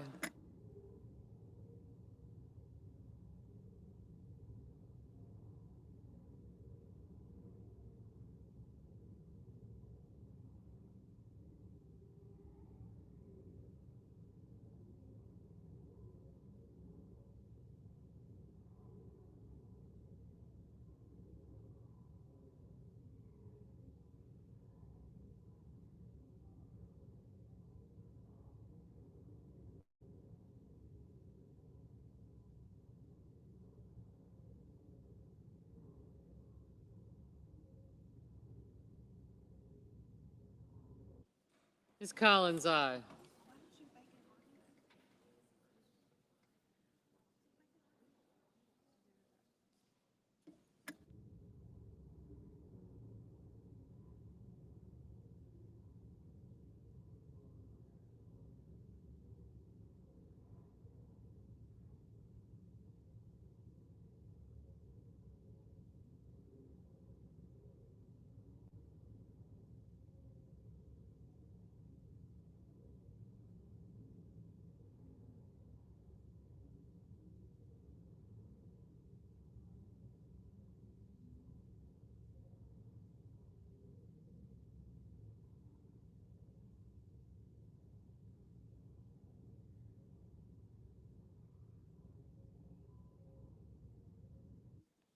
Mr. Kramer, no.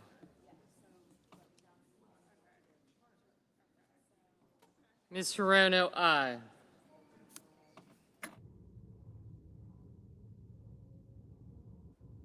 Ms. Ernst, no.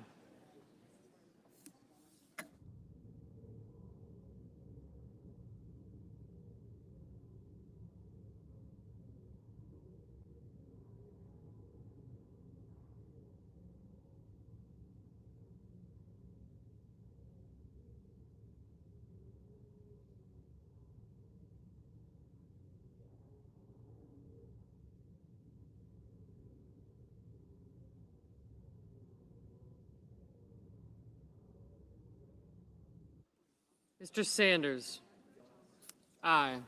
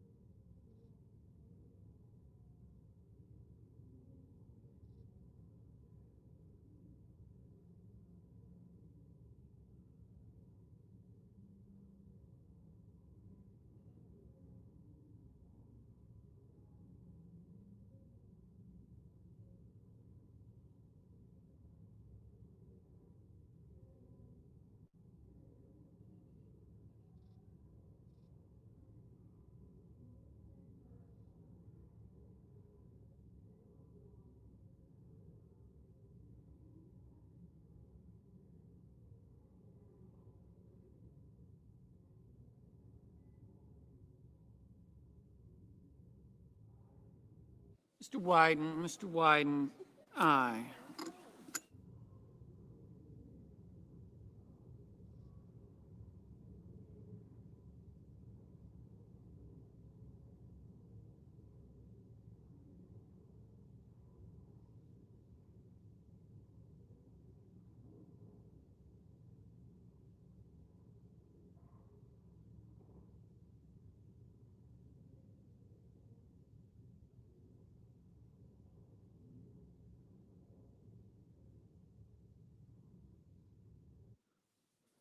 Mr. Whitehouse, aye.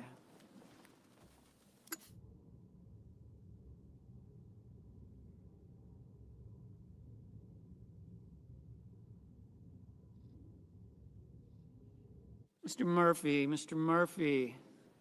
aye.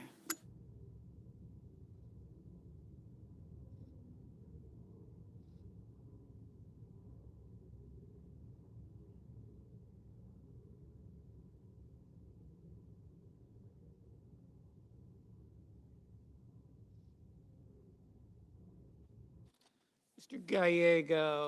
Gallego, aye. Mr. Armstrong, no.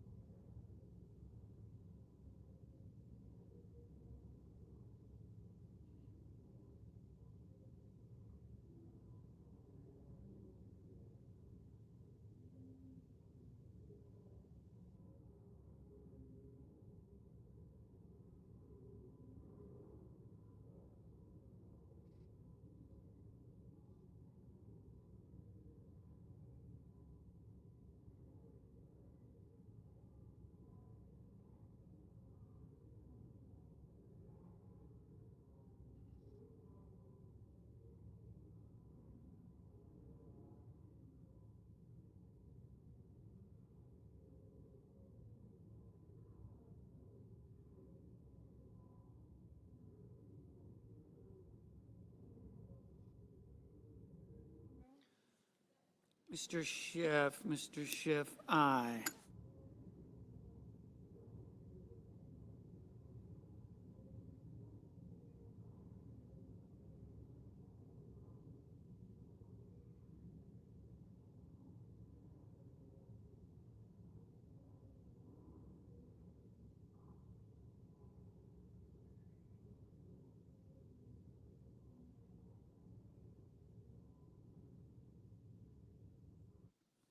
Mrs. Moody, no.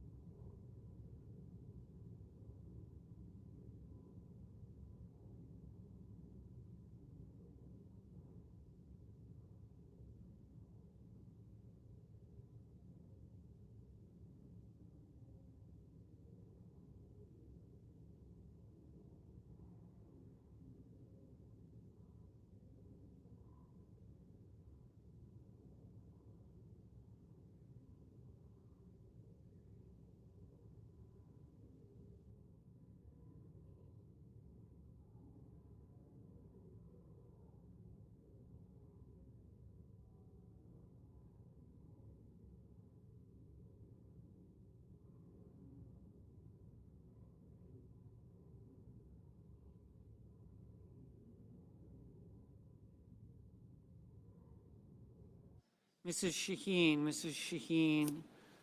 aye.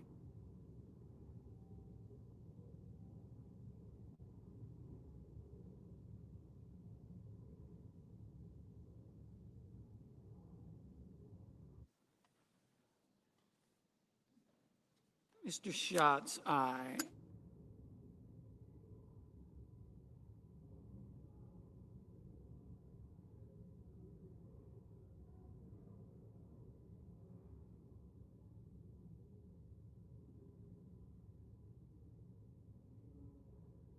Mr. Marshall, no.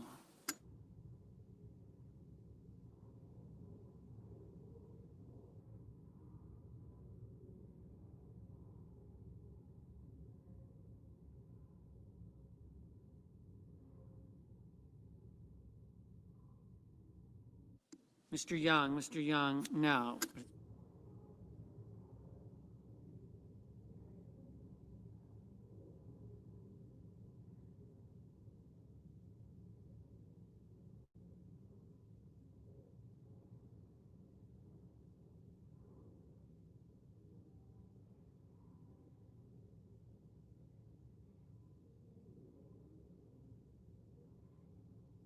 Mr. Daines, no.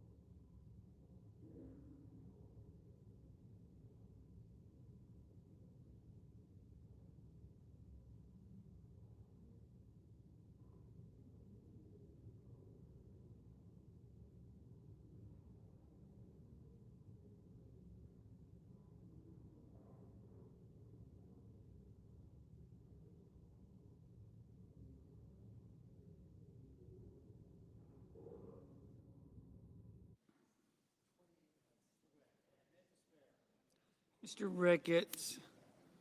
Mr. Ricketts, no. Mr. Heinrich, aye.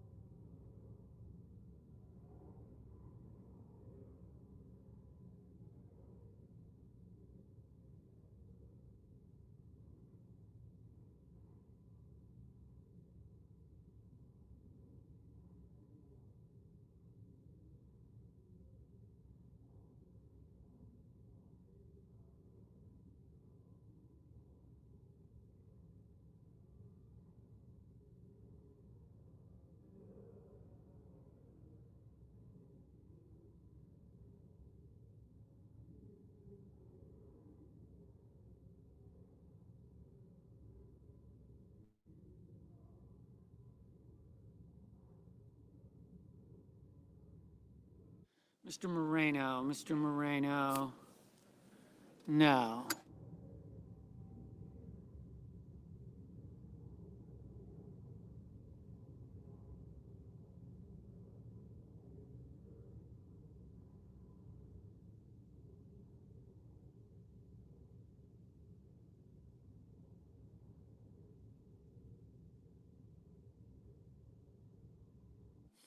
Mr.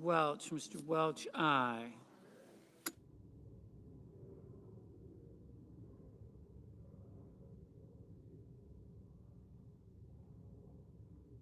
Mr. Reed, aye.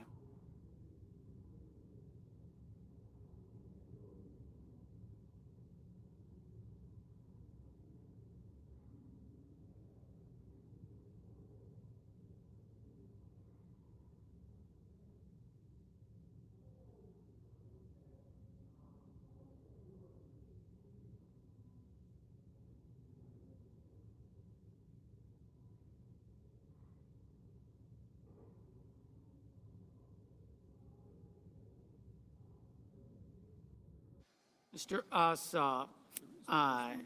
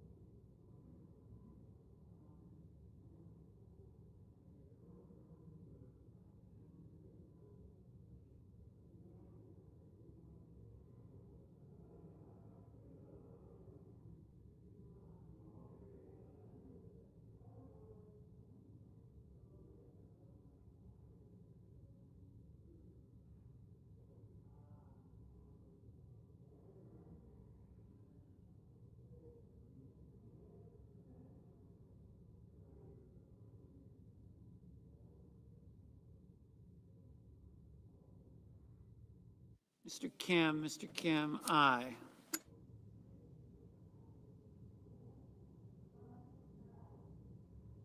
Ms. Lummis, no. Mr. Thune, no.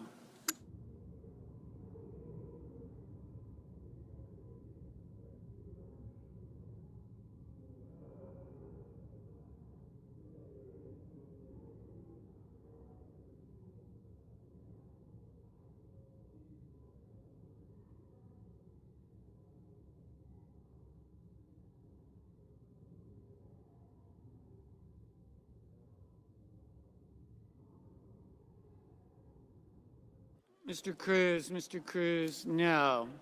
Mr. Markey, aye. Ms. Smith, aye. Mrs. Murray, aye.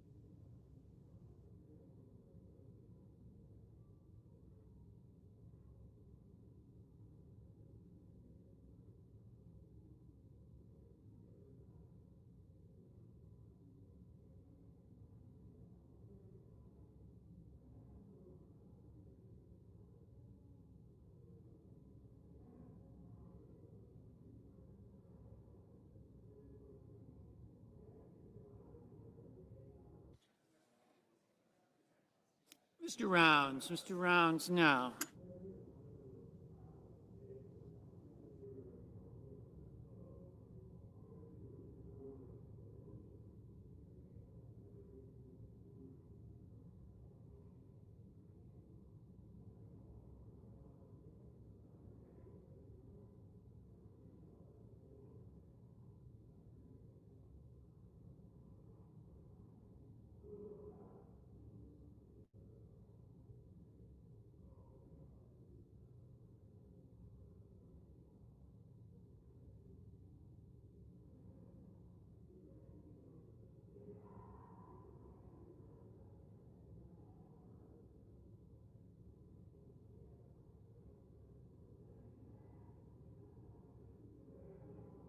Mr. McConnell, no.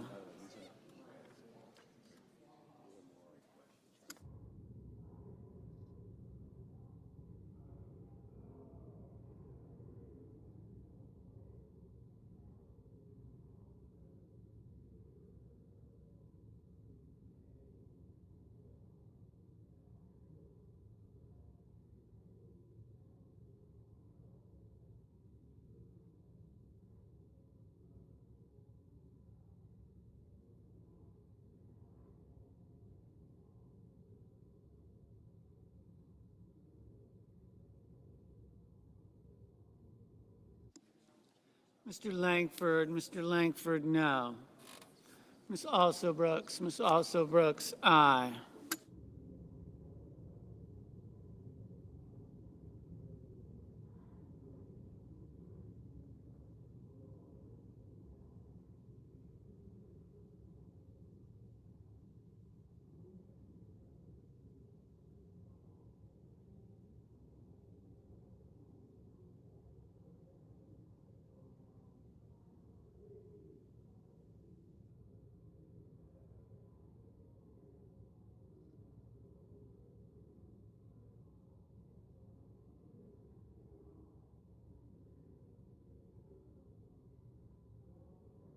Ms. Cantwell, aye.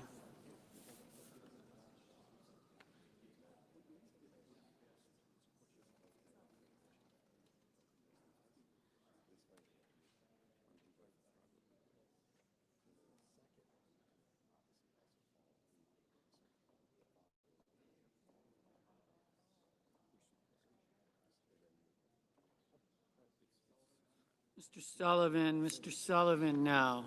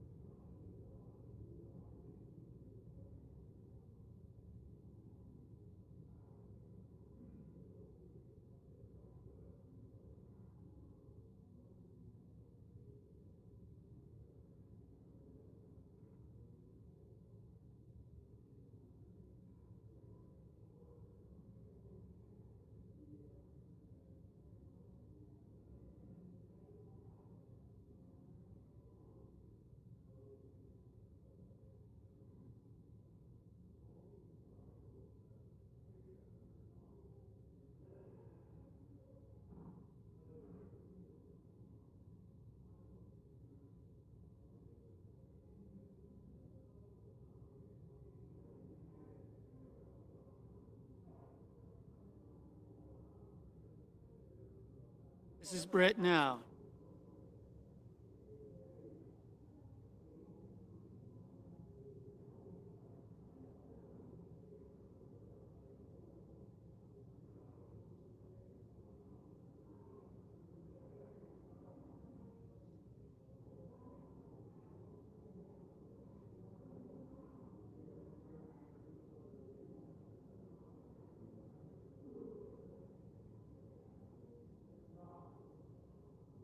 Mr. Booker, aye. Ms. Blunt Rochester, aye. Ms. Warren, aye.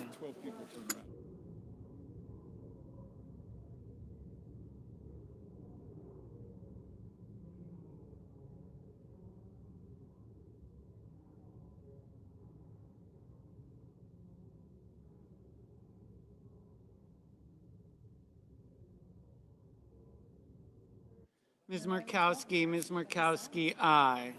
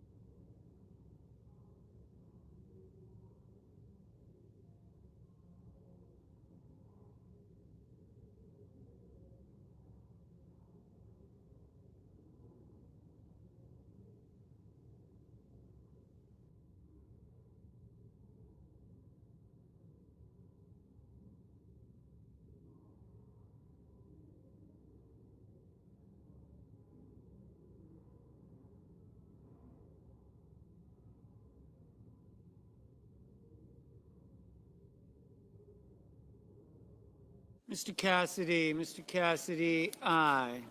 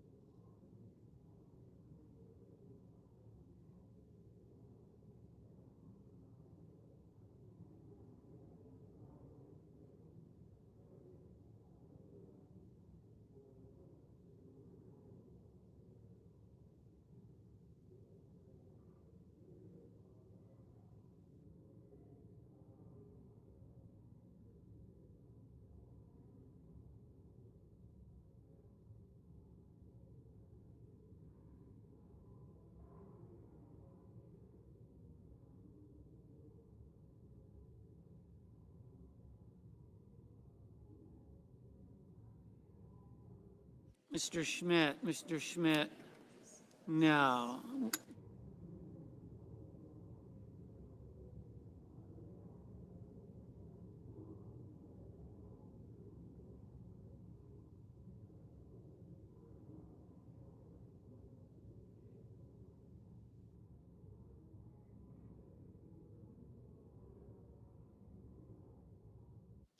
Mr. Grassley, no.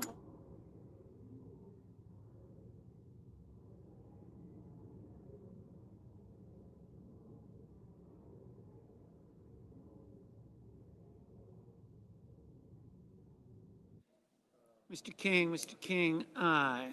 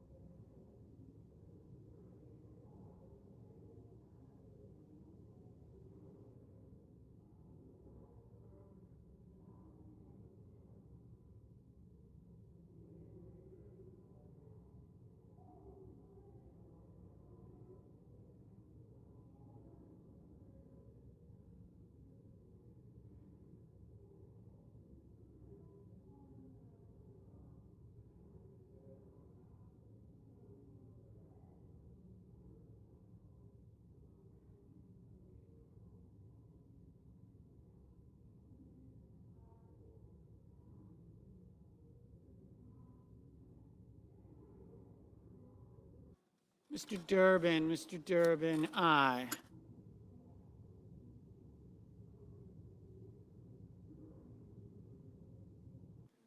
Mr. Coons, aye.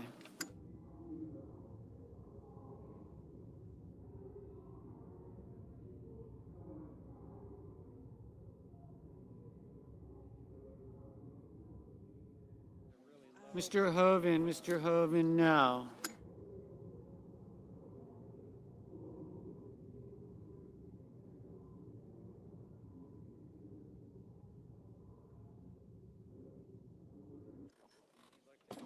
Ms. Slotkin, aye.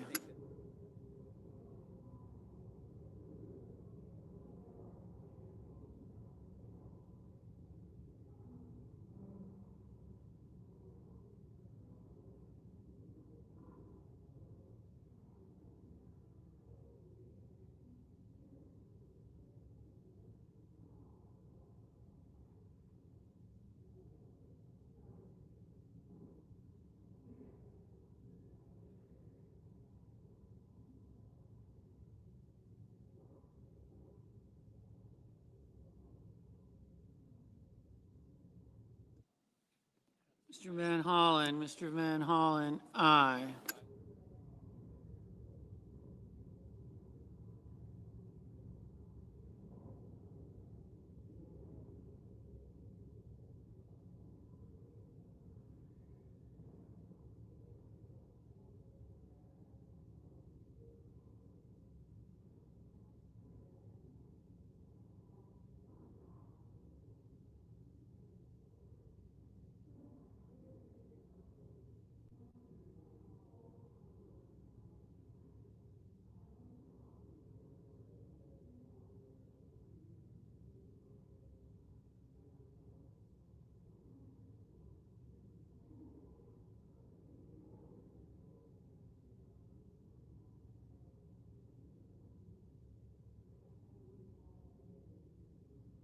Mr. Graham, no.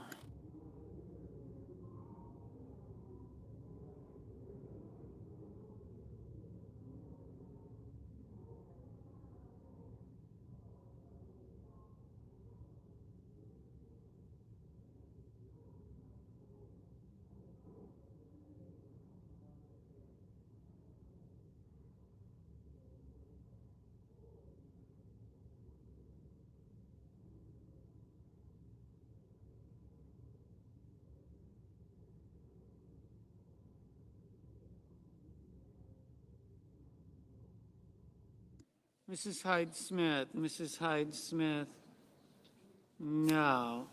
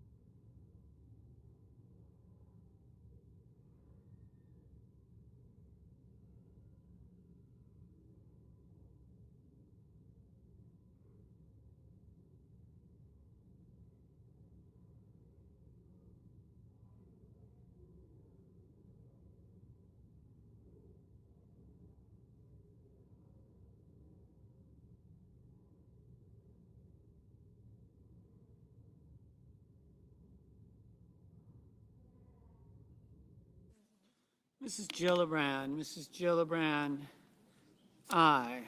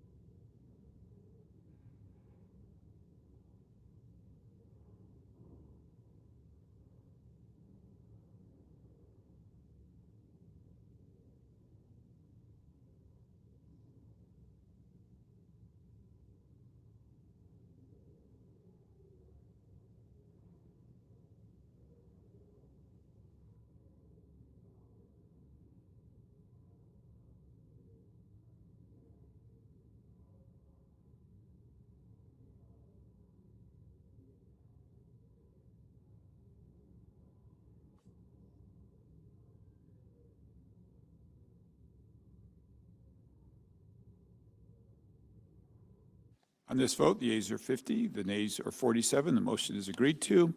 The joint resolution is discharged and will be placed on the calendar.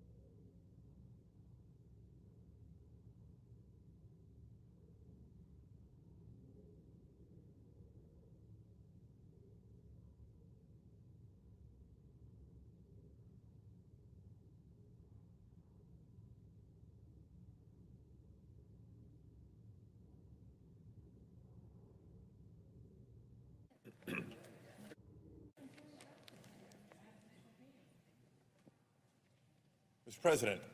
The senator from California.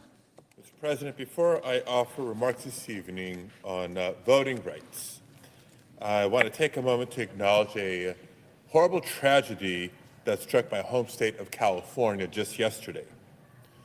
Yesterday afternoon, two assailants opened fire at the Islamic Center of San Diego in what authorities are now investigating as a possible hate crime.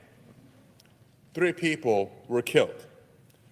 A security guard and father of 8 named Amin Abdullah, Mansour Kazika, a store manager at the mosque for 40 years, and Nadir Awad, a member of the mosque who lived right across the street and whose wife was a teacher at the school. Amin is credited with sounding the alarm bells as soon as the incident began, heroically saving the lives of everybody who was inside the mosque. And while authorities are still piecing together exactly what happened, what we do know is that Mansour and Nadir somehow drew the shooters away from the mosque into the parking lot long enough for them to choose to flee the scene as hundreds of police officers arrived. Their sacrifices and their bravery were not in vain. 140 children were inside the center's school at the time, and they're all okay, now reunited with their parents.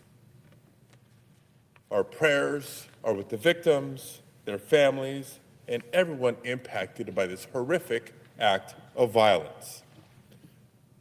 And I want to share my particular gratitude with the women and men of the San Diego Police Department and other first responders who responded literally within moments of the first being alerted about the shooting, saving hundreds of lives in the process. I want to echo the words of San Diego Mayor Todd Gloria, who said yesterday, quote, "An attack on any one of our communities, because of who they are, what they believe, or how they pray, is an attack on all of us." Colleagues, we must remain united against hate in all its forms and reject those who spread Islamophobia and white supremacy of any type.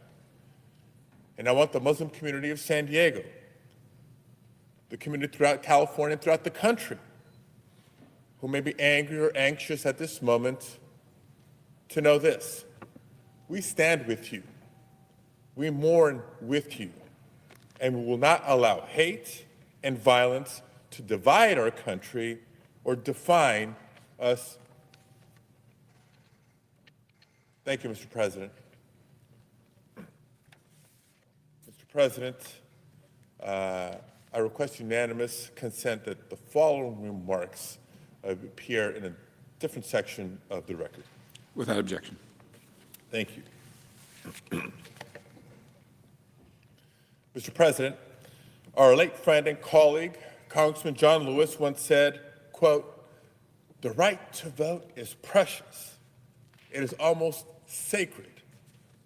It is the most powerful, nonviolent tool that we have in our democracy." Mr. President, today, that sacred right is under assault. And with its recent Calais decision, the Supreme Court of the United States has dealt our right to vote another devastating blow. Sadly, this ruling did not happen in isolation. It's the culmination of a decades-long effort to undermine the Voting Rights Act of 1965 and the promise of American democracy itself.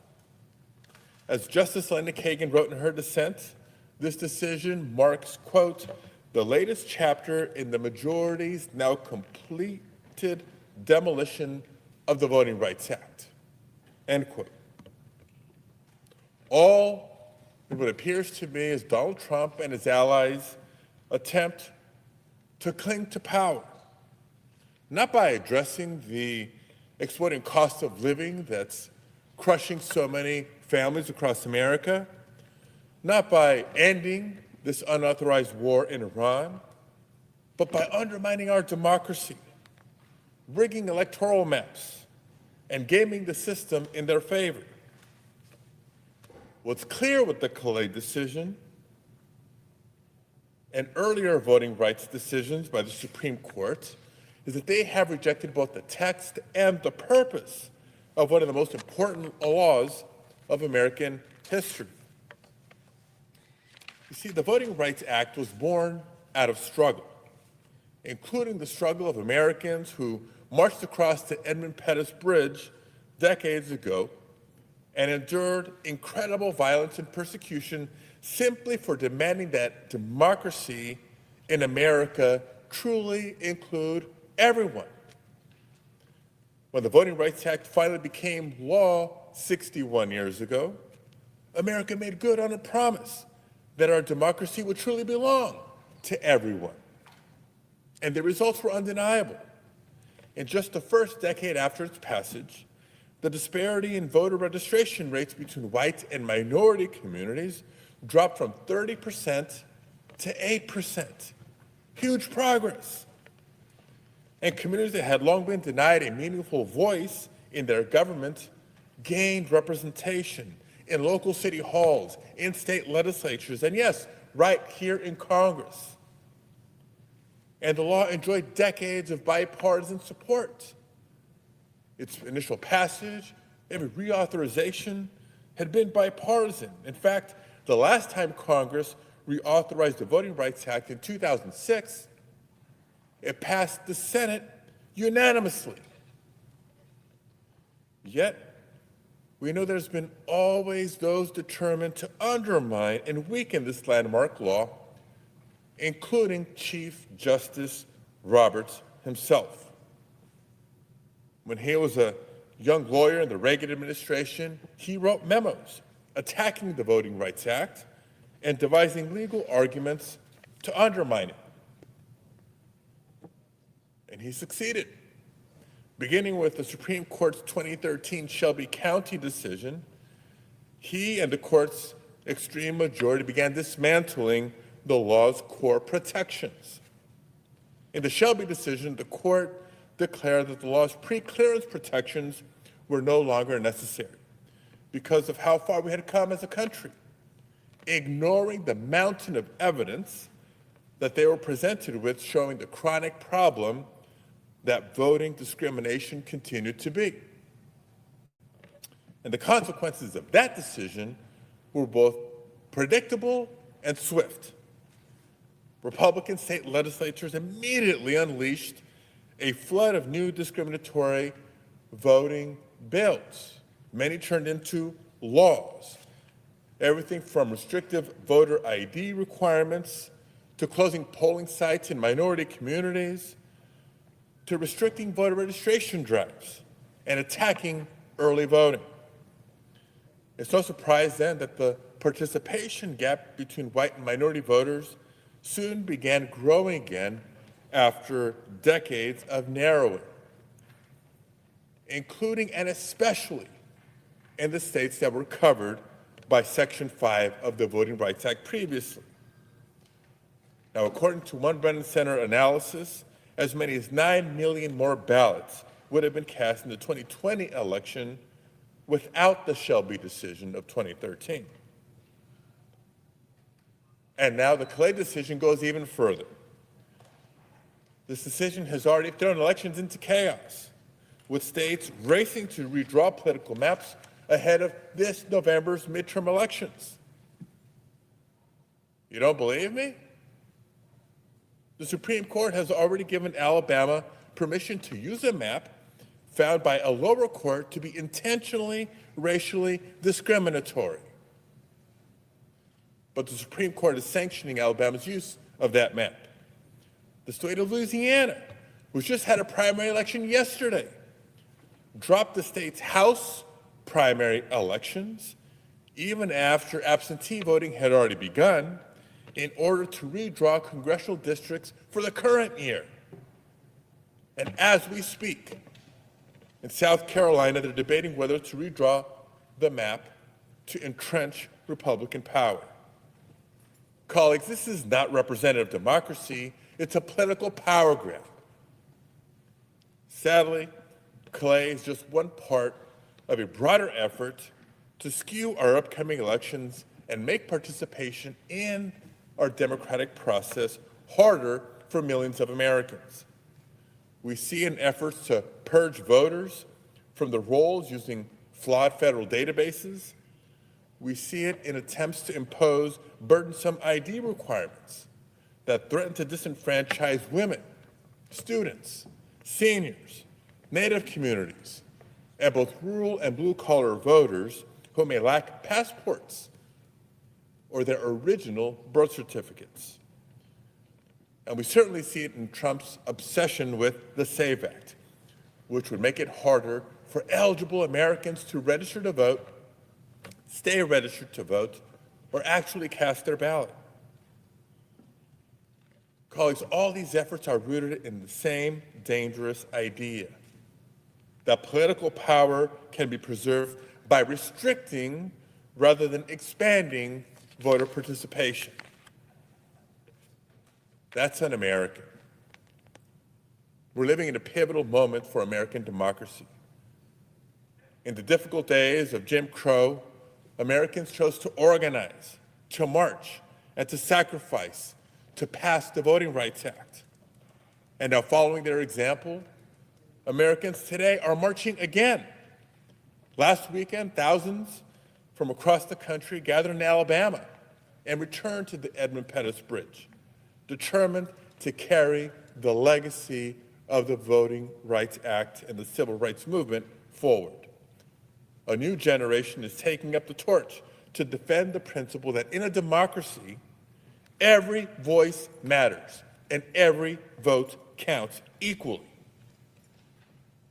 Colleagues, we have a duty to join them, beginning with the passage of the John Lewis Voting Rights Advancement Act to restore the protections gutted by the Supreme Court.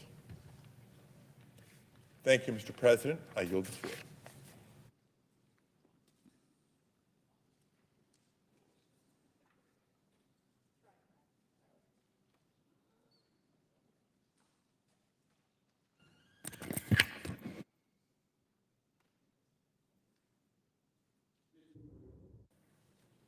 Majority Leader. First, let me thank my good friend, Senator Padilla from California, for his great work on this issue and so many other issues of civil rights and of keeping our democracy secure and safe, of voting rights. He's an amazing asset, not just to this Senate, but to California and to the country. And I thank him for his continued, ever-present leadership on these vital issues, which I know he feels so deeply about. Now, in America, Mr. President, voters choose their leaders. Leaders don't choose their voters. But MAGA has launched a coordinated campaign to handpick the electorate in 2026. That effort spans all three branches of government. Donald Trump has virtually made election denialism a prerequisite for serving in his administration. You have to lie about the election, lie to yourselves, lie to other people to get a job in any sensitive area in this administration. Trump and his band of MAGA loyalists have jumped at every opportunity to intimidate election officials, to attack vote by mail, to seize voter data and undermine our elections in any way they can. In Congress, Trump's MAGA majorities keep pushing the SAVE Act, which we know would disenfranchise tens of millions of voters. With the SAVE Act, Republicans would purge millions of American citizens from the voter rolls through a screening algorithm designed by none other than the trio, the evil trio of Trump, Vogt, and Musk in their Doge squad.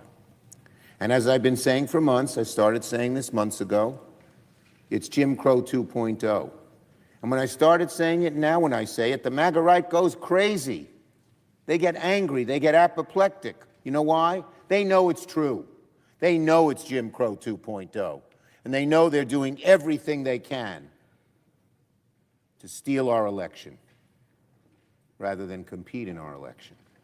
The radical right-wing majority on the Supreme Court has aided Trump's assault on our democracy every step of the way. The Calais decision was the MAGA court's latest move to resurrect Jim Crow South, upending half a century of precedent and progress when it gutted the Voting Rights Act, for which Martin Luther King Jr. and so many others marched, bled, and ultimately gave their lives.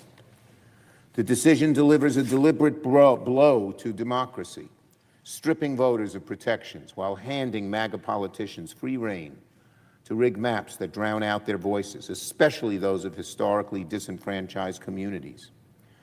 Calais did not come out of nowhere. Oh, no. For years, beginning with Chief Justice Roberts in the awful and evil Shelby County decision, the Republican-appointed majority, led by Roberts, chipped away at the Voting Rights Act in a decision that began more decision after decision.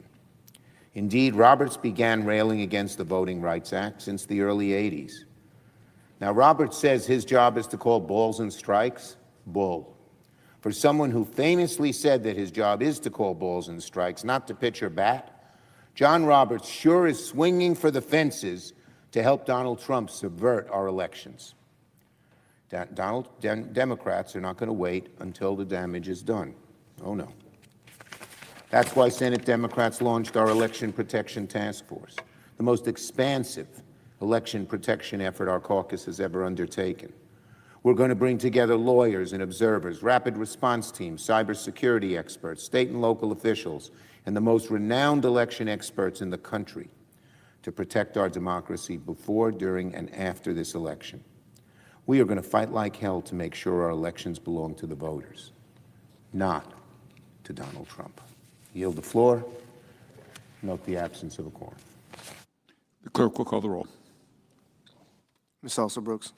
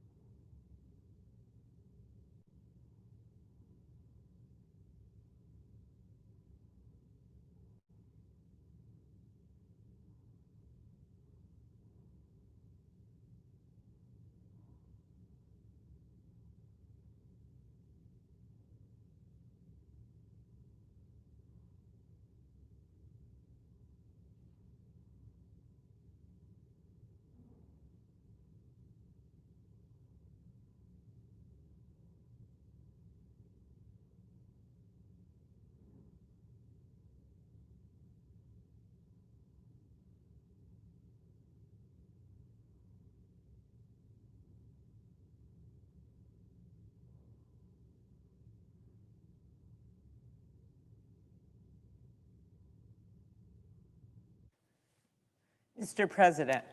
Senator from Minnesota.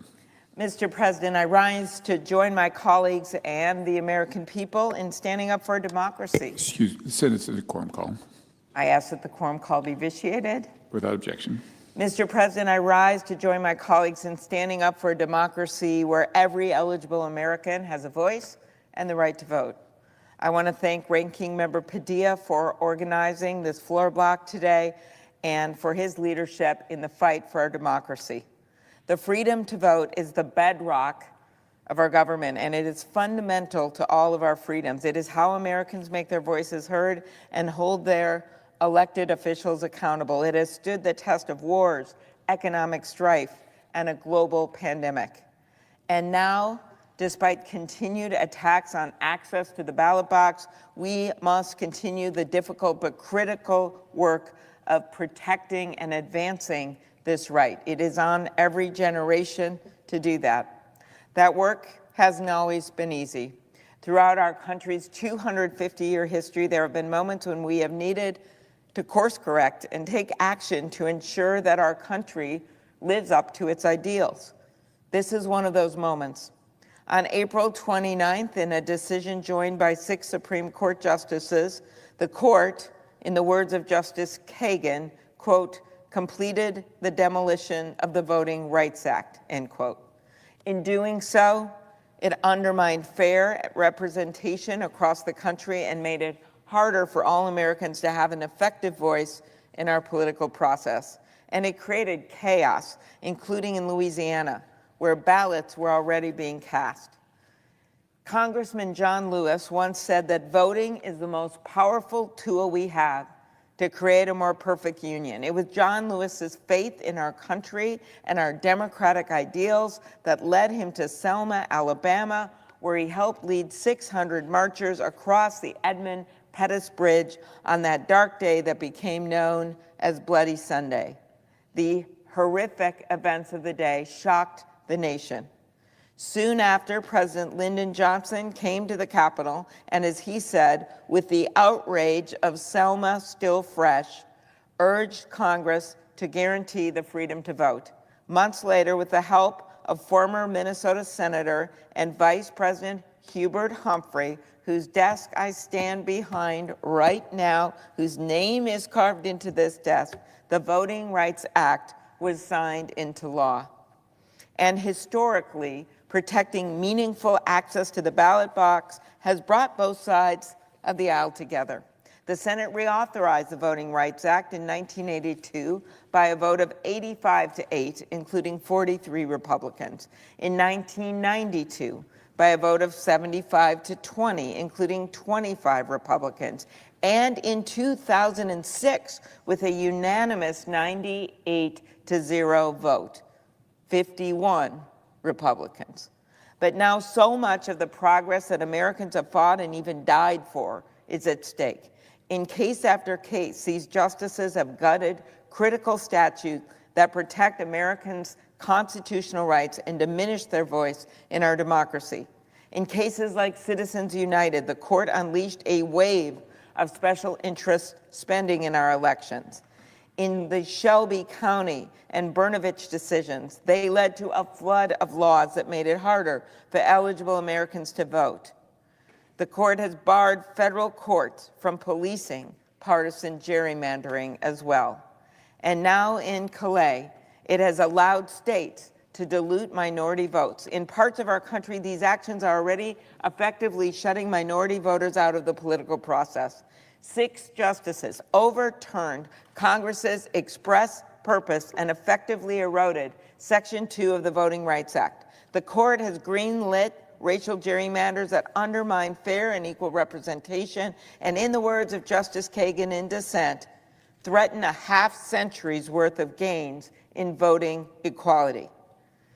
In her dissent in Brnovich, Justice Kagan noted that the Voting Rights Act reminds us of the best of America because it, in her words, marries 2 great ideals, democracy and racial equality, and the worst of America because it was and remains necessary. That couldn't be clearer today. After the Calais decision came down, Republican legislators immediately started the process to carve up majority-minority districts. In some cases, like in Louisiana, they did so even though the votes had already been cast. The fact that all these states have rushed to change their maps to dilute the votes of certain communities shows that the Voting Rights Act is needed now more than ever. It shows, as Justice Ruth Bader Ginsburg noted in her dissent in Shelby County, the short-sightedness of undermining a law that is serving its purpose, likening the court striking down at that time Section 5 of the Voting Rights Act to, quote, throwing away your umbrella in a rainstorm because you are not getting wet. And yet it also demonstrates the power of the vote, the power that the American people hold when they exercise their constitutional right and hold their leaders to account. In election after election, it is clear the American people are demanding change. This is no surprise. This administration has been hurting people across the country with their costs, chaos, and corruption. The president went into a unilateral war without coming to Congress in a significant vote today. Congress said no. Congress should have a say. The Senate should have a say. Americans, why are they so angry? Well, they are seeing rising costs, not just for gas prices from this unauthorized war, but also for food and housing and health care costs from these tariffs and a refusal to extend the ACA, the Affordable Care Act tax credits, and a refusal to step back and say, perhaps we should just have targeted tariffs instead of pushing the economy into a tailspin with these across-the-board tariffs, and then trying to do it again and again and again, even when the court says that the IEEPA tariffs were illegal. The president himself has said, I don't think about Americans' financial situation. Americans heard that loud and clear. The fact is, our colleagues know that this agenda is not right.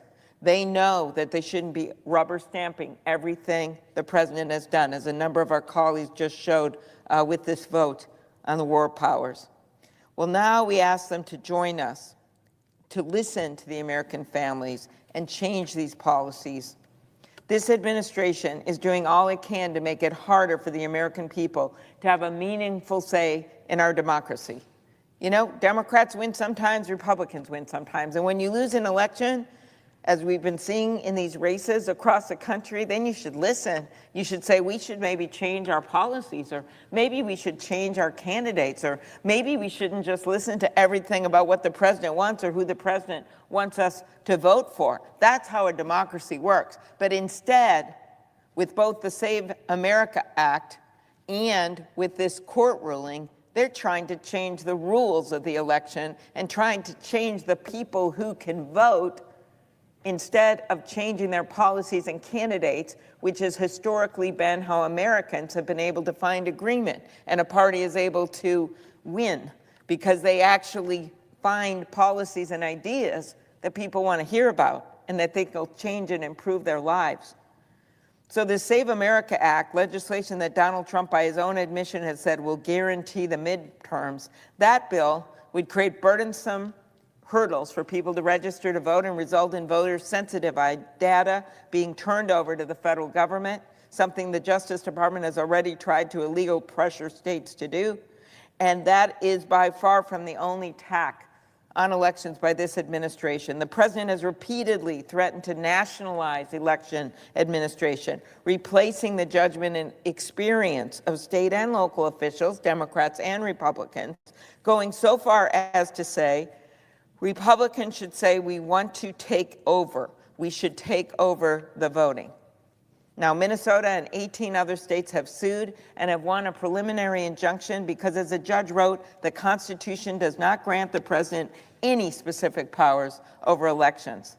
Undeterred, the president continues to float illegally, ending mail-in voting nationwide and directing the Postal Service to simply refuse to deliver some voters' mail-in ballots. And there are also concerns that federal agents could be deployed to polling locations to intimidate voters, something that's a special concern in my state, given what we saw with the overrun of ICE agents, doubling the number of Minneapolis and St. Paul police for months.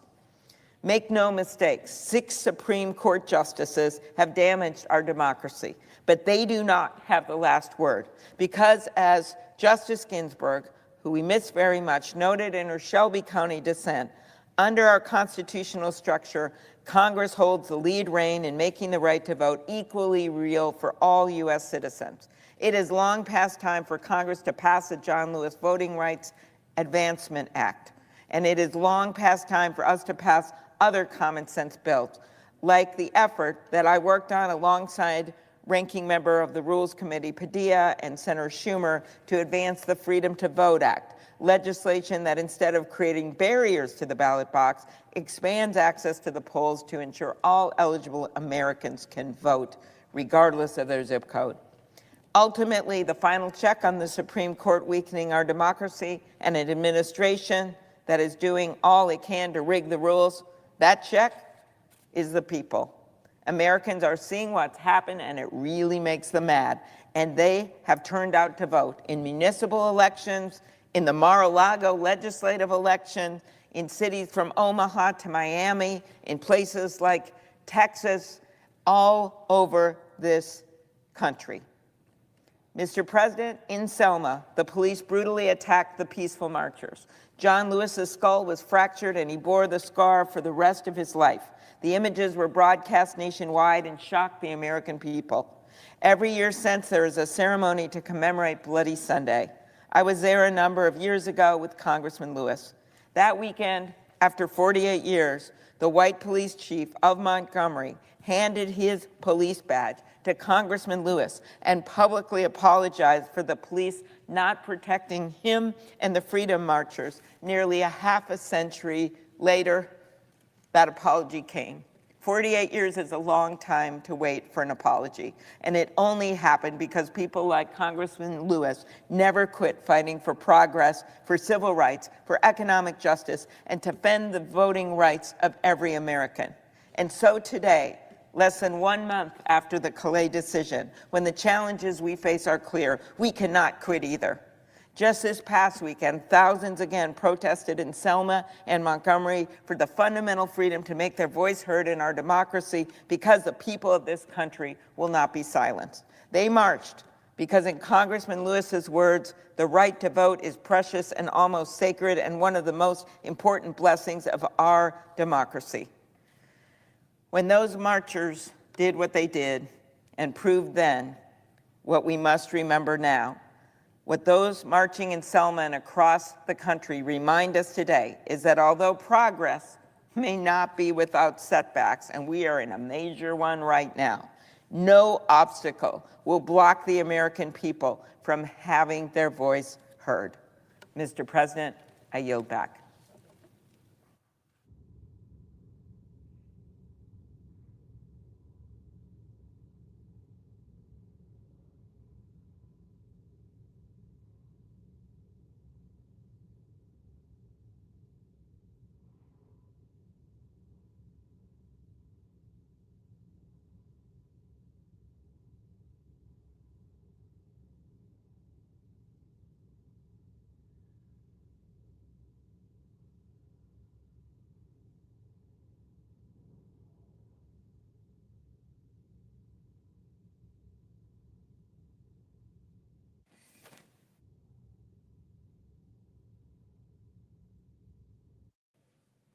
Mr. President. Democrat Wick. Mr. President, the issue is our right to vote in this democracy and in this country. For many of us, that's never been a big question. We registered, we vote regularly, show our identification, get our ballots, do our civic responsibility, push the ballot into the machine in my hometown, and get a little sticker to wear on your lapel that says I voted. It's simple, easy. But I can remember when voting was not so easy for a lot of people. The year was 1965, and I was a college student here in Georgetown in Washington, D.C. And we heard about a march that was going to take place in Selma, Alabama. And a number of my fellow students and I sat up one night and said, why don't we go? Let's go. Let's be part of this. So we talked about it, and here's the way the conversation went. Do you remember what happened in Mississippi last year when those 3 guys from up north, New York and places like that, went down to Mississippi for the civil rights movement, and they were murdered, and they never found their bodies? At that point in time, they had not found their bodies. They did later. They associated the murderers as members of the Ku Klux Klan who were out to get these foreign meddlers who were coming into Mississippi pushing for the right to vote for black people. And we talked about it and said, well, is it safe to go down there and march? Went back and forth and ultimately decided not to go. Bad decision. I wish I'd have gone. Why were they marching in Selma, Alabama, a town you haven't heard of except for that march? It was over the issue of the right to vote for black Americans in that town. Here are the numbers. 15,000 eligible black voters in Selma, Alabama. How many were actually registered to vote? Out of the 15,000? 335. What's happening? Why didn't more register? Because they put a test down, a literacy test, before they could vote. And you had to pass that test to be eligible to vote. And they asked constitutional questions like, the Constitution has a phrase, letters of marque and reprisal. What does that mean? I'm not sure I could answer it standing here today as a senator. They couldn't answer it either, and they were denied the right to vote. That was the reality of the voting crisis in America in the 1960s that led to the Civil Rights Act. Let me fast forward in my story to a much more recent time. It was about 25 years ago. I was on a trip down to Alabama, this time with John Lewis, my friend and fellow member of Congress, who actually marched in Selma the day that I didn't go. And so we went to a number of places and saw a number of key locations in Birmingham and Montgomery, Alabama, where important civil rights events had occurred. The highlight of the trip was going to be on Sunday. After breakfast, we were going to go march together down the across and down the Edmund Pettus Bridge in Selma, Alabama. Unfortunately, I was called back home, and I had to leave to catch a flight. I said to John Lewis, I'm sorry to miss this opportunity, my friend. I really wanted to be there, finally, to march in Selma. He said, what time's your plane? I said, 8 o'clock. He said, we're going to get up at 5 and go over there, you and me, and I'll march with you down the Edmund Pettus Bridge and show you where they almost killed me. I said I wouldn't miss it for the world. We got up at 5 o'clock, took the drive over to Selma, and marched down and across that bridge. And I thought of all the times I'd seen the video and the film of John Lewis, this young, idealistic black man, wearing a tanned raincoat, marching with the folks across the Edmund Pettus Bridge, and the troopers coming up and battering him so badly they fractured his skull and almost killed him. He survived, thank God. But he talked about that day and what it meant to him. I wish I'd have been there. I hope I would have survived it as he did. I hope I wouldn't have to go through the beating he did. But when we talk about the right to vote and the Voting Rights Act, it was created here in Washington the next year by Lyndon Baines Johnson as president, because he said, once and for all, we've got to put an end to this. We've got to say that every American, regardless of race, creed, or color, has an opportunity to vote. And they can never be denied for their racial composition or whatever it might be. We're back debating the same issue. And of course, the question is, do we need a Voting Rights Act? Senator Durbin, you're talking about something that was passed 50 years plus. Why do we have to continue to have a provision in the law to protect your right to vote? Well, my experience as a congressman and as a senator has been that there are nefarious, devious ways to make it tough to vote. You could draw a map that basically says you'll never get to vote for anybody you want. You're always stuck in the wrong district, the wrong place. That's called gerrymandering or redistricting to deny a constitutional right.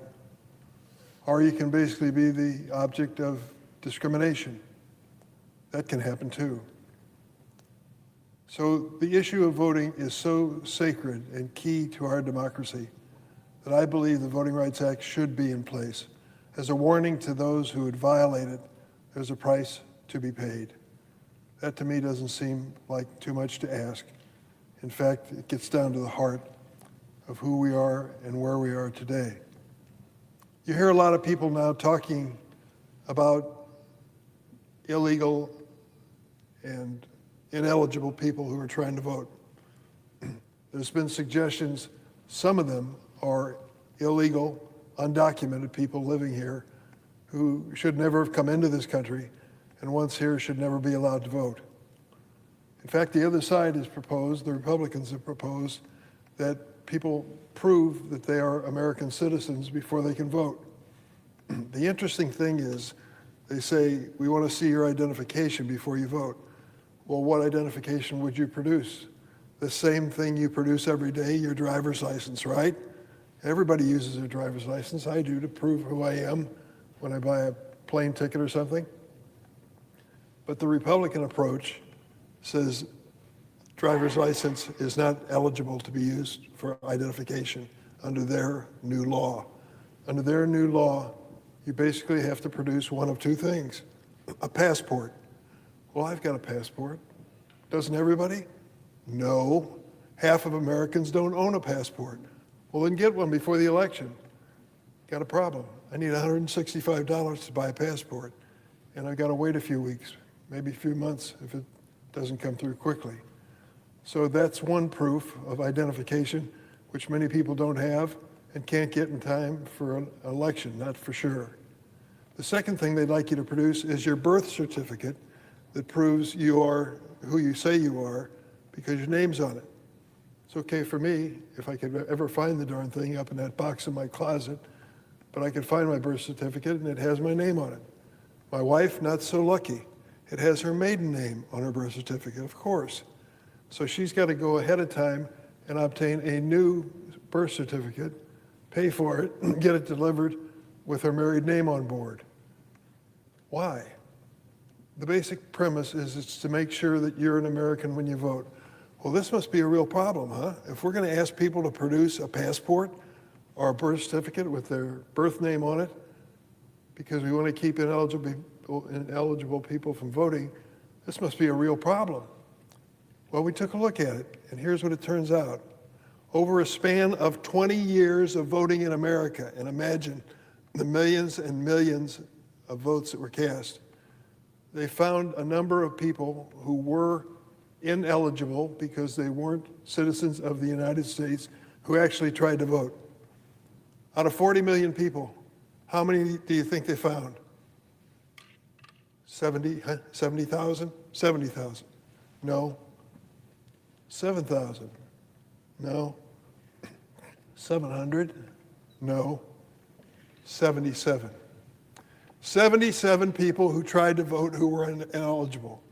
And now the other side, the Republicans, are coming up with the idea, go buy a passport to prove you're eligible. Go find a birth certificate that fits the law to show you're eligible. The point I'm making is this: 77 people who were stupid enough or devious enough to try to vote and weren't eligible shouldn't create a hardship for every other conscientious American who gets up regularly and never misses the opportunity to vote. To put some new identification requirement in there for registration just makes no sense to me whatsoever. And that's why we continue to debate about voting. And incidentally, let's say the obvious.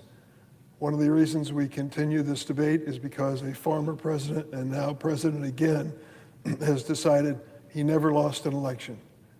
He says in the year 2020, he never lost to Joe Biden. It's reached a ridiculous point where nominees to become federal judge for life, attorneys, come before us, take an oath, and testify in the Judiciary Committee where I'm the ranking member. And we ask these judicial nominees a basic question. Who won the election in 2020? I'll bet you if I went to the gallery up there, everybody could answer, well, of course, Joe Biden won that election. These nominees cannot say those words. They are afraid of the reaction of Donald Trump when he hears that they are not promoting the big lie that he never lost an election. You think I'm exaggerating? Just 2 or 3 weeks ago, Senator Coons of Delaware started asking those nominees who won a lifetime appointment on a federal bench another basic question. The amendments to the Constitution include an amendment that says if you've been elected 2 times President of the United States, you can't run for a 3rd term. And so Senator Coons asks these nominees that question. Do you believe that because Donald Trump was elected twice as president, that he is prohibited from running for a 3rd term? They refuse to answer. It may be an issue on a case before me someday. That's not what it's all about. Donald Trump likes to hold out the possibility that he'll run again, even though it's clearly unconstitutional for him to even consider it. But these nominees are in such fear that he'll end up vicing them and taking them off the list to be judges. They won't answer these basic questions about who won the election or whether or not Donald Trump can run for a 3rd term. That's the ridiculous extreme we have reached in this country. There'll come a day for some of these people, and they'll be put on the federal bench by my colleagues on the Republican side, where somebody is going to assemble a video of their testimony. It'll be a moment of embarrassment for them to think what they had to do to finally get approval before the Judiciary Committee. Today, the right to vote is under attack in this country. We are witnessing a brand of politics we have never seen before. The Trump administration has shown they are dead set on restricting Americans' right to vote by pushing for partisan gerrymandering, restrictive mail-in voting, and demanding unreasonable voter registration requirements such as those I just mentioned. Incidentally, the President of the United States says he wants to eliminate vote by mail, which many of us have used over and over again because of the fraud involved in it. How did the President of the United States vote in his last election in Florida? He voted by mail. Go figure. This is supposed to be a corrupt form of voting in America, and yet the president who wants to end it uses it himself. All Americans need to have a fair say in who represents them. But led by the president who tried stealing an election, Republicans have lost all respect for election integrity. We're now witnessing a never-before-seen political pressure campaign to rig our elections by enabling politicians to choose voters, not the other way around. Rather than tit-for-tat political games, the American people deserve stability at the voting booth. The Voting Rights Act used to be an overwhelming bipartisan sentiment that we're all in this together and we don't want anyone to cheat their way into public office. In the most recent Supreme Court case of Louisiana versus Calais, the court had an opportunity to protect this representation for all Americans, especially those who've been historically disenfranchised by gerrymandering and other discriminatory voting practices. Instead, the court's conservative supermajority has again turned its back on the promise of equal rights to vote, further gutting the Voting Rights Act. The impact is already being felt across the South, and so far it's exclusively the South, primarily in the former Confederate states. You see decisions being made to eliminate African American representatives from congressional districts. Justice Kagan, writing for the dissent, said, quote, the Voting Rights Act was born of the literal blood of Union soldiers and civil rights marchers. We cannot allow that blood to have been spilled in vain. We must fight these dangerous attempts to restrict the right to vote and restore confidence in our democracy by ensuring that every eligible American has access to the ballot. That's why, in honor of my late friend and voting rights pioneer, Congressman John Lewis, I've been proud to introduce a bill that bears his name. It's the John R. Lewis Voting Rights Amendment Act. It restores and strengthens the Voting Rights Act. I'm working with Senator Warnock of Georgia, who is co-sponsoring this bill with me, and we're going to try to make sure it has its day in court, or day in the Senate, as we say. We also need to advance additional tools against current and voter suppression efforts. Attacks on voting rights aren't happening in a vacuum.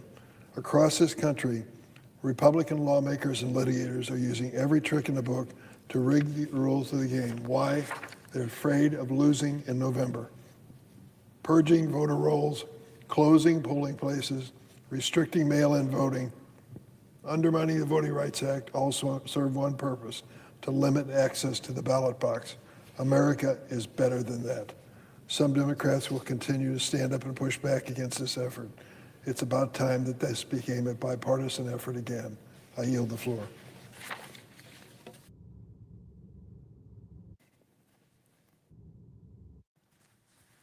Mr. President. Senator from Connecticut. Thank you, Mr. President. I'm honored to follow my colleague from Illinois on a topic of paramount interest to this body and to the American people.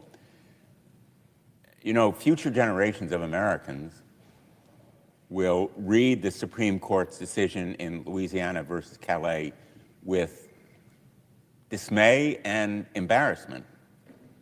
Right now, there are a lot of Americans reading it with not only dismay and embarrassment, but outrage and fear.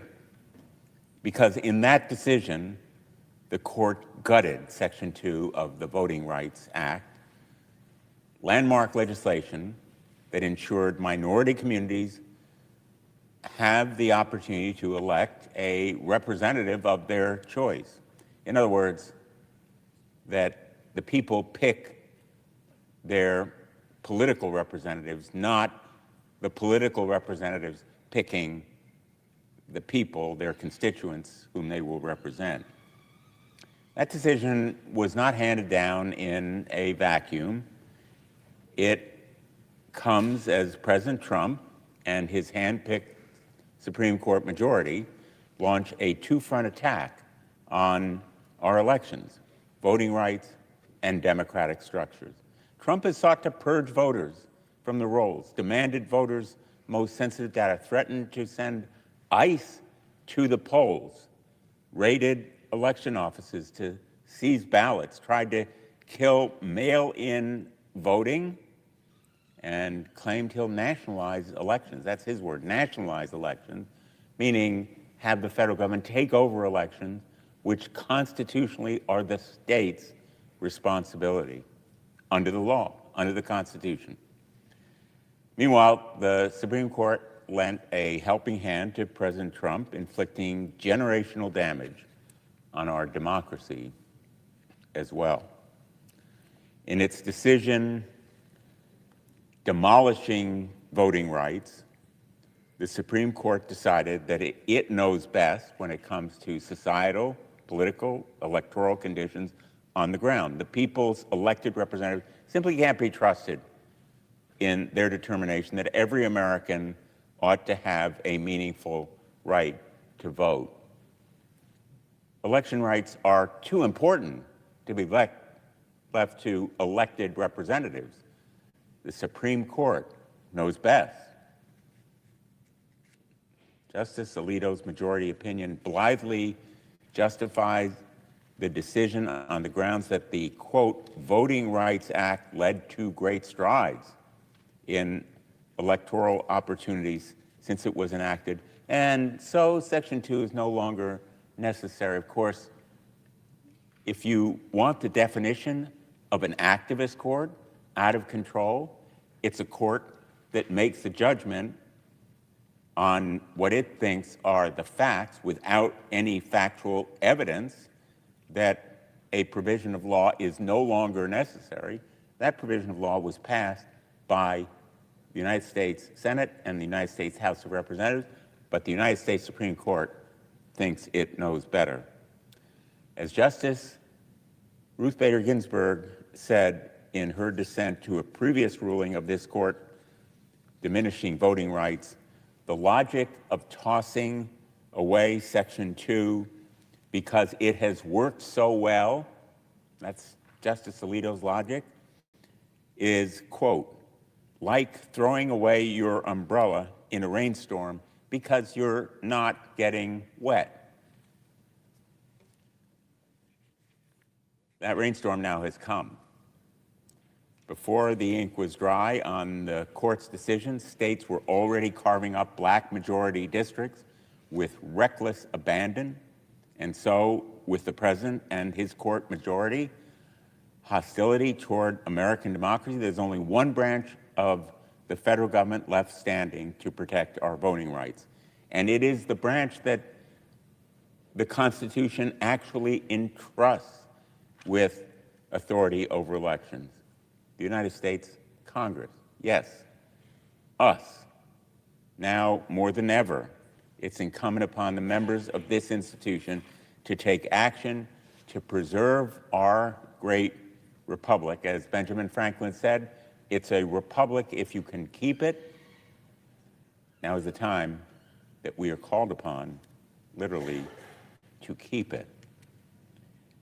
We have done it before in circumstances not dissimilar to the crisis we face today. In 1965, when our democracy was at an inflection point as millions of our fellow Americans were being blocked from exercising the franchise, our predecessors passed the original Voting Rights Act in the face of unprecedented political resistance. And you need not be a constitutional or historical scholar to remember the great fight that was entailed in the Civil Rights Act of 1965, which guaranteed voting rights. And in 1982, when, much like today, the Supreme Court gutted Section 2, Congress passed, and President Reagan signed a law overruling the court and emphasizing that Congress meant what it said. All Americans must have the opportunity to choose representatives as they wish.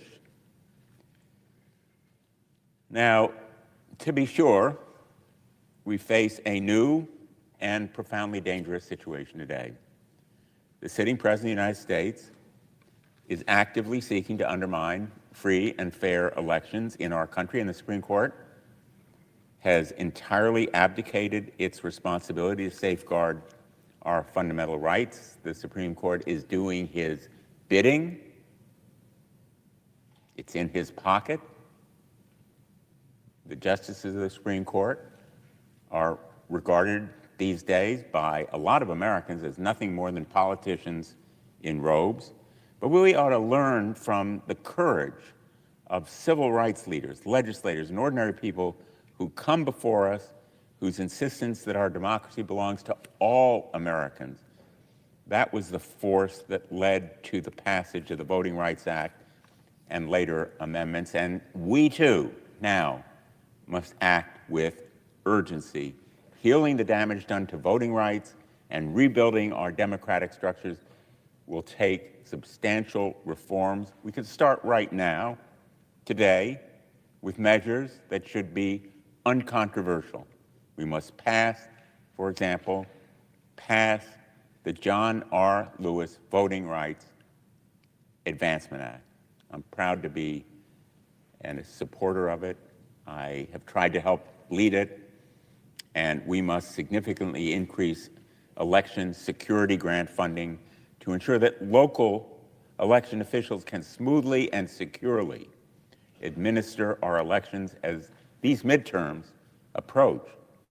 Smoothly and securely administer elections. And that kind of support is more essential than ever at a time when elections are under real threat. We must significantly work with and support state leaders who have stood up to the administration and refused to hand over voters' most sensitive information. We must save the attempt to further we must defeat the attempt to further disenfranchise voters through the so-called Save America Act. It seems moribund, but we need to be wary that it could be revived. And we must ensure that this evermore Supreme Court does not have the final word on the right to vote in America. Just like in 1982, Congress has an obligation and an opportunity to pass a voting rights statute so powerful and unambiguous that not even this court can find a way to overrule it. We're approaching our nation's 250th anniversary, a great milestone for a republic that Benjamin Franklin said we would have to work to keep. Now is our time to keep it. Calais reminds us that the American experiment has been an ongoing struggle to fulfill the ideals of the revolution for all people of the country. By and large, that history has been one of expanding rights, embracing more people with liberties and power to control their own lives and a say in the government that makes decisions about those lives. We have expanded voting rights until now. And right now, voting rights are in the balance. Our history has not been linear. Every 2 steps forward, sometimes a step back, because of reactionary backlash to advances in rights and liberties. But Americans have never stopped fighting to ensure that all this nation's people have a say in determining how we can make our union more perfect. The Supreme Court's decision in Calais, dangerous and misguided as it is, will not stop us from continuing that 250-year fight now. I ask all of my colleagues to join in this effort to preserve our democracy. Thank you, Mr. President. I yield the floor.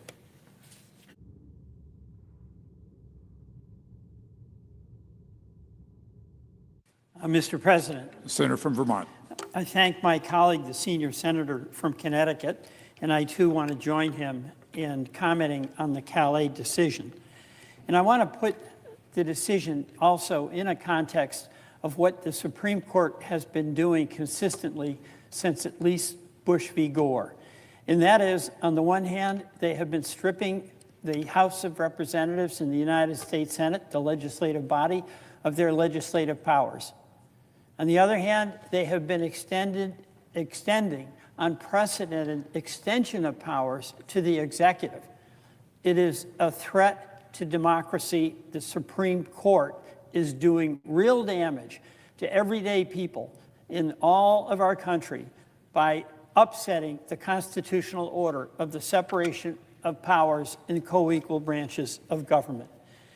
Let me talk a little bit about the Calais decision. You know, I was inspired to get involved in politics and in public service by the civil rights movement in the 60s. In 1967, I dropped out of college. I hitchhiked to Chicago, and I began working against housing discrimination against African-American citizens in the west side of Chicago. And it was amazing to me, 2 things. One, how much of the discrimination they suffered was legal. A veteran who served in World War II, if he was black, could not get a mortgage.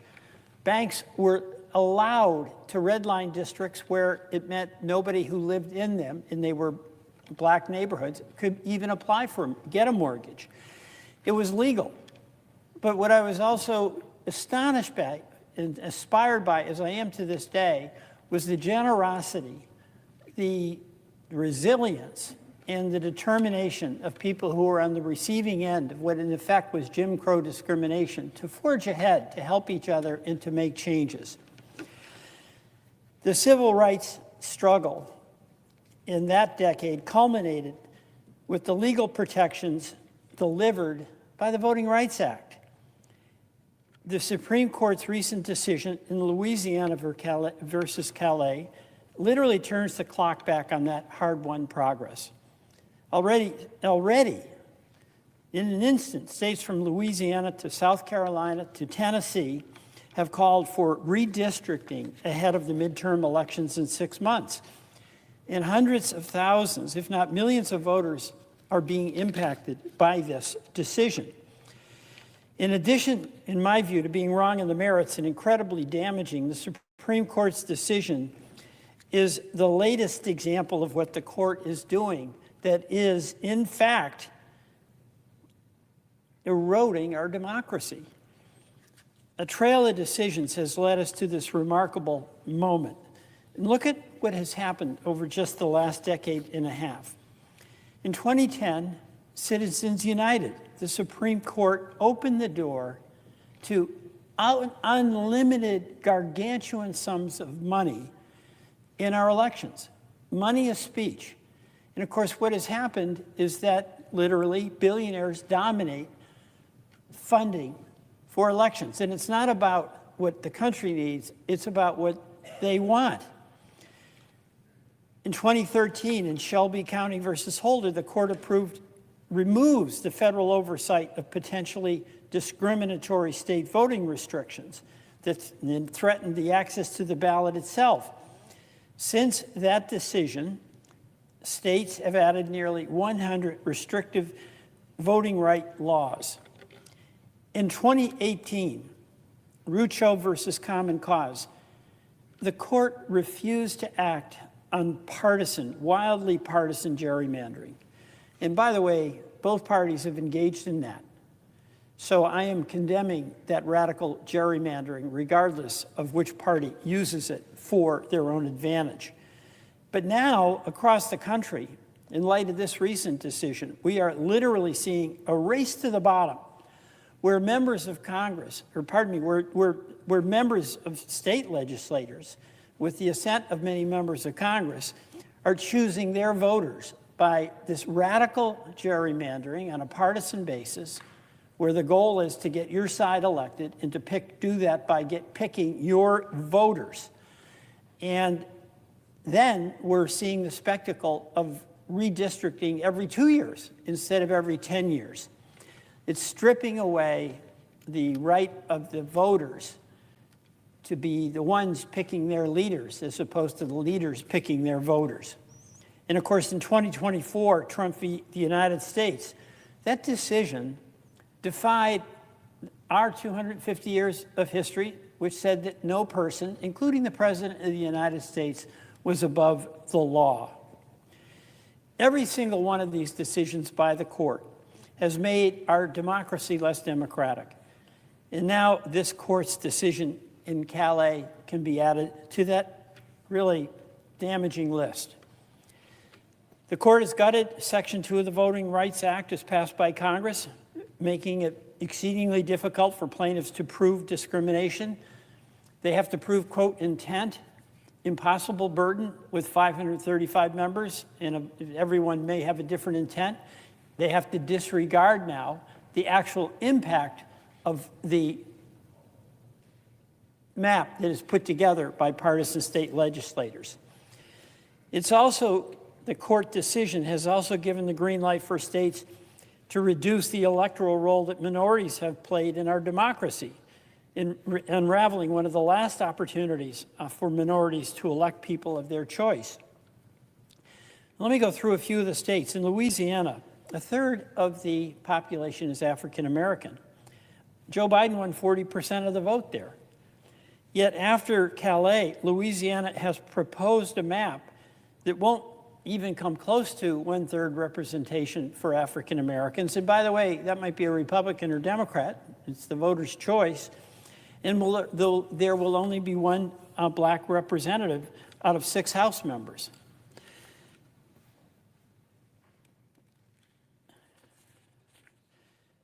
The Supreme Court knows exactly what it's doing. By blessing partisan gerrymandering while gutting the Voting Rights Act, the Roberts Court has completed the mission of the Jim Crow laws in the South. removing the ability of elected representatives to be representative of and responsive to those they represent. Equally concerned, partisan gerrymandering, Mr. President, all but guarantees that the politicians will choose who wins elections, not the people of their state and their district. They're picking their voters. This is a race to the bottom that is detrimental to the country and should be rejected by both parties. It's very concerning to me as well how the legislative branch, by its passivity, has allowed this to happen. Under the Constitution, the Congress, as I mentioned, the branch most responsive to the will of the people is supposed to be the counterweight against the other branches of government. But as Congress has stood on the sidelines, the executive branch, aided by the Supreme Court, has unleashed the unrestrained power in our campaign financing system of billionaires to play an oversized role, a decisive role, and to select their own political elite. But the outcome of Calais is not just about the degradation of our democracy. The Supreme Court reached its judgment based on its own individual assessment of the protections that were codified by the judgment of Congress that recognized and protected against racial discrimination in voting. Congress said those protections continued to be necessary. The Supreme Court casually blew that off and said, no, they're not necessary. Now the Supreme Court has overruled Congress on a question of policy which was within the purview of this institution to make. Congress has reauthorized the Voting Rights Act 5 times in recognition of the need to prevent voting discrimination in this country. And despite such clear instruction, the court has still taken it upon itself to encroach upon Congress's prerogative by requiring victims of racially discriminatory gerrymandering to prove that states had a discriminatory motive. Impossible task to prove, even when the impact is absolutely clear. Justice Kagan, dissenting from the Calais decision, put it plainly. The Voting Rights Act was, quote, born of the literal blood of Union soldiers and civil rights marchers. It ushered in awe-inspiring change, bringing this nation closer to fulfilling the ideals of democracy and racial equality. And it was repeatedly and overwhelmingly reauthorized by the people's representatives in Congress. Only they have the right to say it is no longer needed, not members of this court. Mr. President, it's incumbent on us that we, as Congress, reassert our authority to make judgments about what is best in terms of access to the ballot. My view, by the way, is that this race to the bottom is going to be a killer for our democracy. And I believe both parties should renounce radical partisan gerrymandering, and I believe both parties should support eliminating these every 2-year redistrictings that all have as their stated goal advantaging one party over the other. Mr. President, I yield back.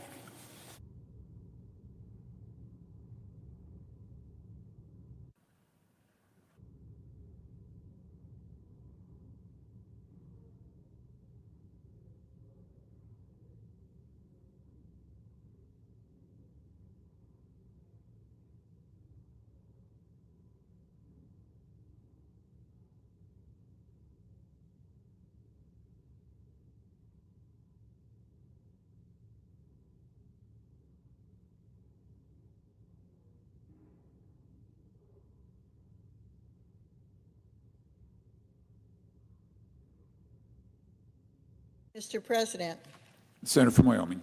I ask unanimous consent that the Senate proceed to executive session to consider the following nomination, calendar number 741, that the nomination be confirmed, the motion to reconsider be considered made and laid upon the table with no intervening action or debate, that no further motions be in order to the nomination, that the President be immediately notified of the Senate's action, and the Senate then resume legislative session.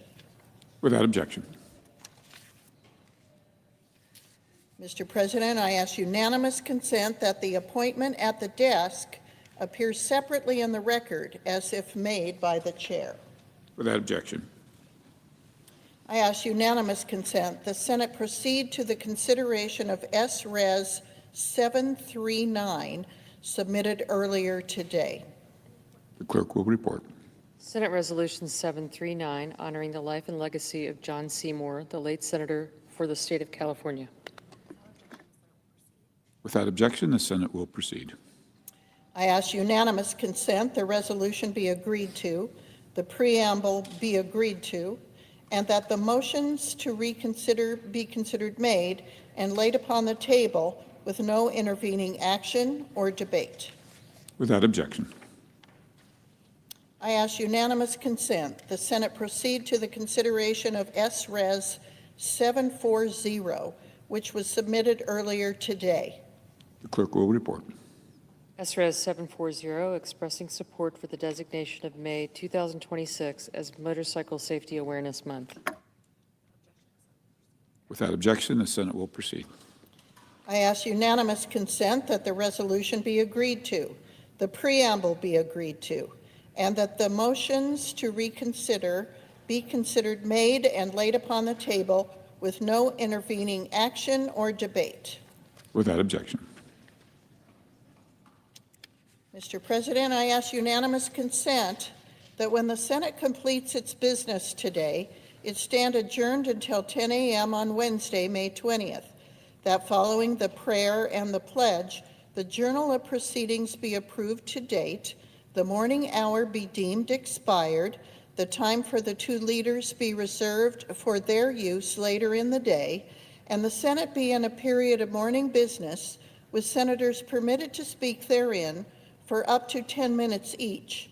Further, that at 11:15 a.m., the Senate proceed to executive session and execute the order in relation to the Rickey nomination.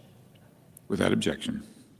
If there is no further business to come before the Senate, I ask that it stand adjourned under the provisions of S-Res 739. Under the previous order and pursuant to S-Res 739, the Senate stands adjourned until 10 a.m. on Wednesday, May 20th, 2026, and does so as a further mark of respect to the late Senator John Seymour, former senator from California.